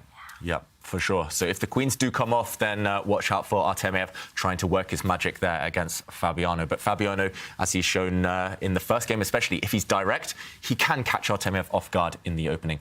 And I think that just that experience of game 1 today has scared Artemiev away from his usual openings. That's why we see this position in front of us. I think that's a win for Fabi, in fact. I mean, he scared you away from your regular knight f3. I mean, he played it every game against Magnus, the world champ. But Fabiano here, he's like, let's mix it up. Wow, that says a lot, about Fabiano's prep, and also maybe the psych part there, psychology part on Artemiev there of like, oh man, let's play something different. But then, I'm not familiar with these positions, and if he gets low on time, I mean, this could be bad. Let's see how much prep Fabi has here too as well. He feels like he's good right now, only 30 seconds off the clock here, uptime already. Still at the beginning of the game here, so pretty good for Fabi here, but very level position and nothing that both players cannot play well. Yeah, it's only moved 8 or 9, but it's clear that Artemiev is freestyling completely. And again, another long think. What could be more natural? Just castle the white king? But maybe he wants to attack. Maybe he wants to throw some pawns towards the black king. Maybe he's going to bring white's dark squared bishop out, just pin that black knight.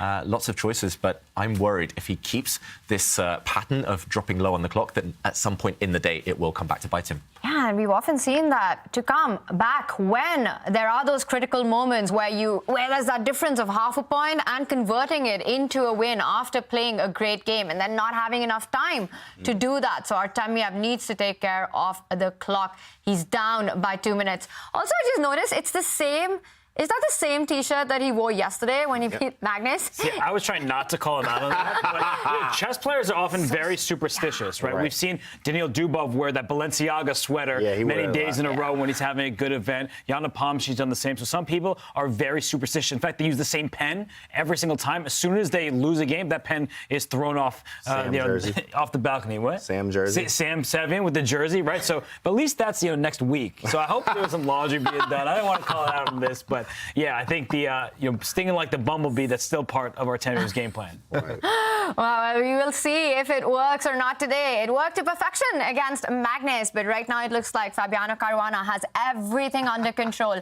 in this position out of the opening. Let's head back to the other matchup. Hikaru Nakamura taking on Wesley So. Hikaru leads with his win in round 2. Does he have everything under control in this one?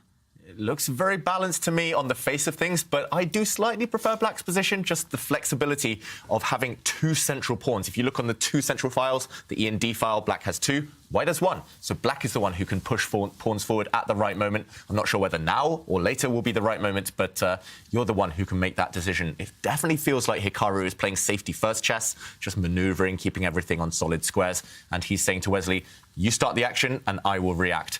But that's a risky strategy in a situation like this. If you're too passive, if you're too negative with your maneuvers, your decisions, then it could haunt you for sure. Wesley, meanwhile, just setting up. He's going to bring all of his pieces into the game, maybe centralize his rook next to his king, maybe step the Black king up 1 square, cover some holes over there, and only then decide what to do in the center. There's something ironic about it, though. Sometimes when players, they have a lead, that's when they get the most nervous. And Hikaru has been ahead on the clock throughout most of the competition. Right now, we see him spending time on this move. He's playing kind of timidly in un-Hikaru-like fashion, especially in a Sicilian. It was his opening choice. He wanted a solid game, but he's not getting that. So this is a credit to Wesley So, playing a strong Sicilian, getting the type of position he needs to fight for a win. And Hikaru now is looking at the center, as David was pointing out. Will Black strike with that extra pawn there? Is there a problem down the C file? What is White going to attack? It doesn't seem like there's a target in Black's position. I like the look of this for Wesley So. Well, there are 2 potential breaks in these positions for Black, right? You can either go D5, strike in the center, or B4, strike on the queen side. James, which one do you think will appear in this game?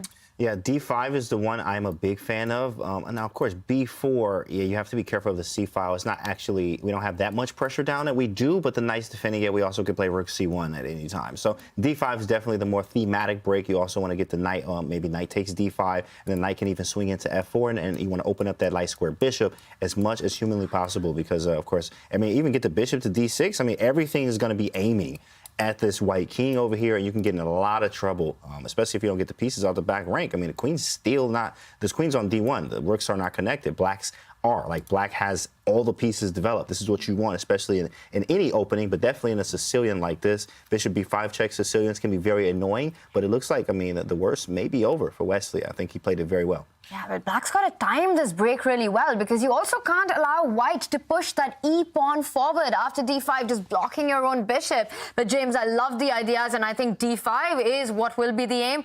Robert, do you agree? Yeah, but I like David's arrows here because I was just thinking Black played G6 a moment ago. And what was the point of putting the pawn to take away the F5 square so the white knight cannot jump forward? So you play E5 to stop White from doing that. And then you play D5 and you really blast the center of the board open. Advantageous for Black if that were to occur. Yep, looks beautiful for Black. Everything in Black's favor here. I was just going to point out this move as well. If the white knight retreats here, maybe the black knight's actually going to come to this square, really tie down these pawns. This is kind of thematic, an idea here, especially when you've got pressure down the C-file. If the white knight goes the other way, however, look how blocked in this queen is. This queen is smothered. This queen is suffocated. And now you break open the center, boom, and everything is in Black's favor. I really actually fear for Hikaru in this position. If he simply moves his rook across, I think he's going to be struggling. He needs something more active. But where is that move? What can he try here? Notice already this. Shaking his head. Sorry. Notice this, David. Actually, like, you know, it's Hikaru's down time. Yeah. When is Hikaru ever down time? Never. Against anybody on the planet, right? Okay, he's down 3 minutes and counting. That's a lot, Wesley. This is a win for Wesley right now. In an opening battle right now, Wesley won the opening battle, and Hikaru's going to have to figure this out as he's trying to right now. Right now the timer says 3 minutes and counting. He's thinking and using his time trying to figure this out. Wesley's up time. That's huge for Wesley right now. Yeah. It is really about getting these small wins so that you can get the big win in the end. Getting that little time advantage, putting a little bit more pressure on the opponent, having ideas like e5, d5 in the air. Hikaru Nakamura in a bit of trouble. And you can tell he's just not shaking and bobbing as much as he usually does when he's better. He's no longer acting. Right? That grimace that you just saw on his face, that was real. That's a chess position grimace. Like, this is not going the way I want. And it really is that straightforward for Black. You have a clear plan, and White doesn't. So Black has the pawn breaks. I say this so often. I've said it so many times in the show. The side that controls the pawn breaks is usually the side with the advantage. And he brought his knight back to the first rank, which opens up ideas on the queen side flank or still in the center. I love the way this looks for Wesley. And I think we've all been asking for this. We love Wesley So when he's playing ambitious chess. He's super dangerous, but he often sticks towards more solid openings and decisions when he's playing the top. He has to. His back is against the wall, and he's doing just that. So props to Wesley right now. Yeah, I first met Wesley So at the 2007 World Junior Championship, and he was a really attacking, aggressive player. He crushed me straight out the opening once. A few years later, he crushed me again by playing attacking chess, and I just couldn't handle him. And nowadays, he tends to prefer that more solid approach, and it serves him well, of course. He's got that level of consistency that's kind of kept him in the elite of world chess for so long. But to beat the likes of Hikaru, to beat the likes of Magnus, you need a bit extra. So it's nice to see him in this game, embracing his roots, embracing his natural instincts when he was a bit younger. And I feel like, just like the first game, now is the moment. Strike in the center before Hikaru gets organized. David, I was thinking about that. You know, that F5 break that he had in the earlier game, he missed that opportunity. Is this the moment for him to strike in the center, push that e-pawn, drive the knight away, and then move ahead with the d-pawn, opening up the bishop, all the ideas that James mentioned, and we've got e5 on the board. We might be seeing d5 next. Yep. It's on the board. It's on the board. And does he want to move this knight? That's the question first. Maybe he brings it to the side of the board. Maybe he brings it back. But as you say, Tanya, this is the move next. d5, break it open, and Black has the advantage. It's unstoppable almost, this pawn break. Your idea is still there. Knight a4 first. Let's keep the piece on the board. When a side is cramped, they want to trade pieces. The only side that doesn't have space is White. So let's keep the knights on the board, then play d5, open up the center. Black has an extra pawn in the middle of the board. This looks so promising for Black, and Hikaru recognized that. It's not that he thinks he's lost, and Wesley did, by the way, hop the knight to the a4 square, but Hikaru's just uncomfortable, and Wesley's in the driver's seat. Yeah, just to fast forward a couple of moves in this variation to show how strong this is for Black. For example, what do you do in this position? If you move your queen, then at some point you will get hit by a knight f4 jump. I don't see what else. The Black rook is going to come, start creating some monster threats. Also, watch out for sacrifices on this square. It just looks fantastic for Black right now. This position is gross. That is just so bad. After he takes knight takes d5, it's really bad. d5 here. I mean, do you have a choice? Do you have to take this? You've got to be careful if you make a random move. Maybe we'll even see the Black pawn step forward. There's a pin on this file as well, and that could nab Black a pawn. At the very least, you just bring your rook into the center. Nice position. So if you do have to open things up, that will suit Black. And Wesley done everything right in this game. Hikaru rotates his knight, retreats that knight backwards. And, OK, he's still solid-ish, but look at the white pieces. They're all camped on their first two ranks. Blacks are pouring forward with all the momentum. Yeah, it almost feels like the mat situation has forced Wesley to take drastic, ambitious decisions, and good for him. Because now after d5, he does control the board. White moving back, Hikaru moving back with his knights, but there is a threat on the board. He is threatening to pick up that Black knight and win a pawn. How does Black counter it? That's a pawn I'd be willing to give up. If I'm Wesley, I get the bishop pair. The board will open up. That's good for bishop. So I would even think about sliding the rook that's next to the king into the center in line with the queen. Rooks usually win those showdowns on an open file, and that file is going to open up. Wesley, knight c5, that is not a timid move. He just brings his knight back towards the center. I think it makes sense. He knows he has the advantage. Why give Hikaru even the slightest bit of hope with material? So knight c5 is good. Rook d8 is next. Still Wesley. And look at the lead on the clock as well. I mean, it's not just the board, it's the clock, it's everything, and you could see it on Hikaru's face. Yeah, he's worried. He's one uncomfortable man right now, Hikaru Nakamura, and it's like you said earlier, Robert, just when you're in the lead, somehow people freeze. I've been there so many times myself. Suddenly, getting a draw feels like Mount Everest, climbing that Mount Everest, and it's the hardest thing in the world just to stay solid against these top players. OK, Hikaru brings his queen out, but that queen is not going to feel too safe anytime soon. James, do you spot any tempting moves for black, tempting ideas here? Yeah, I'm actually looking at, I was just going to say captures. Okay, captures. I also looked at d4 too, but then it just locks down everything, and I have to like move the knight and then play f5. It's too much. So taking at least keeps the bishop open. It's a very strong bishop I have there. But after takes, I mean, I'm not sure what to do yet. Okay, he took with the knight, so now we have to calculate a little bit. Takes, and then grab the juicer. Exactly. I'm not sure which way you capture with the knights. Let's say this way, for example. And I'm really worried for Hikaru after a move such as b4. Look at this. Look at the pressure on the c-file. It's as if you're getting hit from all angles. This pawn in the center is isolated, eternal weakness. Now you're getting hit from this flank. Also, black is the one actually with the advantage on the other side. It's actually on the board right now. James. Wow, it's on the board, b4. We were talking about, should black go for the d5 break or b4? Wesley says, I'm going to get both of them in. And he does it in the strongest way possible with that pin on c2. Hikaru Nakamura in big trouble. Low on the clock as well. Knight d2, does that just... Well, the good news is that the b7 bishop is attacked, David. So you perhaps can't really pick up the c3 pawn immediately. Yeah, I'm not going to be greedy, though. I'm not keen to rush things here if I'm Wesley. So he's got the long-term advantage. So he's actually done the hard work. Long-term white central pawn is isolated after a trade of pawns on the c3 square that we pointed out. He'll have a bunch more isolated pawns, Hikaru Nakamura. So Wesley can actually make sure everything's defended, everything's ready first. There we go. Bring the rook into the action. Only later cash in on that advantage. It's all about transforming advantages in chess. You have the strategic advantage, transform it into a material advantage later, but only when you're ready, only on your own terms. And I like this move. And the one piece for black that really isn't optimized, that knight on f6. It is staring at white center, but at some point it may hop around the board to find greener pasture. So if that knight hops to the rim, we typically criticize those decisions, call it dim. But here the knight may venture into f4. That's a great square to work with. White would like to use the dark square bishop to cover, but then black will try to trade off the dark square bishops. If you use your pawn to cover by pushing to g3, you open up even more squares around your king. That does not look like a good way to stop it. You see the evaluation go higher and higher for black in such a position. I think that Wesley, his play is so easy here. He has a lead on the clock. Hikaru is not feeling the game right now, and I think Wesley has to punish him. Yeah, he has to punish him. At some point, you will take on this square. You don't need to rush this because of the pin against the c2 bishop. Maybe a move such as bring the bishop to c5. I'm also looking at ideas like knight g4, trying to go for this white king, trying to cash in on those dark squares. And it just looks beautiful for Wesley, but he's spoiled for choice. Will he be able to find the knockout blow? It feels like this is the game. He needs to strike here. If he doesn't win this one, Wesley, he's not going to recover from this disappointment. He's up time too as well. He's just trying to bishop c5. Wait, we have a move here. Okay, bishop logical. c5. Yep, very logical. He's trying to trade off and take on. No, you still can't take on. Well, you can now. The problem was b7 and e7 was hanging. Now there's only one piece hanging.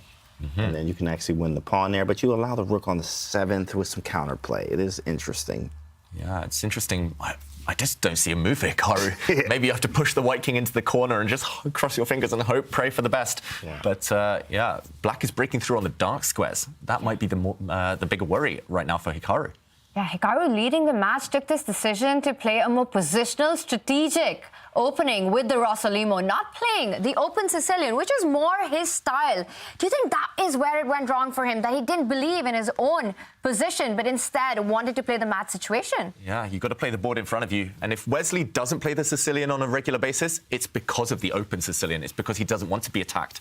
And here, Hikaru hasn't tried to attack him, hasn't given him any difficult questions, hasn't tried to make Wesley uncomfortable. He's just playing for a draw. Yes, you've got white. You haven't done that much wrong, but it's these small kind of signals that would have given Wesley confidence in the match. Wow. And h3 stopping the black knight from jumping forward, but a bit of a sad move to play for Hikaru. Yeah, very sad. Wow. Hikaru Nakamura currently struggling in this game on the clock and on the board. We will come back to this. Let's get an update. Wow, lots has happened here. Queens have been traded off. What is going on? How are we evaluating this endgame? Well, when you said struggling on the clock and on the board, that describes Vladislav Artemiev's position. He is down 7 minutes and change. He's also a worse position because his pawn structure is worse. And Fabiano Caruana has full control of this open e-file. The knight is better than the bishop. We like a bishop pair, but when it's a lone bishop, the knight can hop from color complex to color complex. The bishop is inherently limited to its own color, the dark squares. And look at this. Black controls the e-file. Black has a rook on the f-file. That knight on d7 can jump into the position via b6 and go forward from there. This looks really, really nice for Fabiano. And did we mention that he's up 7 minutes? That's a lot of time. What does he even hope for here, Artemiev? If all the rooks come off, you're probably losing. It's good knight versus bad bishop. If the rooks stay on the board, the black rooks are likely to come into the position. Which pieces do you want to trade? There's no chance you'll ever get black's knight off the board for your bishop. I don't see it. What are your hopes long term? Maybe you just have to survive move by move, but with 3 minutes, it's not an easy task. It's always hard when you have to play moves and suffer from a worse position. Like, that's just the worst. Like, you know you're worse, but you're just trying to hold or create some type of chances here. It is bishop versus knight, but I mean, like, the knight's fine. You have double pawns here. I can always defend the b file with b6 if you go rook b1. I'm about to double and then trade, and definitely an endgame would be nice. For black here, we have the maneuvers. We can even put the knight to e4. When we get a knight to e4, it's going to be extremely annoying, right? So black has all the play here and the time to do it. Now, Fabi needs to be better with his time management, I think, here, too, because he got in time trouble and almost lost that game, you know? So he needs to be careful, too, not to get too low on time here and use the time edge wisely. Yeah, he's got a 6-minute lead, so it's kind of hard to imagine him being in time trouble. But you're right, James, we saw that happen. And a lot of misses happen when you're low on the clock. Is it a good idea for Fabi to keep the rooks on the board, or should he try to get rid of them? I would love to make them all disappear, wave that magic wand and hoover them off the board. Hoover them. I think the black knight is just going to be a beast if it lands, like James says, on e4 or c4, the route that Fabi's going right now. Beautiful outpost. And when you have squares that can't be challenged for that knight, the white bishop simply can't compete. And black can trade a pair of rooks at any moment, right? You can push your g-pawn, force the bishop out of the way, then trade rooks. So I really like the dynamic here for Fabiano. It seems like he has a pretty easy gameplay. And for Artemiev, who doesn't have much time, he's looking, am I going to lose a pawn in the next few moves? And if he loses one pawn, is that too much to deal with? Unlike game one, where Fabiano got in time trouble and almost lost, there is zero losing chance there. He would have to blunder a full piece or misclick and give his opponent a pass pawn. I don't even know how you lose this position. Fabiano has a dream situation right now. Dream situation, just keep things solid. Just defend some pawns, get those rooks off the board at the right moments. Yeah, looks perfect. Just a great strategy. And Artemiev, he's an endgame expert, but not when he's suffering like this. I don't think anyone could be an expert in this position for white. It's just... This is a nightmare. We're just 2.5 minutes on the clock, playing with the white pieces. It's just not a scenario you want to be in. Fabiano Caruana dominating this endgame. Let's head back to our other match. Hikaru versus Wesley. Hikaru with the white pieces has landed up in big trouble straight from the opening. Also, for the first time in this match, it's Wesley who is ahead on the clock. We see that the bishops, there's still tension there. Trades haven't happened on the queen side. King h1. How does black continue now? Oof, spoiled for choice. You could trade a set of pawns on the queen side, but again, do you rush it? I don't think so. Well, commentator's curse. I was going to say Robert's idea from a few moves back, bring that black knight into the game. That's maybe the piece that can be improved right now. I would love to take a timeout as well to just kind of shuffle the black king forward one square just to protect some pawns. But you've kind of got this luxury of time of all these different moves. How do you choose? And actually, the more I look at it, the more I don't like Wesley's decision to open up the white rook on the b file. Some trick suddenly in the air. Bishop c5 is a threat. You're actually threatening to just win a piece. Oh, big fella swinging. I was just going to go knight h5, but he hit him with a tactino. David said improve the knight. Says, give me that pawn in the center, and this works tactically. What a shot from Wesley. So he grabs a pawn, and it may look like white is about to win a piece because that knight on e4 is under attack multiple times. But the issue is that queen on e2 is needed to guard the dark square bishop, so the forcing lines actually play out in black's favor. Yeah, just as an example of the forcing lines. Firstly, you can't take this bishop. If you take this bishop, there's a nasty knight fork, a nasty check, winning the white queen. Wow. So the only other forcing move is to take this one, take the knight. But suddenly, after bishop takes bishop, the white queen is overloaded, as Robert mentions. Queen takes bishop, you drop this piece. The white bishop here is lost, and black will emerge a clear pawn up. If you take the other bishop, then black is actually spoiled for choice. You can take this knight if you want, or you can be even more ambitious, even more greedy, and take this rook. At the very end, after the dust clears, black has won the exchange and a pawn. Game over. So Hikaru now, he needs to be resourceful to even stay alive in this game. Yeah.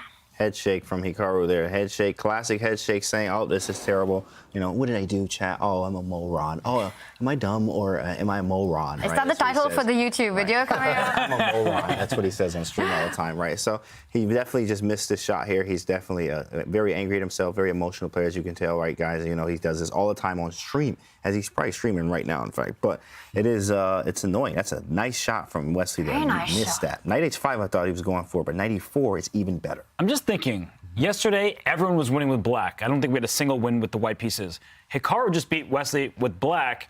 Wesley gets... Is this going to be like 10-0 to decisive games with the players of the black pieces? If we rule out the Armageddon? Yeah, I'm ruling out the Armageddons. That's different format. Wow. Yeah, 9 wins with the black pieces, 0 to white in the rapid portion on day 1. And as you're pointing out, it was Hikaru taking the 10th black win, and it looks like Wesley has the upper hand with the black pieces. You could be right. I don't think we've ever seen those stats before. Black scoring so heavy. Yeah, it just shows how well prepared everyone is these days. If you can't make a dent on your opponent with white, then actually things do turn around. And look at Hikaru down to 1 minute. How often do we see this? Down on time so significantly and totally lost position. Great play by Wesley. Yeah, I don't think this would have been on my radar either, but he spotted it, and he deserves to win this game so far. Pawn grabbed right in the center, and I just do want to point out that I just thought about it. And Levon won with the white pieces against Fedoseev earlier, so Levon, I apologize. You know, please forgive me. You did win with white. And look at Hikaru. He puts his bishop there. What is going on? Hold on, man. Whoa. Tactics everywhere. Everything's hanging. Relax. Yeah, you just pick it up. You can't pick up the rook because the queen was hanging. Yeah, let's do a count. So white has sacrificed the exchange, a rook for bishop, but in return has got the white queen active. It shouldn't be enough, but there's an attack against the black knight from the white queen. There's an attack against the black rook from white's dark squared bishop. So a couple of tricks in the air. He's just gambling at this point, Hikaru. He knew he was losing anyway, so he's going to go down in flames. He's going to hope that Wesley gets nervous and slips up. But 4 minutes for Wesley, he should be able to find a solution.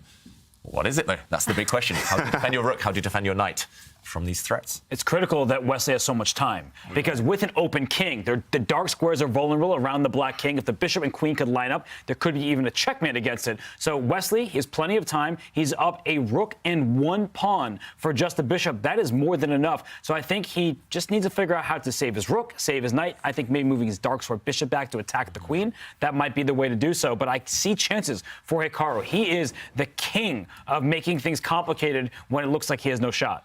Yeah, really nice move there. Really nice suggestion, Robert. I'm not sure if it's the only way, but it's a very sensible way. You defend your knight with tempo. James mentioned earlier, everything has to come with tempo. Everything has to have a purpose. Tempo.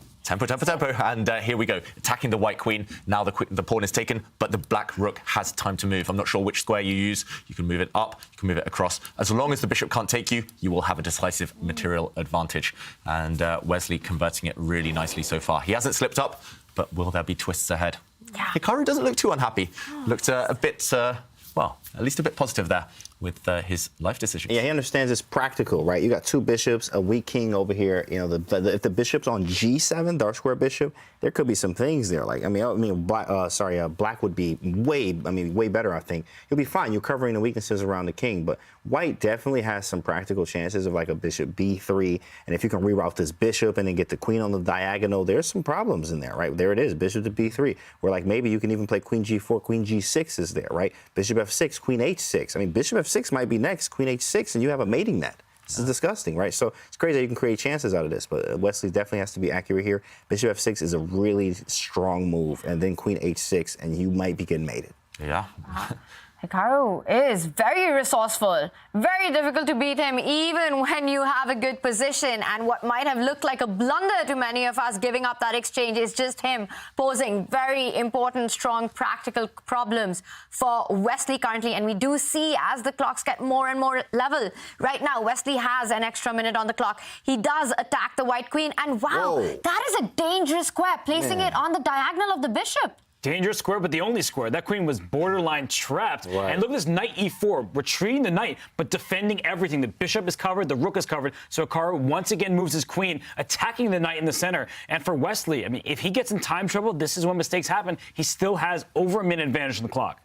Got to be really careful. Suddenly, James, your ideas of the white queen swinging across towards the black king. I'm telling you, there's tricks here. I mean, even like knight C3, queen E8, my guy, and then rook takes, bishop F6. But of course, obviously, you can play, I think, G5 there. Is there bishop C2?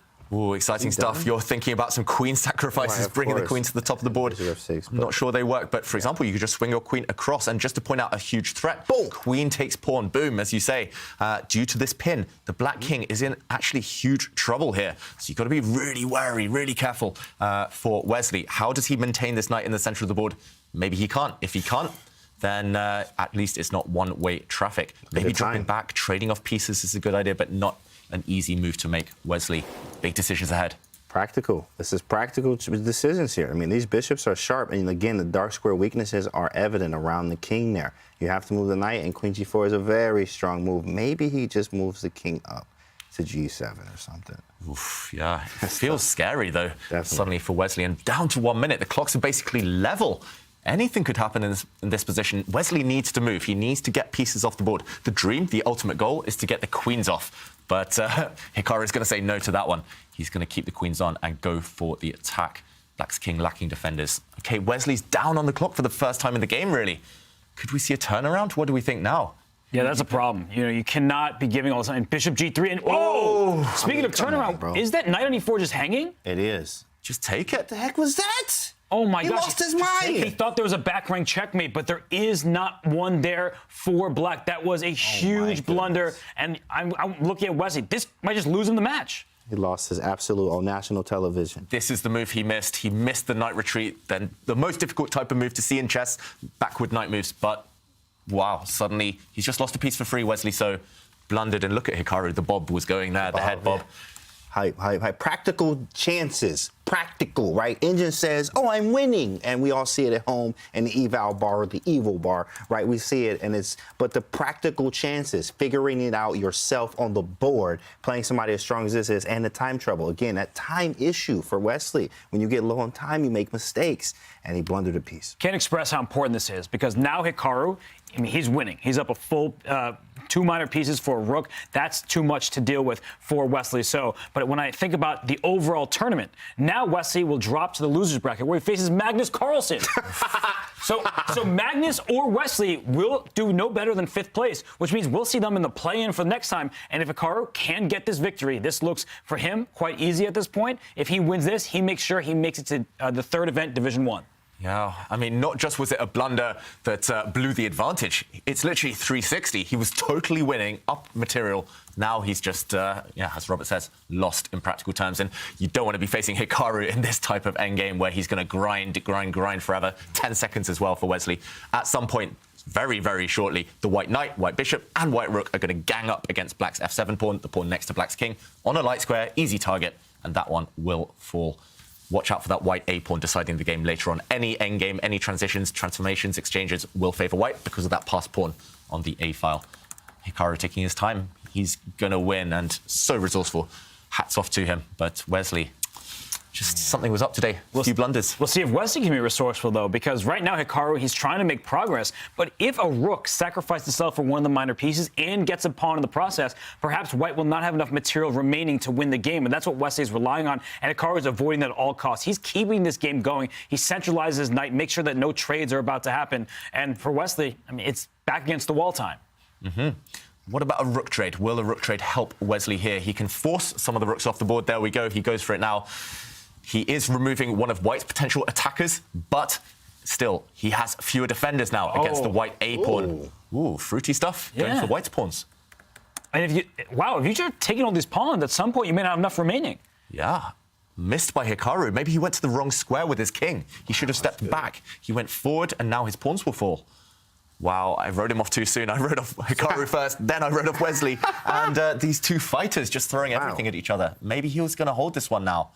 Yeah, not that many pawns remaining, and that's all Black needs to do is you're going to trade off the king side pawns and then bring your king on over to the queen side and then try to give up your rook for bishop and pawn or knight and pawn. As long as white has no pawns remaining and one of the minor pieces off the board, it's immediately a draw.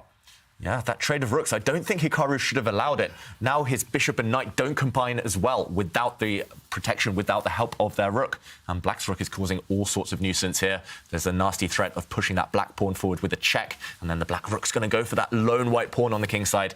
And Hikaru trading everything off.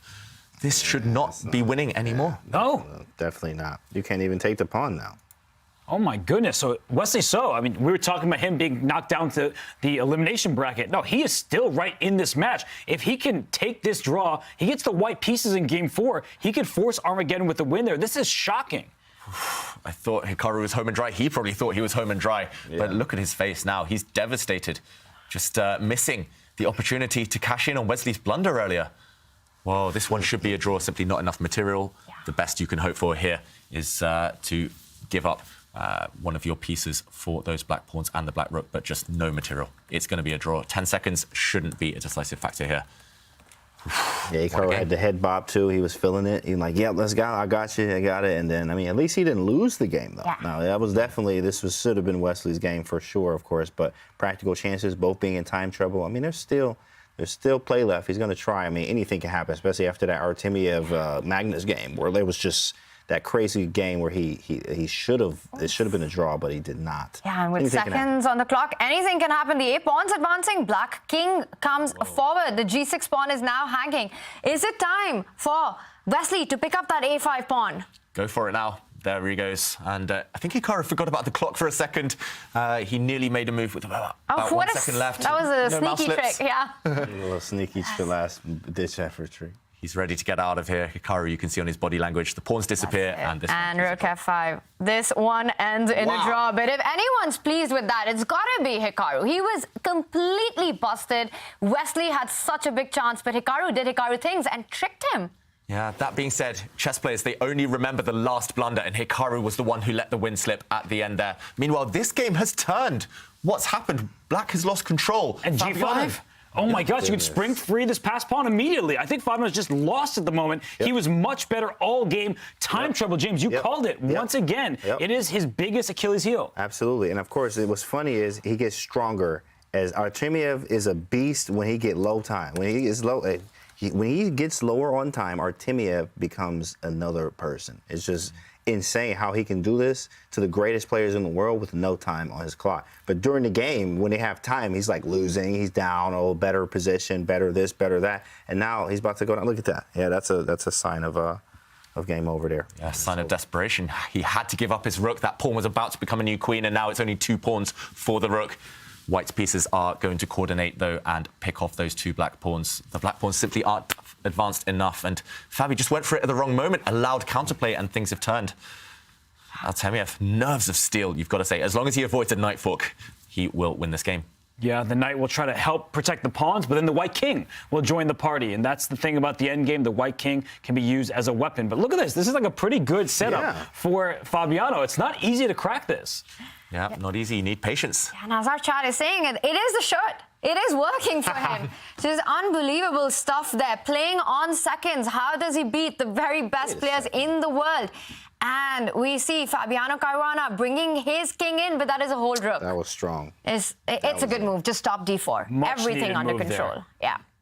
Yep, important move. And now the white king can step into the center at will, and those black pawns will eventually fall.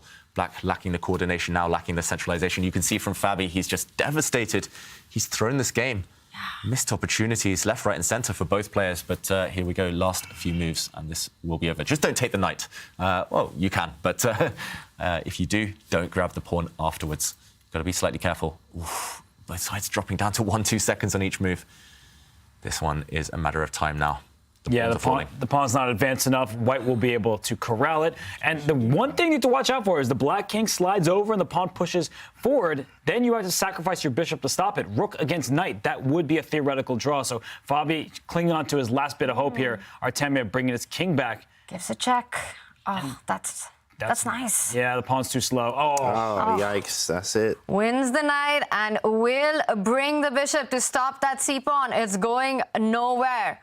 And with that, Fabi shakes his head. Vladislav Artemiev takes the win, takes the lead, which means going into round 4, Fabiano Caruana has to win on demand to force a playoff.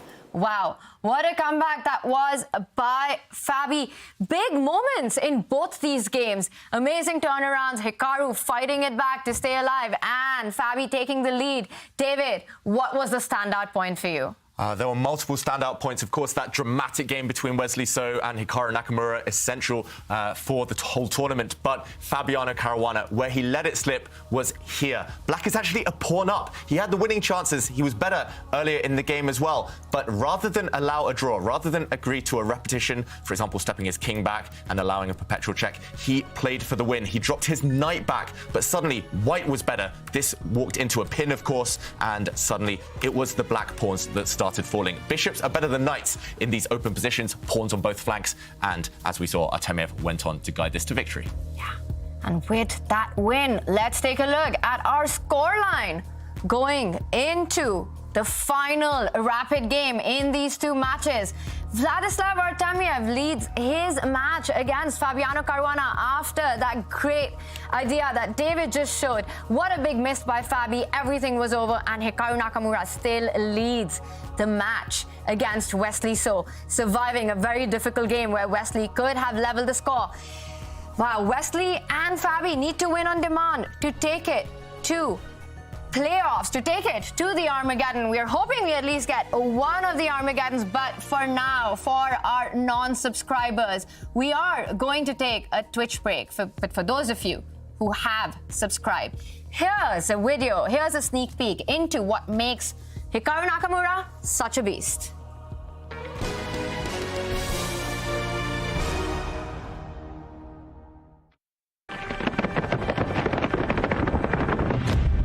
Hikaru Nakamura starts the Chessable Masters as one of the favorites. When he was young, Nakamura had a really aggressive style, a really direct style. He wanted to win every game by checkmate, and many people feared him for that. However, as he's got a bit older, Hikaru has slowed things down. He plays a very solid brand of chess nowadays, preferring to take things to a more strategic level and to grind down his opponents in long games. As an example of Hikaru's attacking instincts, this is perhaps his most famous move of all time. As black here, against Boris Gelfand, he played a queen sacrifice. This game stemmed from his favorite, King's Indian defense, something he's also published a course about on Chessable. Queen to d3, what a move, trying to deflect away this white bishop. There are multiple threats, including queen takes pawn, leading to checkmate, and of course, if the queen is captured, this would end in an immediate checkmate. This is how Hikaru played as a young player. However, as a streamer these days, he has an utterly different repertoire. In recent times, Hikaru has shown his natural talent for the game by winning the Fischer Random World Championship. That shows his flexibility, of course, and this is reflected in his streaming career. On Chess.com, his most successful opening is 1b3. However, he's also very well known for inventing the bomb cloud. And bringing the king out, not to be advised, but Hikaru makes it work.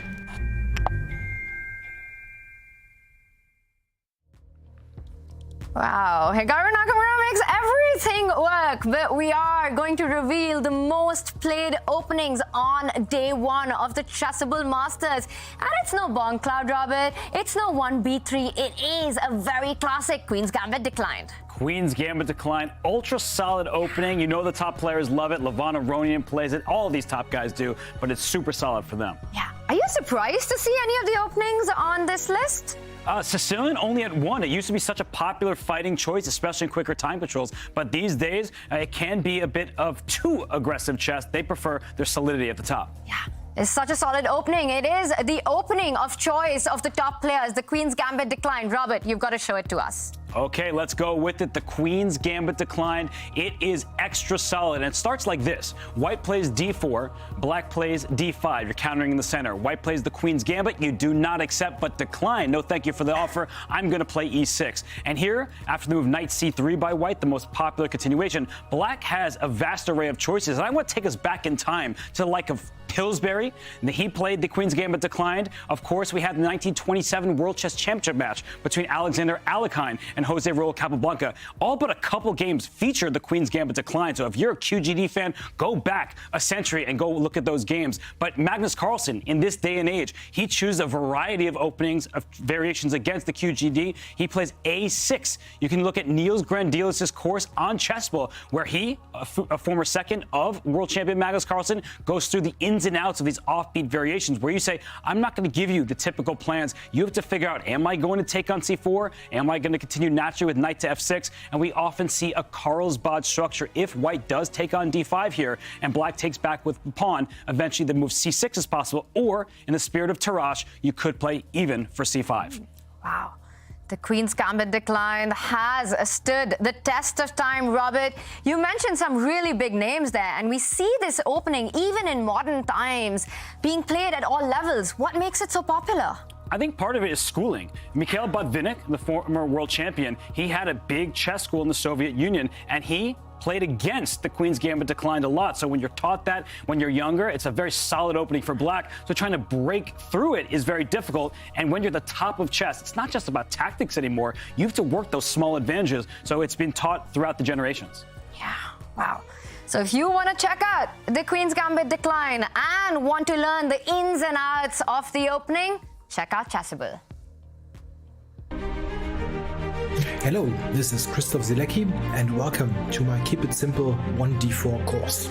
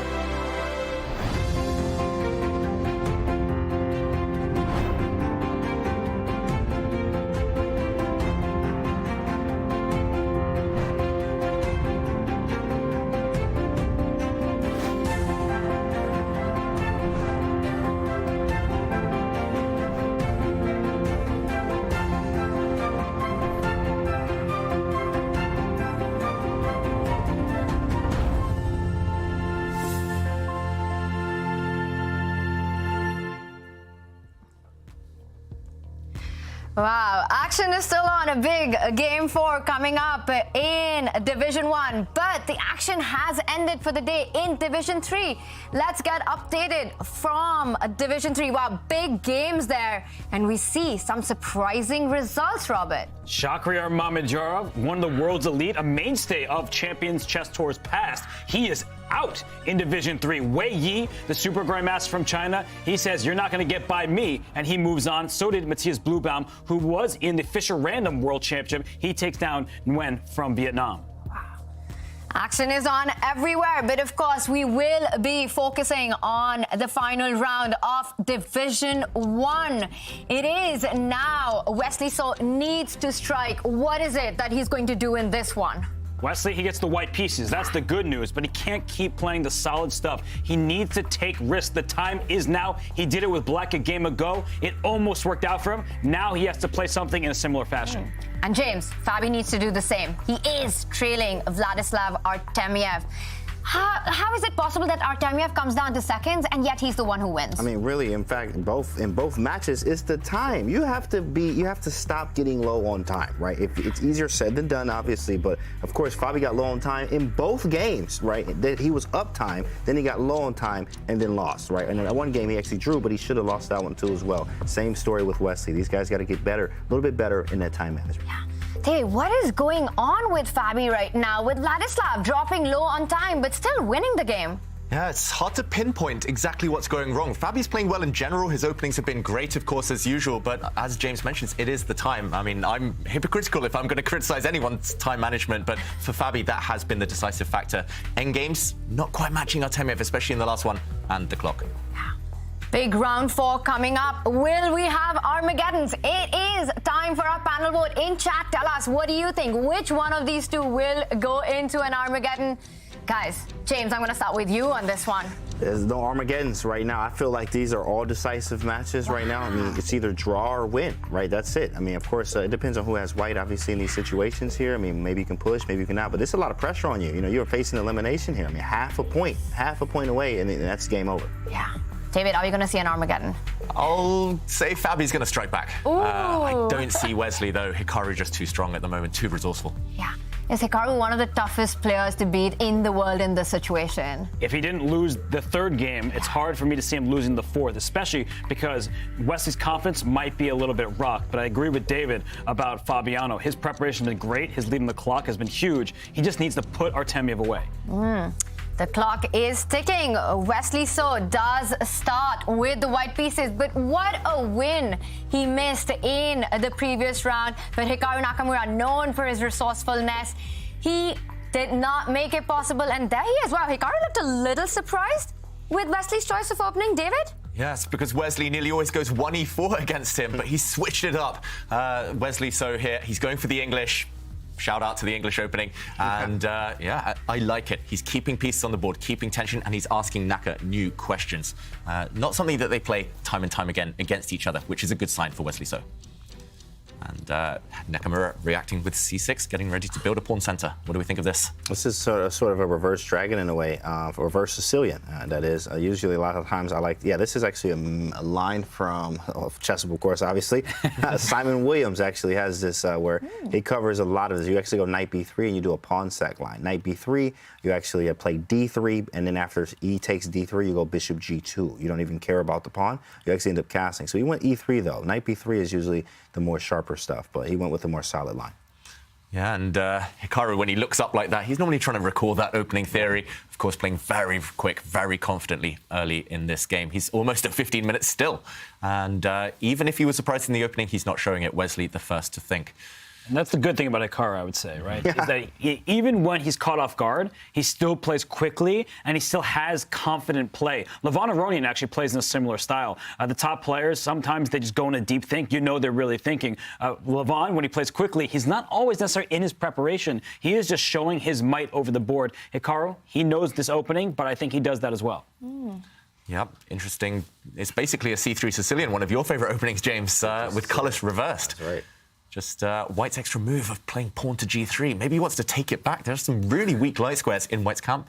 Yeah, that's going to count, right? These weaknesses that you're pointing out in a White's camp and Hikaru playing aggressively in the center. I'm always worried when a player starts thinking out of the opening. James, is Wesley feeling a little uncomfortable? Yeah, it's something he doesn't play a lot, of course, here. I mean, e3 is already something, it's just a different line. Knight b3 is usually more of the main line ways of playing, or the more modern way of playing is with the knight b3 line. e3 is just solid, very cool, but I think the problem here is choosing the diagonal. In fact, in the reverse here, actually, Roman DZ slapped the keyboard, right, with him. In fact, with colors reverse, when you're playing accelerated dragon here, the problem is, like, you can't have the diagonal. You got to choose where's the bishop going to go, g2 or on f5. Where's Artemiev playing from? Oh, the invisible man, Vladislav Artemiev. Yeah. I love it. He on the toilet with the phone. We got the phone right now on the toilet. Wireless mouse. You know, this day and age, it's really helpful. Where is he? That is weird crazy, stuff though. going on right He really might be on the toilet. Right, actually playing from there. In fact, I think Magnus said he was doing something like that before. But that's insane here. The moves are happening. He's still nowhere on the screen. What is happening there? Bishop e7 from where? Telepathically. Chat, we need your help. Where is Vladislav Artemiev? Where in the world is he? How is he making the moves happen? Who knows? It's the... Oh, there he is. What just happened? He's a magician, really. He just popped up like that. You see that? I'm here. I appeared. It's not just when he's got 1 minute on the clock that he's full of tricks. He's full of magic tricks even now. And that must be scary for Fabiano if he's got the camera up on the Zoom call. That was crazy. Whoa. All right, but not such a crazy opening. This looks pretty familiar, David. Yep, it is a branch of the anti-Berlin, White not allowing the Berlin endgame with all of its drawish tendencies. So Fabiano keeping all the pieces on the board. The game will take a slower pace, but that's what Fabiano needs, at least for now. He needs to keep the tension and hope that Vladislav Artemiev cracks a bit later on. If Fabi can keep the pace that he's shown in the first 3 games for the first kind of 90%, then he's got a good chance. But it's that last 10% where his play has been lacking, as Robert mentioned. Lack of killer instinct for Fabi and that time trouble panic. But early days, it's looking promising for a full-blooded fight. Is that a strategy, Robert? Just get Vlad low on the clock and then find the chances? I think Vlad just gets himself low on the clock. Right? There's nothing you can do about it. You can't be like, hey, play faster, play faster. He's like, no, no, no, time trouble's my friend. But I think for Fabiano, he has great wealth of experience and knowledge in these Spanish structures. So he is where he wants to be. Artemiev, he dabbles with a variety of openings. He plays the Sicilian every now and then. He plays the Caruana. Today, he's been playing E5. But I think Fabi, he's not unhappy with the opening, but I think he was quite dejected when he threw away that endgame. He could have made a draw. I actually looked through it. He had a repetition. He chose not to do it. He ended up losing the game. So it was kind of his fault, and I'm sure he's kicking himself for it. Yeah, that's always the most heartbreaking defeat, right? When it's self-inflicted. When you had a winning position, you threw it away. You were too stubborn to go for the draw, and suddenly things fall apart. And Fabi needs to pick himself up. It does help, kind of resetting when your opponent is tanking early in the opening like this. Vladislav Artemiev, what's he thinking about? This is a very standard type of position.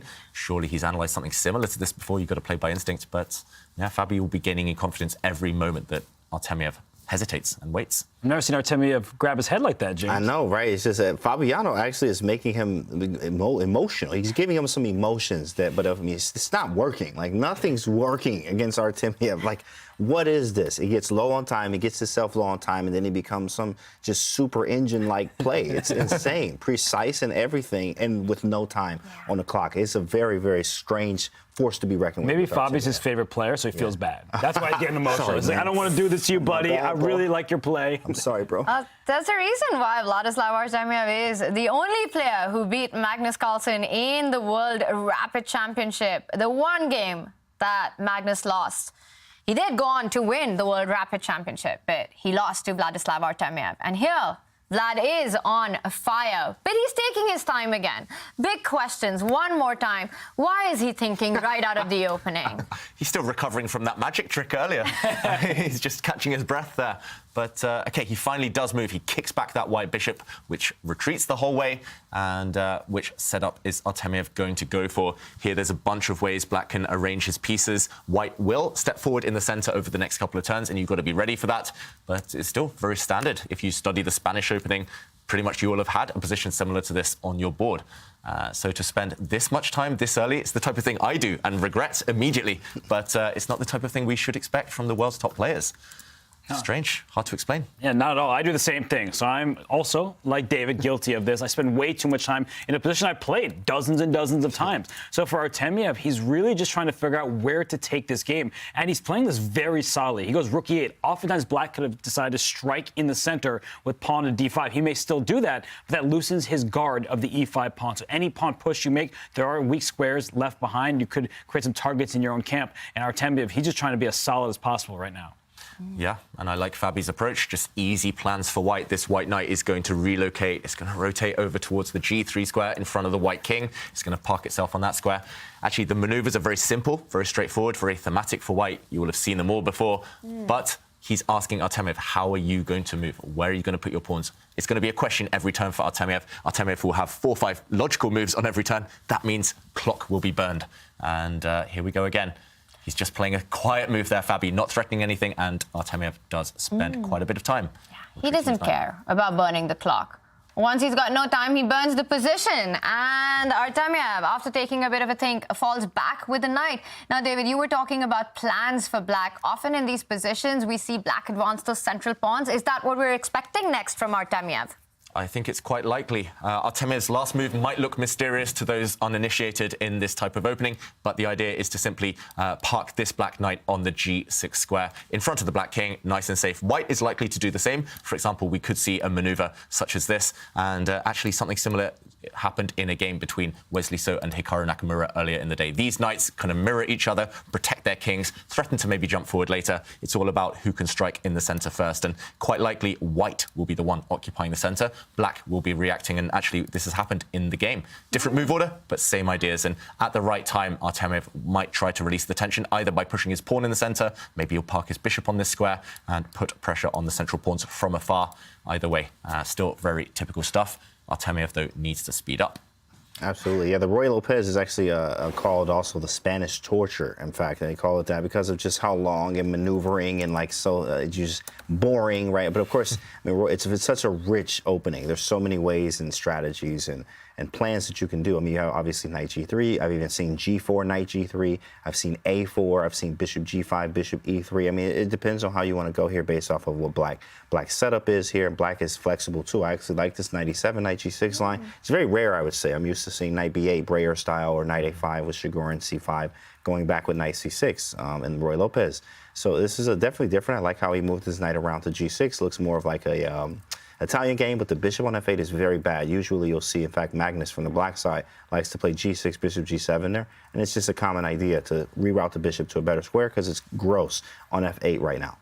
Yeah, that could be the problem piece eventually, long-term, for Vladislav Artemiev again in the tank. It's very surprising, but I think rich is the right word there, James. You mentioned it. Rich because it's got so many ideas for both sides, so many different move orders. Nobody can memorize an exact antidote against the Spanish because your opponent will play a move in a slightly different order and it changes everything. And of course, Fabiano, Caruana, Magnus Carlsen, these kind of specialists in the Spanish opening, they use it when they're trying to grind down their opponents. So I like it from a must-win perspective by Fabi. And Fabi's kind of a perfectionist. We know that he is a calculator. He wants to play objective, best moves every single time. But here he needs to be pragmatic. He needs to punish Vladislav Artemiev on the clock. Vladislav's going to think no matter what he does. That's clear at this point. Like, we are in standard opening fair. Artemiev has played like this before. So if you're Fabi, just keep playing those quick moves. That is what Hikaru Nakamura does so well. He says this time and time again. You play good moves quickly rather than the perfect move slowly when you're in this kind of time control. And Artemiev, he lashed out with c5. Fabi closes the center with d5. And this is classical stuff at this point. Yeah, classical stuff. And I love that approach because if you've got to play on the clock, you want all your pieces on the board. It's not just all your pieces, it's all the pawns on the board as well. No trades happen. It is about playing on Artemiev's clock. That is Fabi's strategy. Well, it's clear. He needs to find a way to win this one to force an Armageddon. Otherwise, he does go down to the elimination bracket. On the other hand, Wesley So also needs to win his game against Hikaru Nakamura. And the queens have been traded, but there is a lot of tension in the center. Look at that evaluation bar. Right? Whoa, massive on White's side. Wow. White has the bishop pair, better long-term chances, but Black has some threats. Black's knight is attacking White's d4 pawn, that pawn in the center.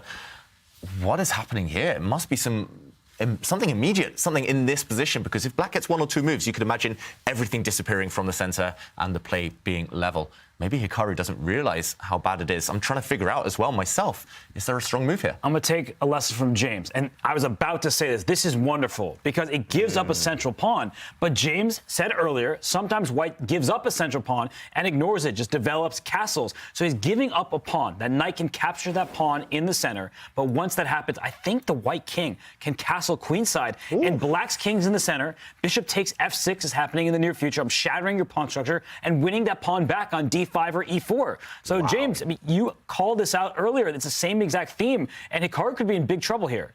Wow, again, getting those queens off early, maybe playing too much for the draw, and he's in trouble, Hikaru Nakamura.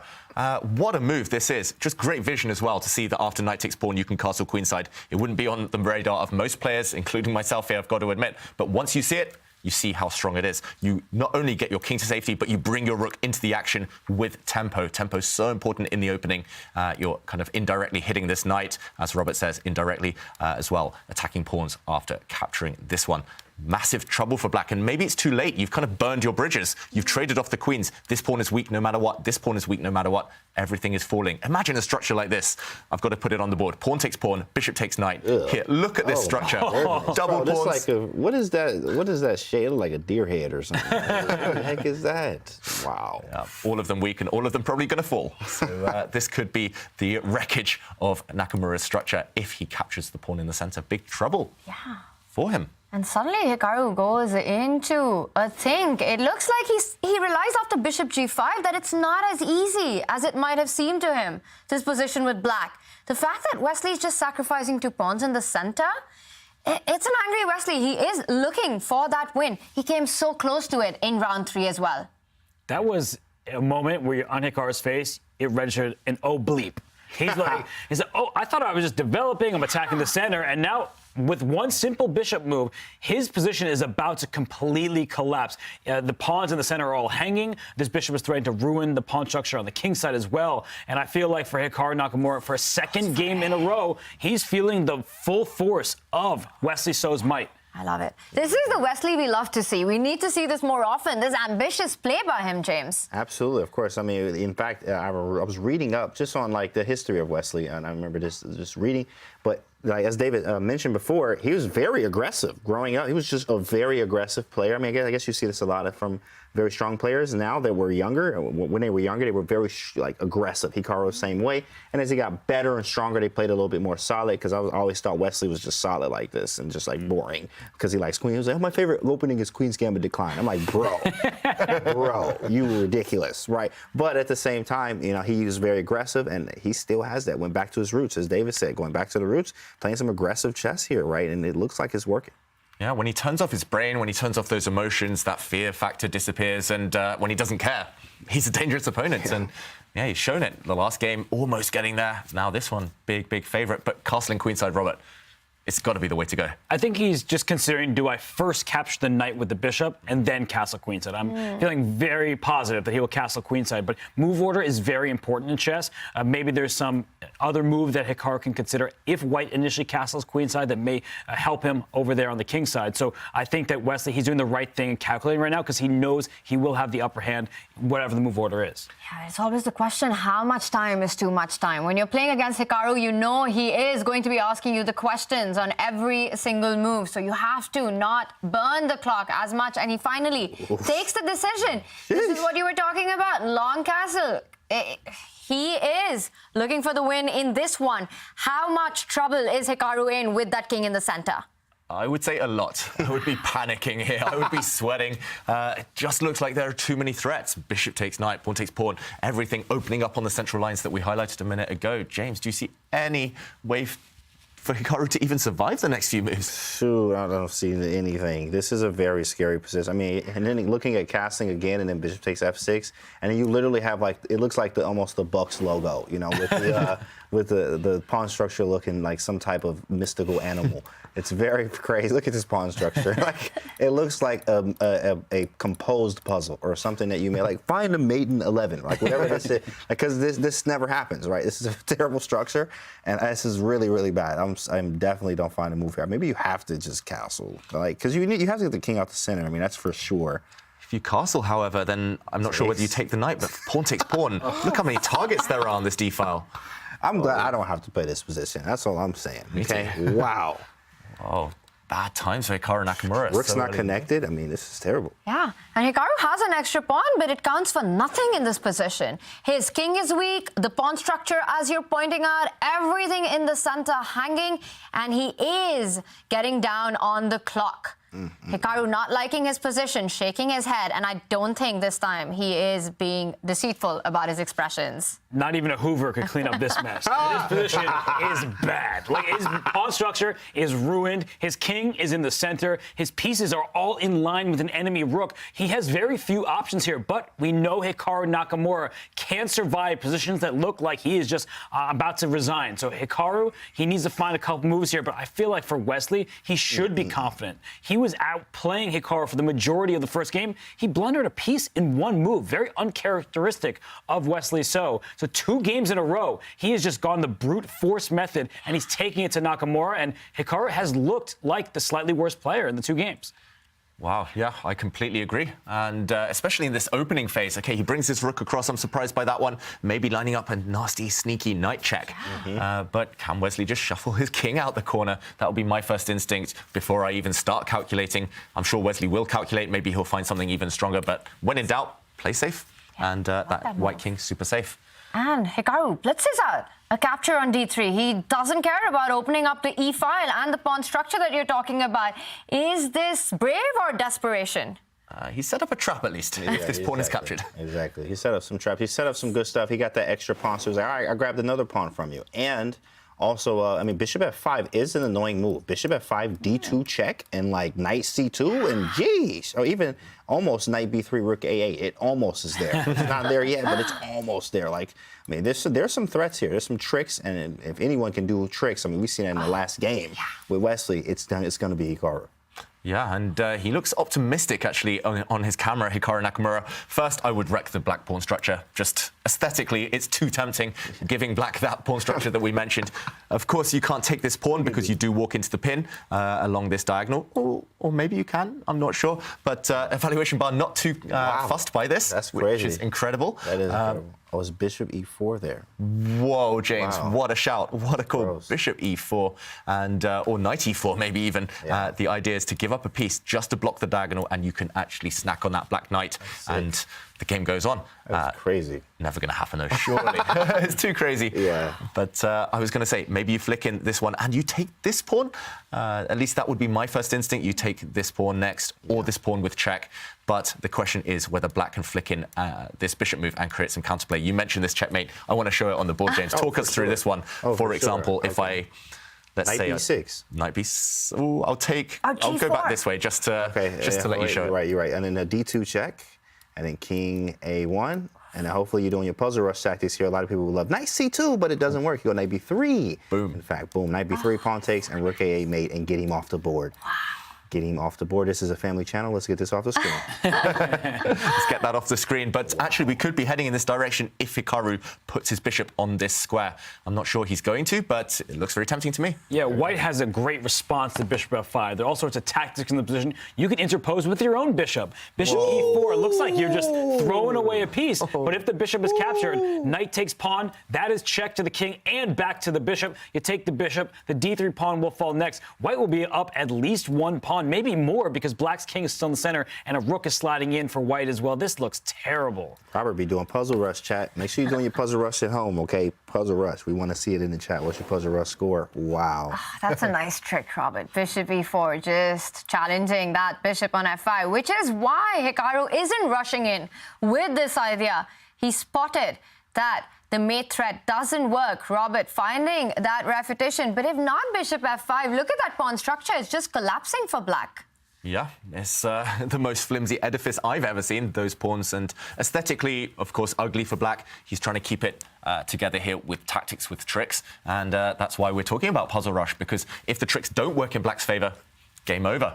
And yeah, I love that geometry of the white bishop interposing. He's got his king out of the way, so now some of those tricks won't work. Things won't come with check. Again, ugly move, especially that black rook in the corner on h8. Not a happy piece right now, but at least the tactics might work for Hikaru if his king won't get checked. What's really annoying is how resourceful he is, because king f8 is a very strong move. Now you actually are looking at bishop f5, and that's a very annoying move. You still can't take the pawn. I thought knight b6 was probably best here. Like, just get this stuff. And he's done it anyway, you big fella. Oh, my goodness. And then d2, knight c2 check. But then where do we go after that? Let's put that on the board. Oh, that would just be a repetition then. Yeah, if you get greedy. Setting this up.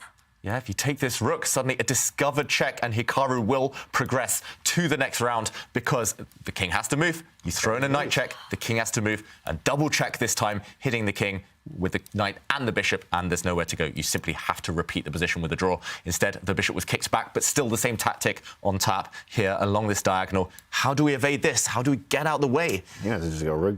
Whoa, he's getting ready to block.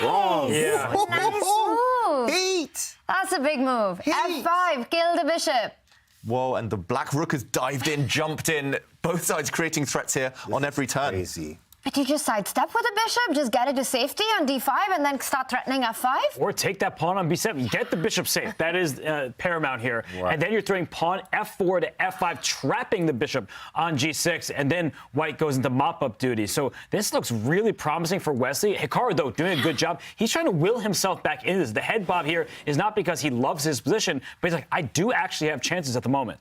Yeah, he's still alive, at least for another few more moves. And Wesley down to 3 minutes. We've talked so much about the clock today. It was always come back to haunt the side that drops down and kind of struggles to navigate those complications when they come. Against Hikaru, you need a few minutes in the bank, in your back pocket for later. I do fear for Wesley. Could he blow it again due to the clock? just get your bishop out of the way. I think that's the first instinct. Robert's right. Why not take a pawn if you can? You know, if he takes a pawn, I think I was looking like king g7, and then f5, rook b8 takes, and then rook takes b7, hitting b6 and hitting b2. We might find out, James. We're about to see right now. Because you can't, I mean, you have to do something about this. He's going to move. He's going to take this pawn on d3 after f5. So king g7 does make sense. You activate the rook b8's coming in, and I'm going to hit the bishop, connected to the knight, and you can hit b2 as well, but maybe he can go back to a4. Let's just show this on the board. King g7 looks like the most natural. Totally agree. Wow. The pawn move stepping forward. The black rook shifting across this is a skewer. The two minor pieces attacked, but the engine is not impressed. Oh, of course. Maybe you just leave this bishop. You leave it on g6. It's trapped anyway. You start mopping up on the other side of the board. Rook takes pawn, rook takes bishop, and now rook takes knight. Takes. And at the end, this rook is attacked. Takes everything. Just in time to win. My goodness, there's so many captures there. There's so many tactics here. So what is he going to come up with, chat? Magician here.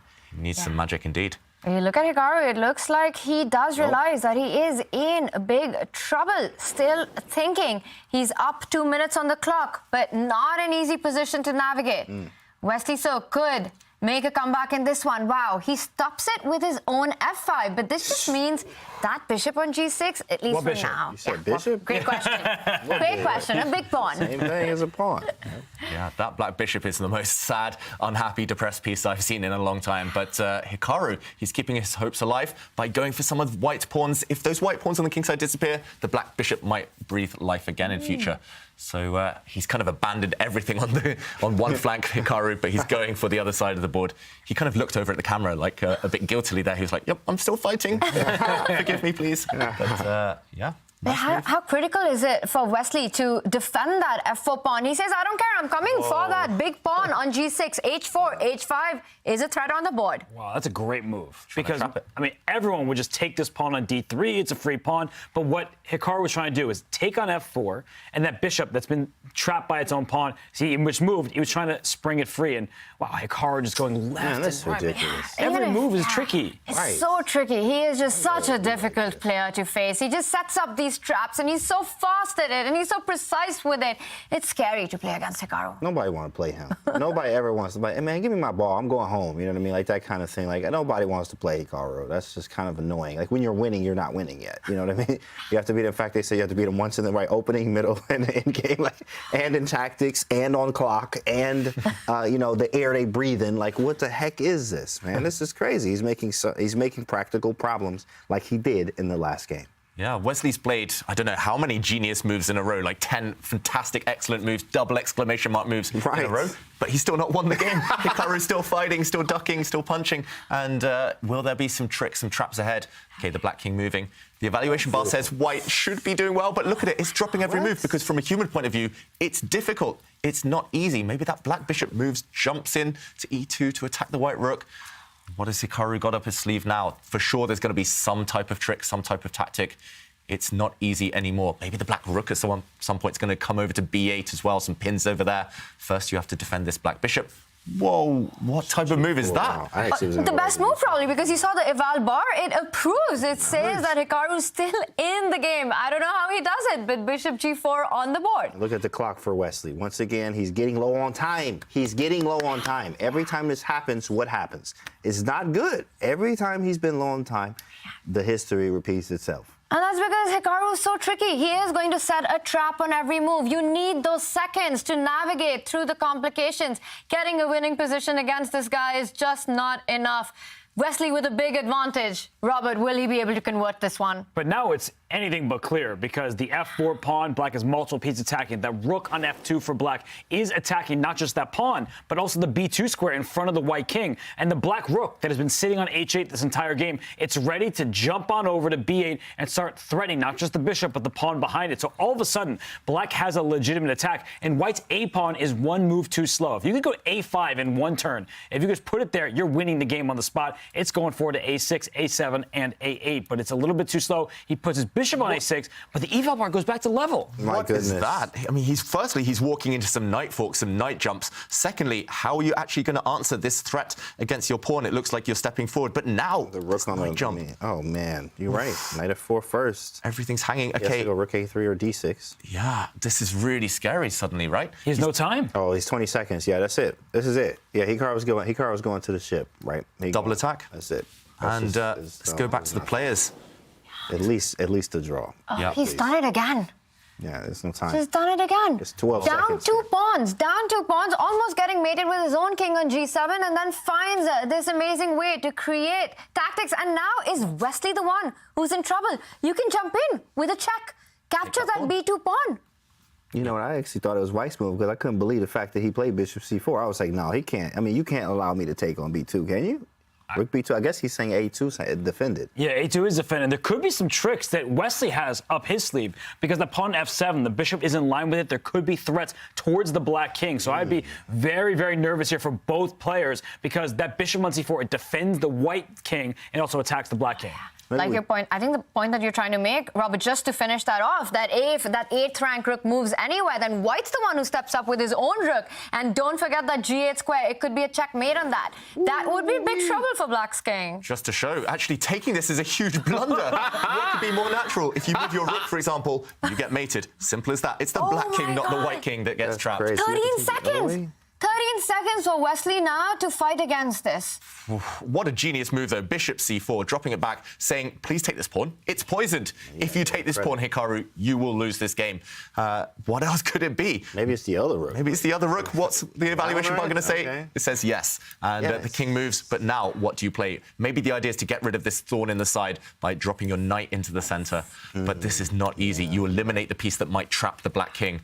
Who's checkmating who? That's the question. And who's White's better? up a pawn there. And so it's not clear who has the edge. We have the evaluation bar saying, yeah, it's dynamic equality. It's clearly an equal position. No, of course not, right? They're looking at this like, this is crazy. It's mayhem. And you see Hikaru, he's down to 2 minutes. He's been spending nearly 2 minutes on this turn. He knows it's a critical moment, and he's not sure what to do. By the way, Fabiano Caruana, it looks like, has a massive advantage against Artemiev. Whoa. That's Armageddon. Wait, everywhere. I mean, we don't know, actually. We got to be, never know.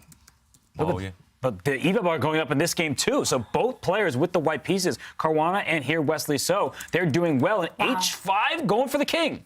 Wow, that black king is in big, big trouble. And 6 seconds on the clock. Wesley, if he can land checkmate with 2 seconds left, he's going to be happy. But it's going to be so hard to navigate this one. And while Wesley has 6 seconds left, Artemiev is down to 5 seconds, and it looks like Fabiano Caruana will be making a comeback in his game. If we can just quickly get an update on that one, as this is heating up as well. What is happening? Rook f7 is a maiden one. Let's stay right here.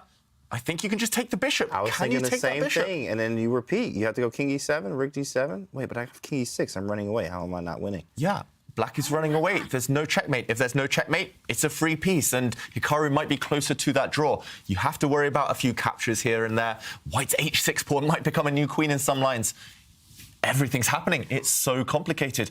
I think we need Stockfish, the computer, to suggest moves. Oh, knight h7, I think, is a draw. I think that's probably the right. That's not enough.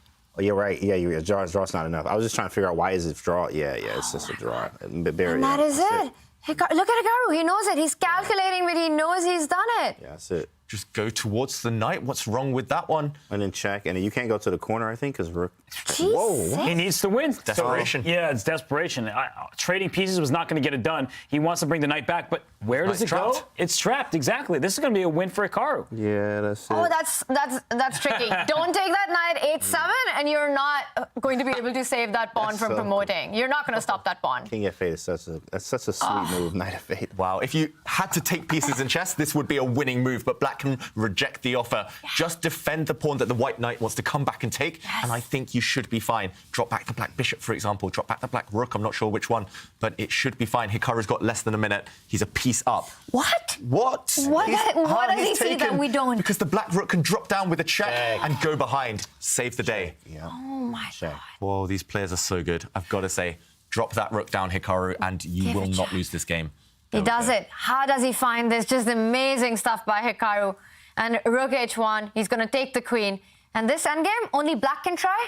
Yeah, and he doesn't need to win the game. So a draw sends him through to the winner's final. He is trying to make a draw right now. He does not want to win. He just wants to go through. Yeah, you have to be slightly careful where you put your pieces, but now he's bringing the black king across. The black bishop is able to guard the promotion square of the white pawn. The white pawn promotes on light squares. Black's bishop will guard that, will even give itself up if it has to, and this should just be a draw. If anyone's better, it's got to be black. Especially with this extra pawn we have here, too, as well. We can sack, and we'll have an extra piece and the pawn, making you have to maybe even sacrifice your rook for the pawn, and we end up having a draw here. Wow, this looks like Hikaru will be advancing to the winners bracket final. Let's go back to the other game because Fabiano Caruana is making a comeback on the board and on the clock. Ooh. Look at that black king. It is under fire. And how many pawns is that? 3 extra pawns for Fabi. He's not going to mess this one up. Surely not. Made it though. He ain't made it yet. It's not made yet. Yeah. James is always like that. Artemiev's down under 5 seconds. No, Artemiev's doing well. He's fine. He's okay. He's okay, guys. He's fine. I like what Fabi's done. He's just protected everything. Look at those knights. They're each other's best friend here, defending, protecting, and the white queen will eventually break through. You can throw a central pawn forward here. If the white rook gets into the attack, that black king is on an open line. But first, he's protecting everything. 3 pawns up. You don't need to checkmate when you've got the 3 extra pawns. And it is official. Hikaru Nakamura has drawn his game against Wesley, which means Wesley moves on to the losers bracket while Hikaru continues in the winners bracket. Wow, action still on here. David, you called it, that Fabi will level this one and we will get an Armageddon. It looks likely, but I'm not going to write him off just yet. Vladislav Artemiev, he's so resourceful. Remember, he beat Magnus in an Armageddon as well. So even if it does get there, then Fabi will have his work cut out. But meanwhile, the attack's gone. White's king super safe, 3 extra pawns. What more can you say? I think I could bring one more piece into the attack. The knight on e1. Maybe it's time to hop that one forward. We just got out of a pin. Let's bring the knight to deliver the checkmate. It looks like the last piece you would think to help out, but the knight can jump forward to d3, hitting the rook back there. Then continue. There it goes. The knight's coming into f4 and over to g6. Yep. Oh, nice. Do it now. Bring that knight in, and that will be the hammer blow, the final touch to this game. Really nice game from Fabi, you've got to say. Yeah. And he's got a minute and a half on the clock. And as you pointed out, Robert, you called it check. Pick up the bishop with a check. And now pick up the rook. You don't even need to look for a mate. It probably does exist. A move like queen f5, threaten a mate on g6. But he does it. Wow, what a guy. What a guy. He says, I don't want your rook. I want... And look at Fabi. He knows he's done what needed to be done to get that win. And Vladislav Artemiev resigns. What a nice comeback. What a brilliant finish there by Fabi. Yeah, because he finished what he started. Every single game that we saw, Fabiano was well ahead on the clock. He just couldn't put Artemiev away in Artemiev's time trouble. Yeah. But this time, he had a huge... I was keeping track. He was up 6 minutes on the clock, and he made Artemiev pay. Wow, he finally got it done, of course. Yeah, he had that lead every time, right? And he was doing good. And then we like, oh, yeah. And then he gets low on time, Artemiev. And he does some spectacular things in time trouble, even putting away Magnus twice with the same amount of time, right? So, but not this time. Fabi was like, not this time. I'm tired of this. And he finally was able to clinch that. We go on to Armageddon, boys. Yeah. Fabi strikes back. We will go into an Armageddon while Hikaru does advance further. Let's do a deep dive of this dramatic round with David. Yeah, so much drama. It's hard to even pick a highlight. Fabiano, well played for him. He takes it to Armageddon, but I want to highlight the game between Wesley So and Hikaru Nakamura. Wesley so close again to taking that win, but not close enough. In this position, he played a very natural move. He brought his rook forward, but after rook takes bishop, there was no checkmate. Hikaru had grabbed a piece and was safe. If, however, Wesley had found the genius move, g6, we would have been heading to Armageddon. This is so difficult for a human, James, right? But it's the clock. If Wesley had 5 minutes, maybe. The whole idea here is that, for example, if pawn takes, now you capture this pawn. The king moves, a check, the king moves again, and there's this beautiful killer blow at the very end. It's so difficult to see. Bishop b5 check. Goodness. What the whole point is you eliminate all the pieces, and at the very end, White's knight simply moves. You make a new queen. What a variation is this? Never going to be found by a human, but Wesley, this was his chance. Chess is a beautiful game, and with that, let's take a look at our scoreline of the winners bracket semifinals. We do have action left as Fabiano Caruana managed to level the score and take it to the Armageddons. We will have the bids of the players very soon. Exciting Armageddon coming up. in the other one, Hikaru Nakamura. What a match that was. He won in game 2, kept it solid throughout, managed to save some very difficult moments, and with that, won his match against Wesley So. Let's bring on the winner of that match, Hikaru. He's joining us. Congratulations, Hikaru. Thank you, guys. Appreciate it. It worked out. It did work out, although even after winning that second game, you were in trouble in game 3 and 4.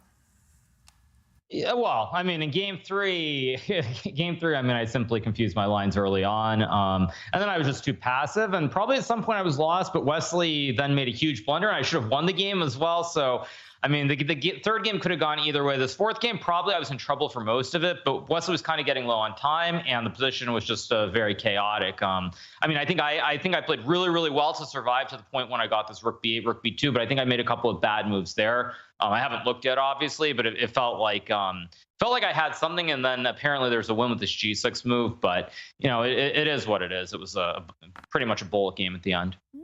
Yeah, Hikaru, you played really fantastic, resourceful defense. But I actually want to ask you about the opening choices, because you played Wesley so many times now, so many Berlins. How did you choose what openings to play today? I mean, you just pick an opening and you play chess. That's all I did. I mean, it's not like my first game was very inspiring. You know, the second game, I think I've played this line before in this Italian with this whole d5, d4, something very similar to it. I mean, I just think the second game was the only game which was smooth. Everything else was choppy. But you just pick openings, you play chess. I mean, we've played each other probably hundreds of times now, if you include Rapid and Blitz. And yeah, I just pick something and roll the dice. Hikaru, great play as usual, bro. What we want to know is, how are you so resourceful? What can we do to get a little bit of fraction of resourcefulness like that? I don't know. I mean, I don't think there's any secret in terms of how to do it. I think at the end of the day, it's in the mind, though. If you believe in yourself, if it's in your mind that you can do certain things, good things happen. There you go. And Hikaru, congratulations. It must be a relief to see the back of Wesley. But tomorrow you face Vladislav Artemiev or Fabiano Caruana. Who would you rather play? I mean, it doesn't matter at all, because I think by winning this match, I'm guaranteed to be in the top 3 if my math works out. So I think top 3 guarantees a spot in the next event, and that's really the only thing that matters. I mean, as long as you finish in the top 3, I don't care. I could finish 3rd, 2nd, 1st. It's all pretty irrelevant. It's just the fact that I'm guaranteed to play the next event. I don't have to go through the whole slog of playing the qualifiers. So that's what I'm happiest about. It doesn't matter who I play. Just finishing top 3 is the only thing that matters. And Hikaru, the action and the drama in the Chessable Masters feels like a lot more than we had in the first event. Are you feeling this momentum as well with this exciting mix of players that we have? Yeah, I mean, I think it's definitely a little bit different. I guess what I would say is I didn't have a chance to look at all the games today, but I think yesterday there's a simple reason it was exciting, which is everyone was playing like they were completely drunk. So there were so many blunders in every single match that I saw. Today, I don't know as much about. But I think certainly when you don't have the same set of top players in every single event, there are going to be wild things happening. And yeah, it's just it's great to be on the winning end. But I think at the end of the day, it's just trying to keep finding resources, trying to keep the game going, get your opponents low on time. And I seem to be doing a pretty good job of that for someone who doesn't play chess professionally. Wow. Hikaru, you keep saying that, and then you keep coming up with these big results. We stop believing you now with the whole not taking chess professionally. I mean, I am not playing over the board chess other than a handful of terms a year. So I don't know what you want me to say. It's like you're trying to get me to say something that gets clipped where I'm going to sound like really arrogant or something. But I mean, the simple fact is, like, I'm just doing what I'm doing. And I mean, I'm not studying as much chess now as I was 4 years ago. Let's just be clear on that.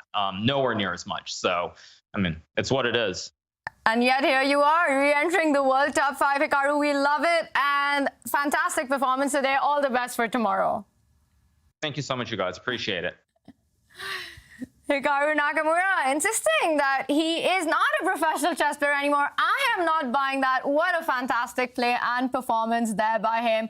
We've got big action coming up with the Armageddon. But before that, we are going to go into a Twitch break and a very special look at Artemiev coming up. He has been on fire in this tournament.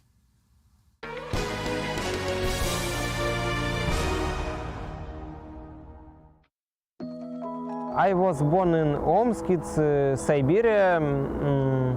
so it's not a center of Russia, not a chess center. And in this city, I make my first steps on a chess board. And I also would like to say that my father was chess amateur, and he to support me when I only to start chess, learning chess. I would like to say many thanks to my father for this great way. I start learning chess probably between 6 and 7 years. I think that immediately I have positive emotions, and my first good results was quickly. Vladislav Artemiev became a great chess player at an early age. He also became a father when he was quite young. His daughter Anna was born 2 years ago. We have a little child, and it's a very big day for me because many people have dreams to be parents, and not every can to have it finally. So I very love my daughter, and I hope that our waiting many happiest days. I will to show chess pieces, bishops, rooks, and I hope that it will be interesting for her. Vladislav has dreams for his daughter, but he also has big dreams for himself. Maybe in future I would like to be a candidate on a world title, maybe. It's not easy, but I will try to improve my chess and training, and maybe I will have some chances. I like sport atmosphere, and it's my life, and I'm happy. Yeah. Artemiev is just such a nice guy, but it is time to go into an Armageddon, which just means that you've got to put that being nice guy behind you, because that's the only way to win the Armageddon. Of course, we're waiting for the players' bids, and these are the regulations for the Armageddon. The player who bids the lower time wins, decides the color. Usually it's black, because black gets result odds, which means if it's a draw, black wins the match. Whoever gets white has to win on demand. But that means that white would start with 15 minutes. That is the base time. Robert, how important is it for the players to get the black pieces? You know, this is an interesting match for me because Artemiev, he had white against Magnus. Magnus actually had a good position and caught up on the clock, but then blundered his queen at some point. And for Fabiano, he's had a huge lead on the clock every single game, and against Liem yesterday, he won with the white pieces, so I don't know what to choose. Yeah. And it is mind games going on right now as we are waiting for the bids to come in to reveal the bids. It is about how low can you go with your bid to get those black pieces. It's going to be critical. Black gets result odds while white has to win on demand, but white gets those extra minutes on the clock. David, what are you expecting here? Well, normally, with most players, I think they want black. Here, I think both players actually are very happy with the white pieces. Fabiano just won with white, with 15 minutes, a clock advantage against the slightly slower Artemiev. Why not? Artemiev needs the time. He took down Magnus with white with 15 minutes, but it was close. But yeah, I can't see him catching him up on the clock if he starts with black. James, do you think then we're going to have very close bids and perhaps not compromising on the clock too much? I think they're going to be a little bit close, but I actually think I'm going to take a curveball here and say I think Artemiev is going to bid low, or he's cared. He thinks a lot, but it's going to be like, you know, I'll take black and I'll take the less time, but I'm going to move fast because he's actually really fast, and when he has low time, he plays better. Yeah. As strange as that is, so I think that's my pick there. We saw the players there making their bids. Wow, Artemiev, expressionless. How does he stay so in control? Crazy. Calm.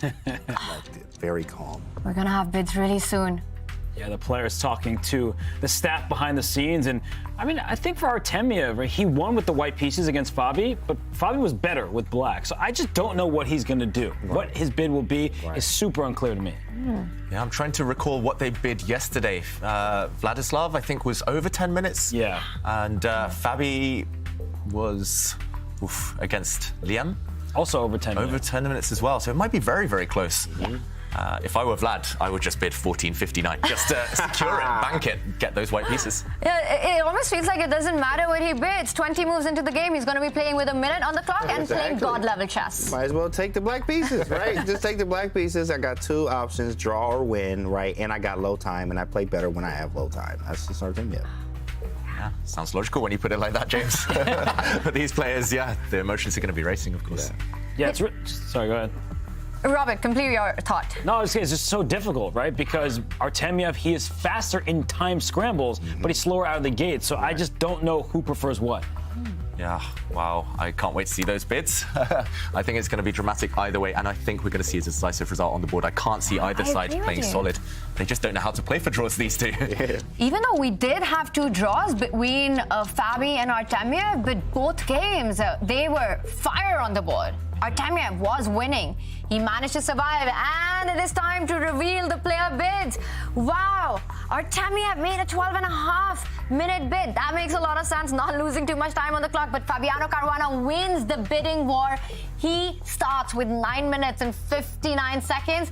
But gets the black pieces. Yeah, that's what he wanted, and as David was saying yesterday, they both bid above 10 minutes, so Fabi thought maybe 10 minutes was the minimum that Artemiev would go, and his limbo was just a little bit more nimble for Fabiano. He gets the black pieces. I think he's very happy about this. Yeah. So Artemiev starts with 15 minutes on the clock. That's a 5-minute and a 1-second advantage. But we've seen Artemiev go down on the clock. That's going to go level. So, James, basically, Fabi gets result odds. Artemiev has to go for blood. He has to go for blood. He can't try his regular knight f3 stuff. I mean, let's try to go to an endgame and try to endgame him, because he even endgamed Carlsen, right? So it's actually very important to get something going here. Maybe play something sharp. We'll see.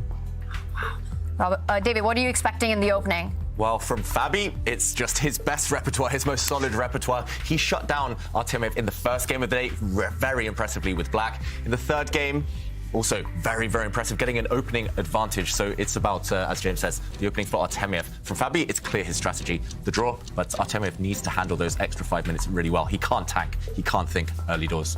Yeah, if he does that, Fabi's just going to flag him.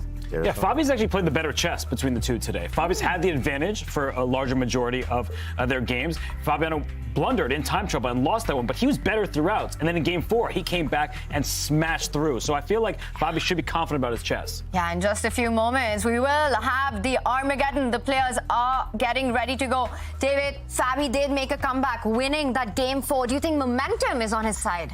Yes, that's why I predicted he would choose the white pieces. I thought he'd go for a win again. He's just won with white. Why not try again? But he needs to switch things up, and momentum might be on Fabi's side, but momentum is out the window. Armageddon is a lottery.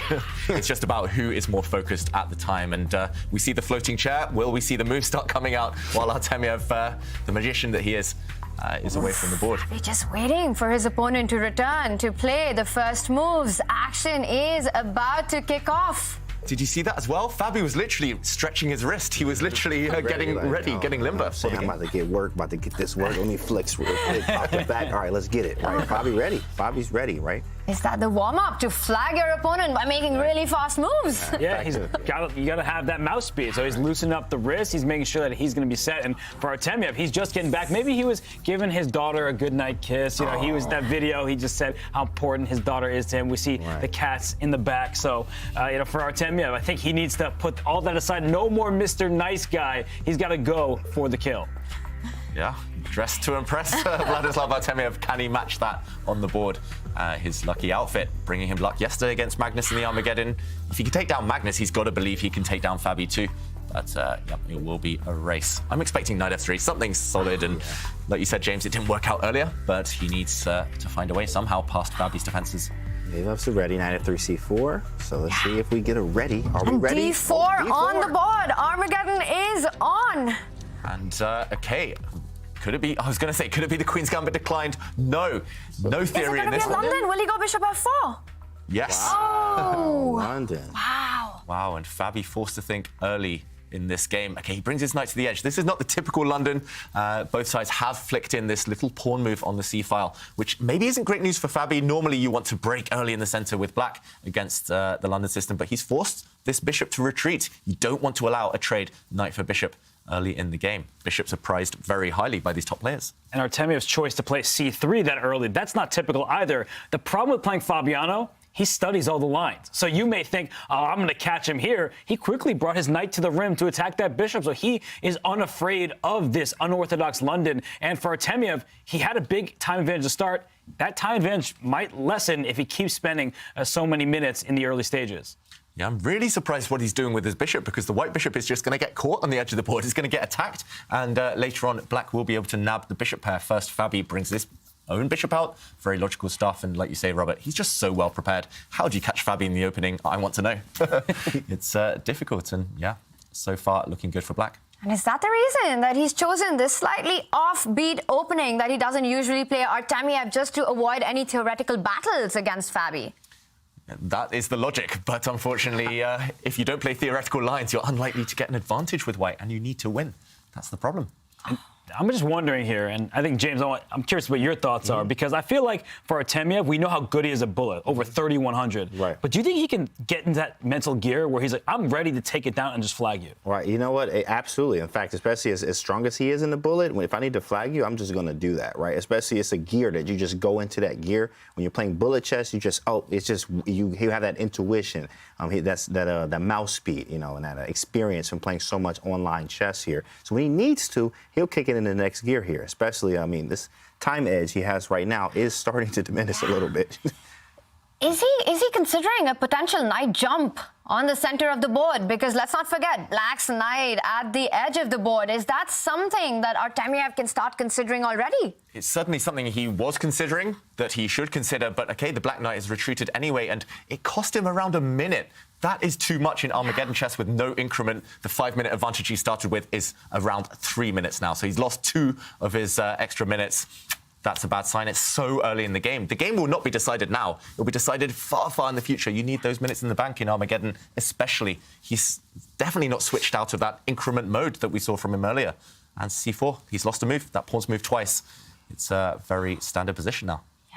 This is what you call off-the-head chess. He just like moving pieces around. Like, let's play a London. Well, no, let's play like an accelerated London now. And then let's put the bishop on e2 and just, he plays off the head and unorthodox in a way, which can definitely help, especially if you can get Fabi thinking here. But, I mean, Fabi has no problems. He got almost all the pieces developed here. I'm going to castle, get the queen maybe to c7 or e7. I'm fine, says Fabi. He's probably also confident. He hasn't even spent a minute thus far, and Artemiev once again spending early minutes in the game. And I feel like for Fabi, he must be confident. He won game 4. He only lost game 3 due to a blunder and a time scramble. So I think that he should be happy with his chess. I'm just worried about his mouse speed. I know he was flexing that wrist, stretching out, but when it comes down to those final seconds, he isn't the fastest player amongst the elite. Yeah, I'm worried about Artemiev's clock. You're worried about Fabi's wrist. I mean, Artemiev, throughout the rapid portion, has been playing on minutes and seconds with no increment on the clock. If he lets that happen, it is match over. He cannot afford to go down on the clock in this one. He's got to keep the pressure up. Yeah, and I'm just looking at the piece formations. White started with the London system, but black pretty much has a London system here himself, with his nice bishops out, nice central control, that triangle of pawns in the center for black. Wow, I'm really surprised he went back in this direction. I thought he was going to go the other way with the black bishop. And now I'm expecting Vlad to throw pawns forward on the queen side as fast as possible. White has committed. He's locked, close the center. And normally you want to play in the direction that your pawns are facing. White's pawns are facing towards the left in that direction. So you play on the queen side. And likewise, on the flip side, black tries to play in the center on the other side of the board. Still early days, but at least now it will be a long battle, and that tends to favor the side with more time if Vlad can maintain that time advantage. It's a big if, though. Yeah. If he can maintain that time advantage, because Fabiano has spent only a minute and change thus far. So I feel like Artemiev has a nice-looking position, and he can keep it closed for a while, but he needs to speed up. I just feel like it's not really in his nature to just blitz out the opening, but he needs to actually switch that mentality. Yeah, he's too nice to flag people. That is part of the game in Armageddon chess. No more Mr. Nice Guy. He needs to move. 2-minute advantage incoming. He's lost 3 of those extra minutes. What's he doing? What's he thinking about? Throw pawns forward, castle the white king, do something. Yeah. James. Oh, no, I had nothing. I was just saying, right. Like, yeah, you're correct. I completely agree with David here. Yeah. It just looks like that's the obvious plan, right? You start advancing on the side where you've got your space advantage. The queen side pawns can start rolling up the board, get your king to safety. It's really fascinating how Artemiev chooses these moments which look like so obvious, and then he makes the move. Knight to d2, retreats with the knight. I wasn't expecting that.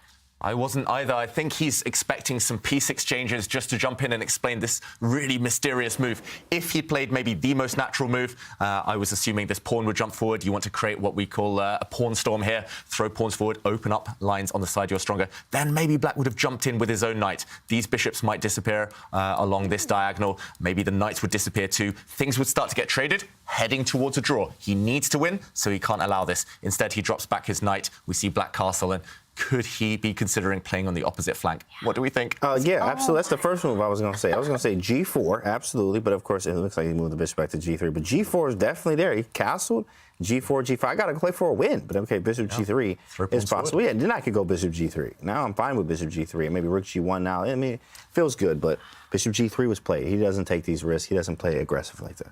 No, he's just playing the long game. And next we'll see him push these pawns forward. But how does Fabi strike out? Normally Black wants to play for this break in the center. But how do you arrange it at this precise moment? That square is sufficiently covered.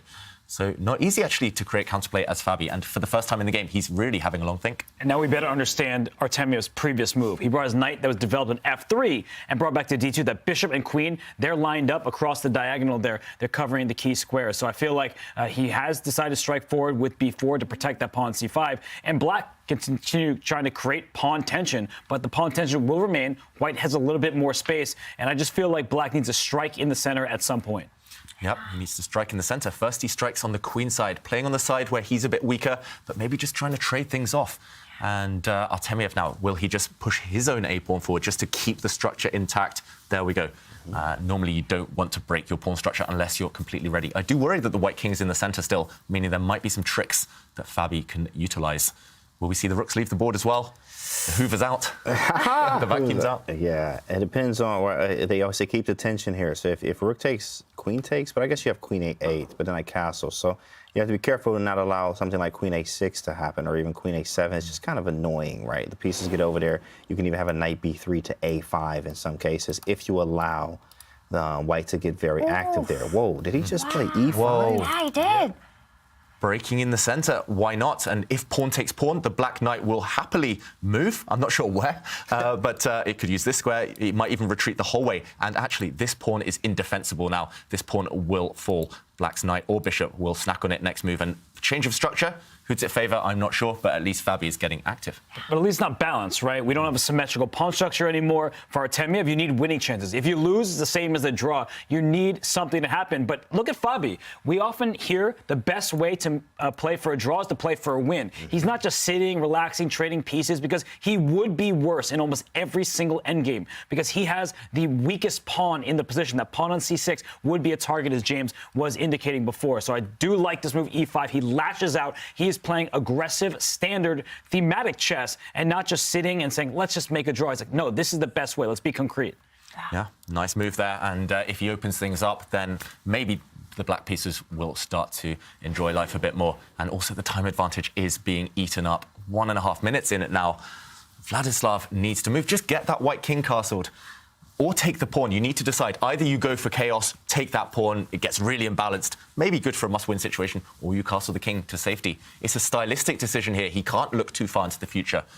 He's trying to calculate a bit too much, it feels like. Yeah, if I'm Artemiev here, I'm really trying to play aggressive, honestly, with my pawns, but also with the pieces here. I mean, I have to not allow black to get so much counterplay, right? This is my goal here. I mean, I have to do something now because he will take and isolate my pawn on d4. In fact, he can take on d4, then I get an isolated pawn. Now, who has a weakness? We both do, right? And those can be, very dynamic. Both sides have things to do. I got a d4 pawn. Yeah, of course, knight f3 makes sense. I could take back maybe. But, I mean, I now have an isolated pawn on d4 if he takes. So we both have ISO pawns. c6 is weak, but d4 is weak. But I do like it. He just has to play, for piece activity, I see. Yeah, decent move, trying to play provocative chess. He's asking black to actually step forward and block it up in the center again. I think the white knight will happily retreat back where it came from, losing 2 whole moves for white, but at least clarifying the central tension. And I'm not sure whether that was worth the time. I would have just castled the white king away, but at least he's paused Fabiano Caruana here. Fabi, difficult decision stylistically, what to go for. Block it or capture in the He answered it. He goes e4. The knight does fall back. And I think for many of us to understand is very important that if all the major pieces do get traded, actually it does favor white in these positions simply because of the queenside pawn structure. Yeah, and the dark square bishop for white is way better than its counterpart. The bishop on g3 stares through the line all the way to the enemy territory. The bishop on e7, it's blockaded. It's blunted by that pawn on c5. So that decision to play e4, that was a game-changing decision. Not that the evaluation bar is completely out of hand, but he could have taken on d4, but he was worried about tactics. So that was a big moment. It's worth analysis. But right now, I think the current state of affairs definitely favors Artemiev. And just to follow up on what Robert said, he is taking advantage of the open B file because black doesn't have the option to bring the rook, slide it down to that b8 square because of that bishop on g3. That is the key piece in white's position. It's like a sniper. It's like an archer from afar, just peering all over this diagonal, cutting the board in half, and white has the advantage. Look at that evaluation bar. It's all about Artemiev right now. Still with 1 extra minute on the clock. He's brought his knight forward as well. I was just thinking of this knight a4, knight b6 idea and literally just killing the queen side. Every piece I own is going to go to the queen side over here. Fabi definitely needs to do something fast with this dark square bishop. I mean, that bishop is menacing. I mean, even rook a7's coming, rook over to c7, queen a4, knight b3, knight a5, the pawn's mine, right? It's very, very difficult. Now, of course, if you get the rook to c7, there may be a bishop d8. So you have to be careful, but the c6 is very weak. White has a very clear plan. Yeah, meanwhile, Fabi needs to checkmate. While the white pieces are distracted over there on the queen side, he's got to go for the white king. Hence his last move, pushing that black h-pawn forward. Harry making an appearance again. Harry. But he's doing what he needs to do. He needs to checkmate white. I think that's the only way. It could seem desperate. You could read that as, oh, he's getting in trouble on the queen side, so he's just throwing his pawns forward. It actually is thematic, right? You attack in the direction of your pawn chain. White's pawn chain all the way towards the queen side. Black's pawn chain from c6, d5, e4 into the center, over towards the king side. So Fabi's throwing his pieces forward, and he's creating some chaos. And if you look at the clock, it's about even. So white has an advantage according to the evaluation bar. But when you sit and play at this high level, you're not thinking, oh, I'm 1.2 better. You're looking at this and you're saying, oh, this looks complicated. I may crash through on the queen side over here, or I may get checkmate on the king side. Yeah, and in those terms, Robert, the stakes are higher for white. White's king is much more valuable than those black pawns on the queen side. So white's play is designed in a materialistic fashion. You want to pick off pawns, you want to slowly advance, you want to trade off pieces. But for black, it's one-way traffic. You just checkmate. There's one goal, and that's actually easier to play when you're short of time like this. In blitz chess, it's easier to attack than defend, right? And that's why Artemiev is tanking. 100%, because I mean, after h3, I mean, I don't know if I'm gonna sack that or not, but I definitely, so he played h4 because he was like, I mean, he might sack it, so it is possible, but he played h4 here. I'm also looking at, believe it or not, white playing knight a8. It's such a stupid move, but it's so funny. I mean, I actually played a game, OCB, where I put a knight on h1, and when I put it, I twisted it. I hit the clock, because you never make a move like that, right? So knight a8, just going back for knight to c7 looks pretty fun. It's a fun move. Now, knight g4 blocks everything.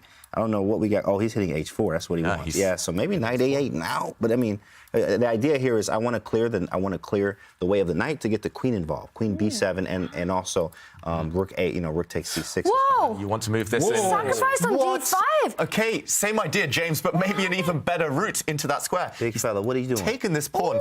Suddenly there's a Bishop pin. c4? Yeah, there's a pin, and if you take it, bishop c4, it's a skewer. It's on the board. Dang. And picks up f7 as well. Wow, look at this double attack. Who's up on material here? It doesn't even matter. It's just pure chaos on the board. And pieces everywhere. White has a rook and 2 pawns. Black has 2 minor pieces. White's 1 point ahead, but anything can happen here. And I like the minor pieces because, as you were saying, checkmate ends the game. White's king, not the safest, but black's king also is in a bit iffy territory. There are not many pawns shielding it, but h4 is loose. The bishop, the dark square bishop, and the knight for black team up on that pawn. I think that this is a crazy position, and I'm looking at the clock. Artemiev is the one down on time, and there is no increment in this game. He's lived on the increment. He can't live on increment because it doesn't exist. That's a race to the finishing line now. And, okay, Fabi has snatched a pawn. White's lone defender of his king is that bishop. White's bishop, if it's traded off, suddenly you start to be worried there for Artemiev. Yeah, as I saw in the chat there, Fabi about to enter God mode. He's at least trying to. Big attack incoming. Can Artemiev stem the flow? Can he maybe launch an attack of his own, bring the white rook up to the 7th rank, threaten a checkmate of his own against the black king? That's nice. That's nice. I think you have to take it first. You just to have your the knight. You have to make a few moves before you actually are mating me. You do have to get on this dark square diagonal and get queen h2. That's going to be difficult. It's not actually that easy yet. And I do have threats of my own. In fact, your queen is a little short on spaces there. But if I let you have to do something because bishop takes g3 is it's ugly. I mean, your structure is ugly. e3 is going to fall at some point, right? So it's very annoying. So you may have to take and then maybe queen c6 or rook a7. Yeah, you may have to take, but you definitely have to move. Look at this. 1.5 minutes down now, Artemiev. He's frozen. It's too much in an Armageddon. You can't burn the clock so much. Make a move. What's going on there, Robert? And let's not forget that Fabiano Caruana is the only player who has not lost a match either in the Air Things Masters or the Chessable Masters. Wow. He came through Division 2, but he won every single match he played. He won yesterday. Right now he's in Armageddon, so he has not lost. And we see a trade of bishops and g3. What a calm move from Artemiev, kicking the knight out of there, but he didn't take the pawn on c6 just yet. And I guess the big question is that knight actually under attack? Sometimes you can't take a piece if it opens up your king. With the g-file opening up, but 3.5 minutes for Artemiev. This is a panic time. He needs to start building an attack against the black king. Should he be looking at ideas of capturing the c6 pawn or doubling up on the 7th rank? Yeah, he's definitely angling towards that. If the black knight retreats, if black steps back, white will happily have the time to start grabbing pawns. But I think the question is, as you're both alluding to that, do you have to move that black knight? Can you somehow bring that black queen into the game? If you could pick her up, just drop her anywhere near the white king, it's checkmate. But how do you get there? What's the route into white's position? That's what Fabiano is trying to work out right now. Is he thinking about queen g6 and just sacrificing the knight, just pinning that king on g1? But then you probably pick up the c6 pawn, Robert. But I see what you're saying. You're looking for a draw because black wins with the draw. Result odds. He does sacrifice bishop c8. Oh my gosh, that bishop c8 hits the queen and the rook in a row, but also it goes for the f2 pawn, so it's kind of a double threat. What a move from Fabiano. Woo! Fabi with them calculations over everything. Look at him. That's a big boy move from a big fella. No matter what you do, in fact, rook a8, bishop c8. Any move you make, bishop c8, right? So you have to be very careful. That is a sick move from Fabi, queen f8. World-class move from Fabiano. That would not be on most players' radar. Just X-ray vision through the bishop, through its own piece. And Vladislav Artemiev brings his queen to the side. He's ready to drop back. But bishop c8. Anyway. You hit the rook, you hit the pawn on f2. This is just over. Yeah, but retreating moves are the easiest to miss. But this is a game-ending move. Double attack. If he finds it, he wins on the spot. Look at that. The engine says +7 for black. He does it. He finds it and leans back. He knows this is a big moment. Artemiev has missed it. And Artemiev realizes this is busted for white. Yeah, shakes his head. It's over. Fabi! Oh my. Fabulous Fabi! Clutch move. Queen f8. That is genius. Just that double attack was too sneaky.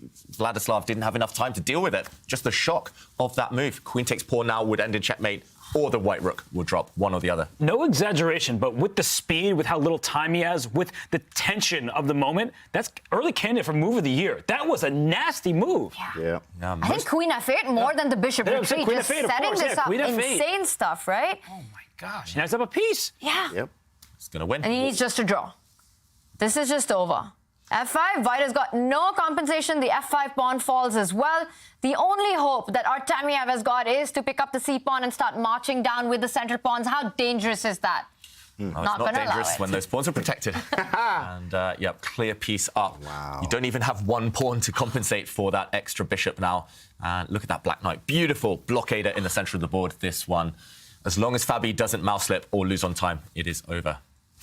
Fabiano, the human calculator, COE. Beautiful. Yeah, that's why they call him that. That was insane. Like, that truly deserves as many instant replays as you can give it. And Fabiano's not even down on the clock. That's the thing. Normally, white has this big time advantage, but right now, Fabiano ahead in the clock. He found that queen f8 move so quick. That was nasty. That was. Yeah, most beautiful moves there. Sacrifices, you sack your queen, you sack your rook, you break through, you checkmate. That was just subtle. It was just kind of the hidden beauty behind it. That's another level.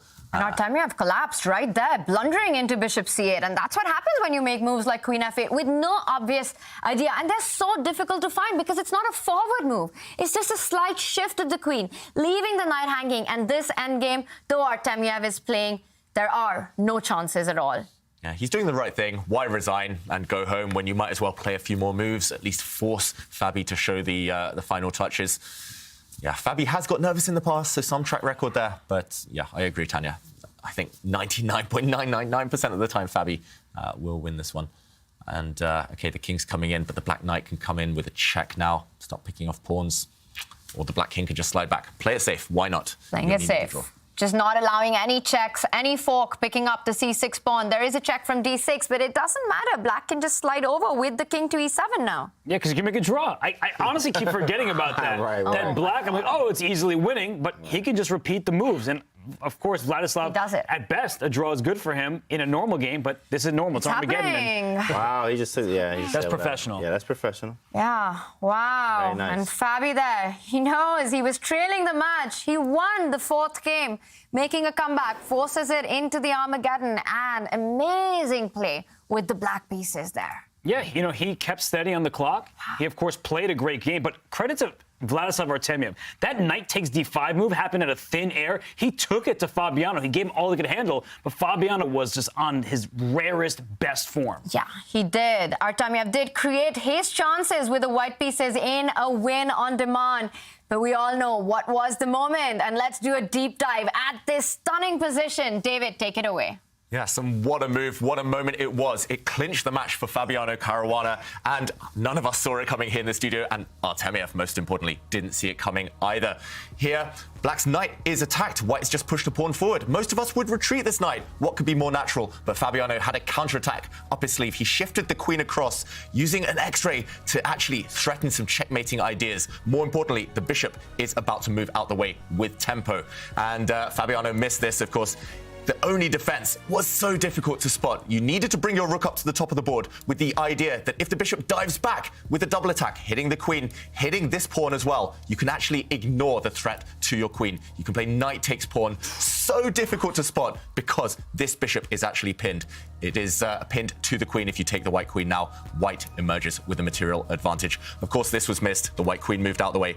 The black bishop dropped back, and Fabiano Caruana moved to the next round. Queen takes f2 threatened, and bishop takes a6 threatened. This was too much for Artemiev to handle.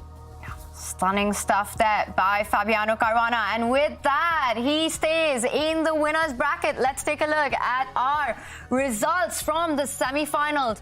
What a day of action we've had. First, Hikaru Nakamura wrapping up his match against Wesley So in the rapid portion with 2.5 points. And then Fabi making a comeback in his match, winning the fourth rapid game, taking it to the Armageddon, and then this moment that David showed us. Just a complete collapse there by Artemiev.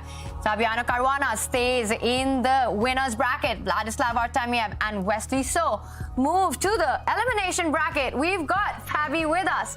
Let's bring him on. Fabi, congratulations. Thanks, Tanya. Wow, that was a really dramatic match, a roller coaster one. Sum it up for us, Fabi. Yeah, I guess the first game already showed how messy this match was likely to be. I was much better, probably winning. Then I was dead, like completely dead. I was almost ready to, like mentally resigning. But somehow I drew that first game. The first game was just like a boring draw, so I almost forgot about it. But like the second game where I had the white pieces is what I mean. So that was a crazy one, and then I lost like a complete idiot. I mean, I don't know what I was thinking. Like, I was better the whole game, and then suddenly I should take a draw, but somehow I decide to play on and immediately give him a much better and probably winning position. So that was a terrible game.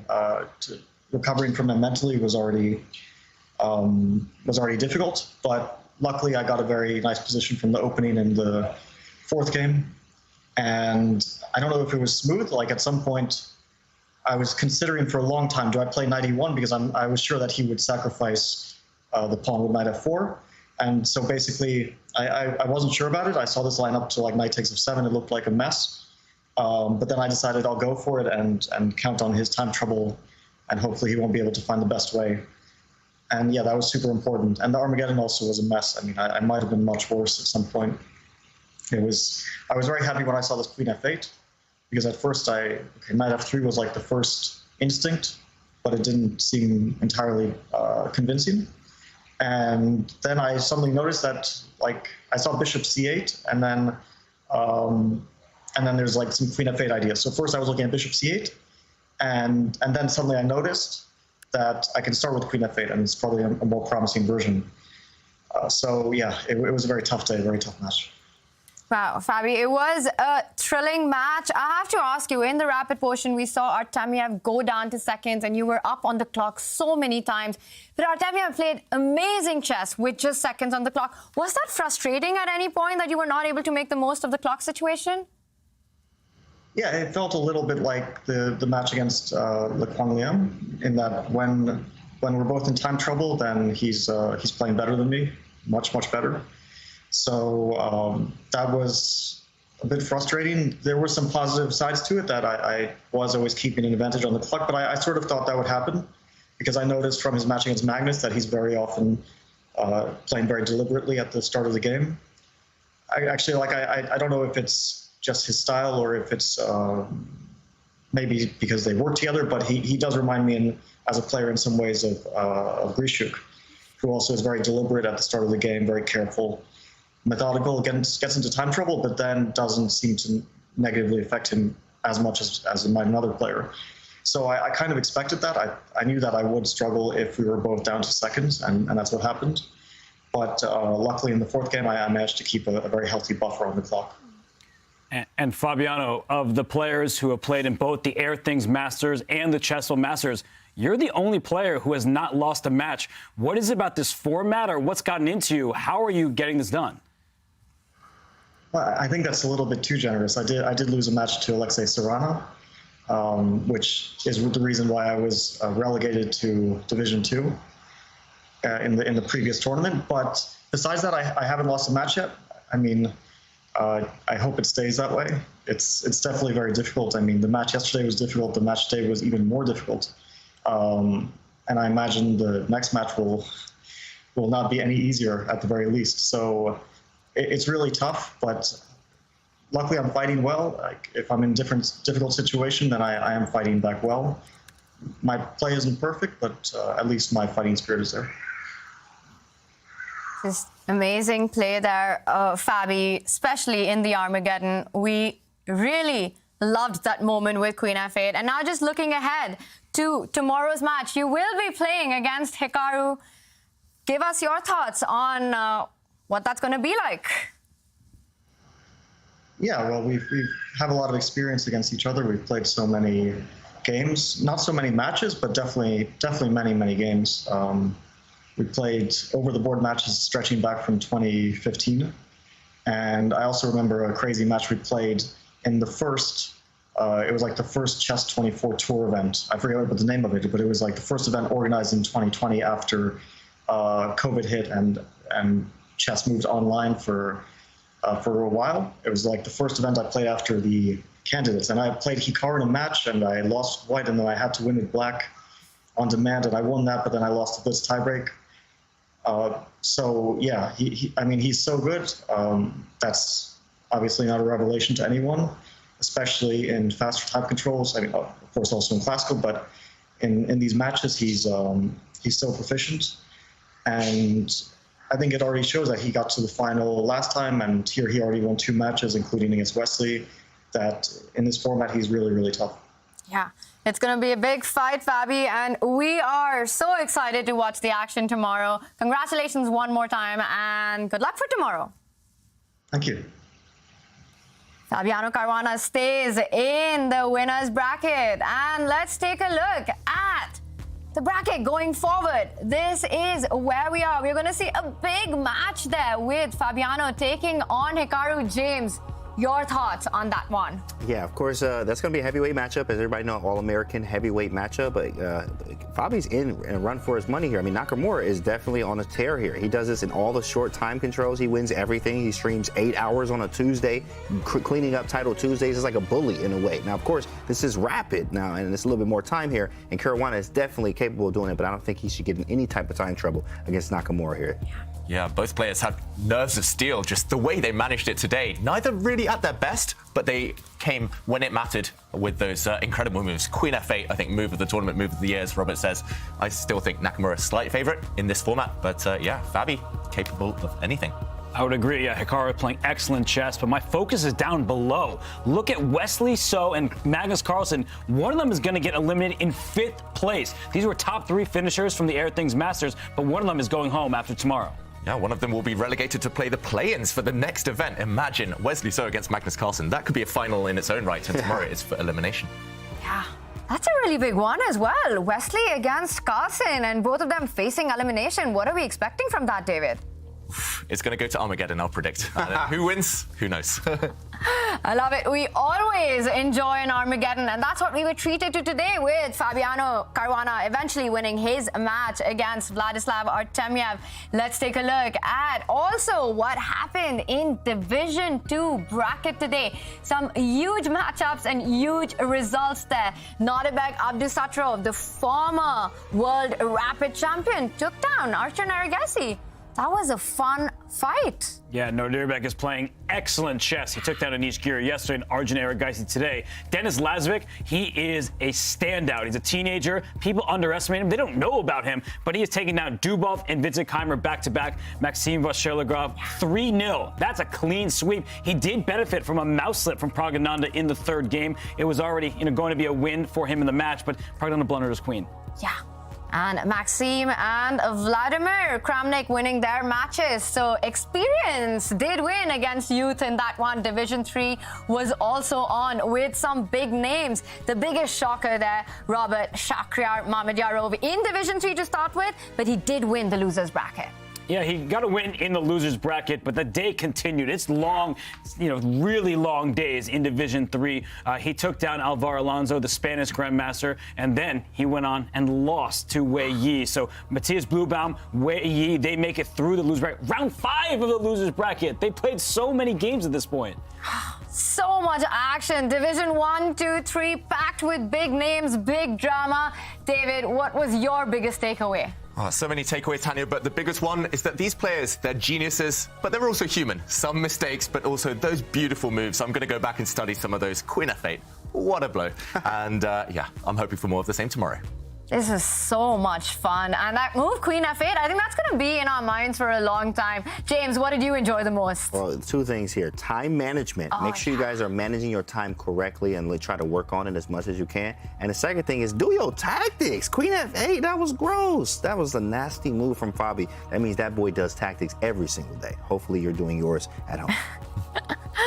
Wow, some good advice there by James. So much fun, and the drama, of course, continues. We've got a big winner final coming up, an all-American clash as Fabiano Caruana takes on Hikaru Nakamura, and big matches in the losers bracket as well.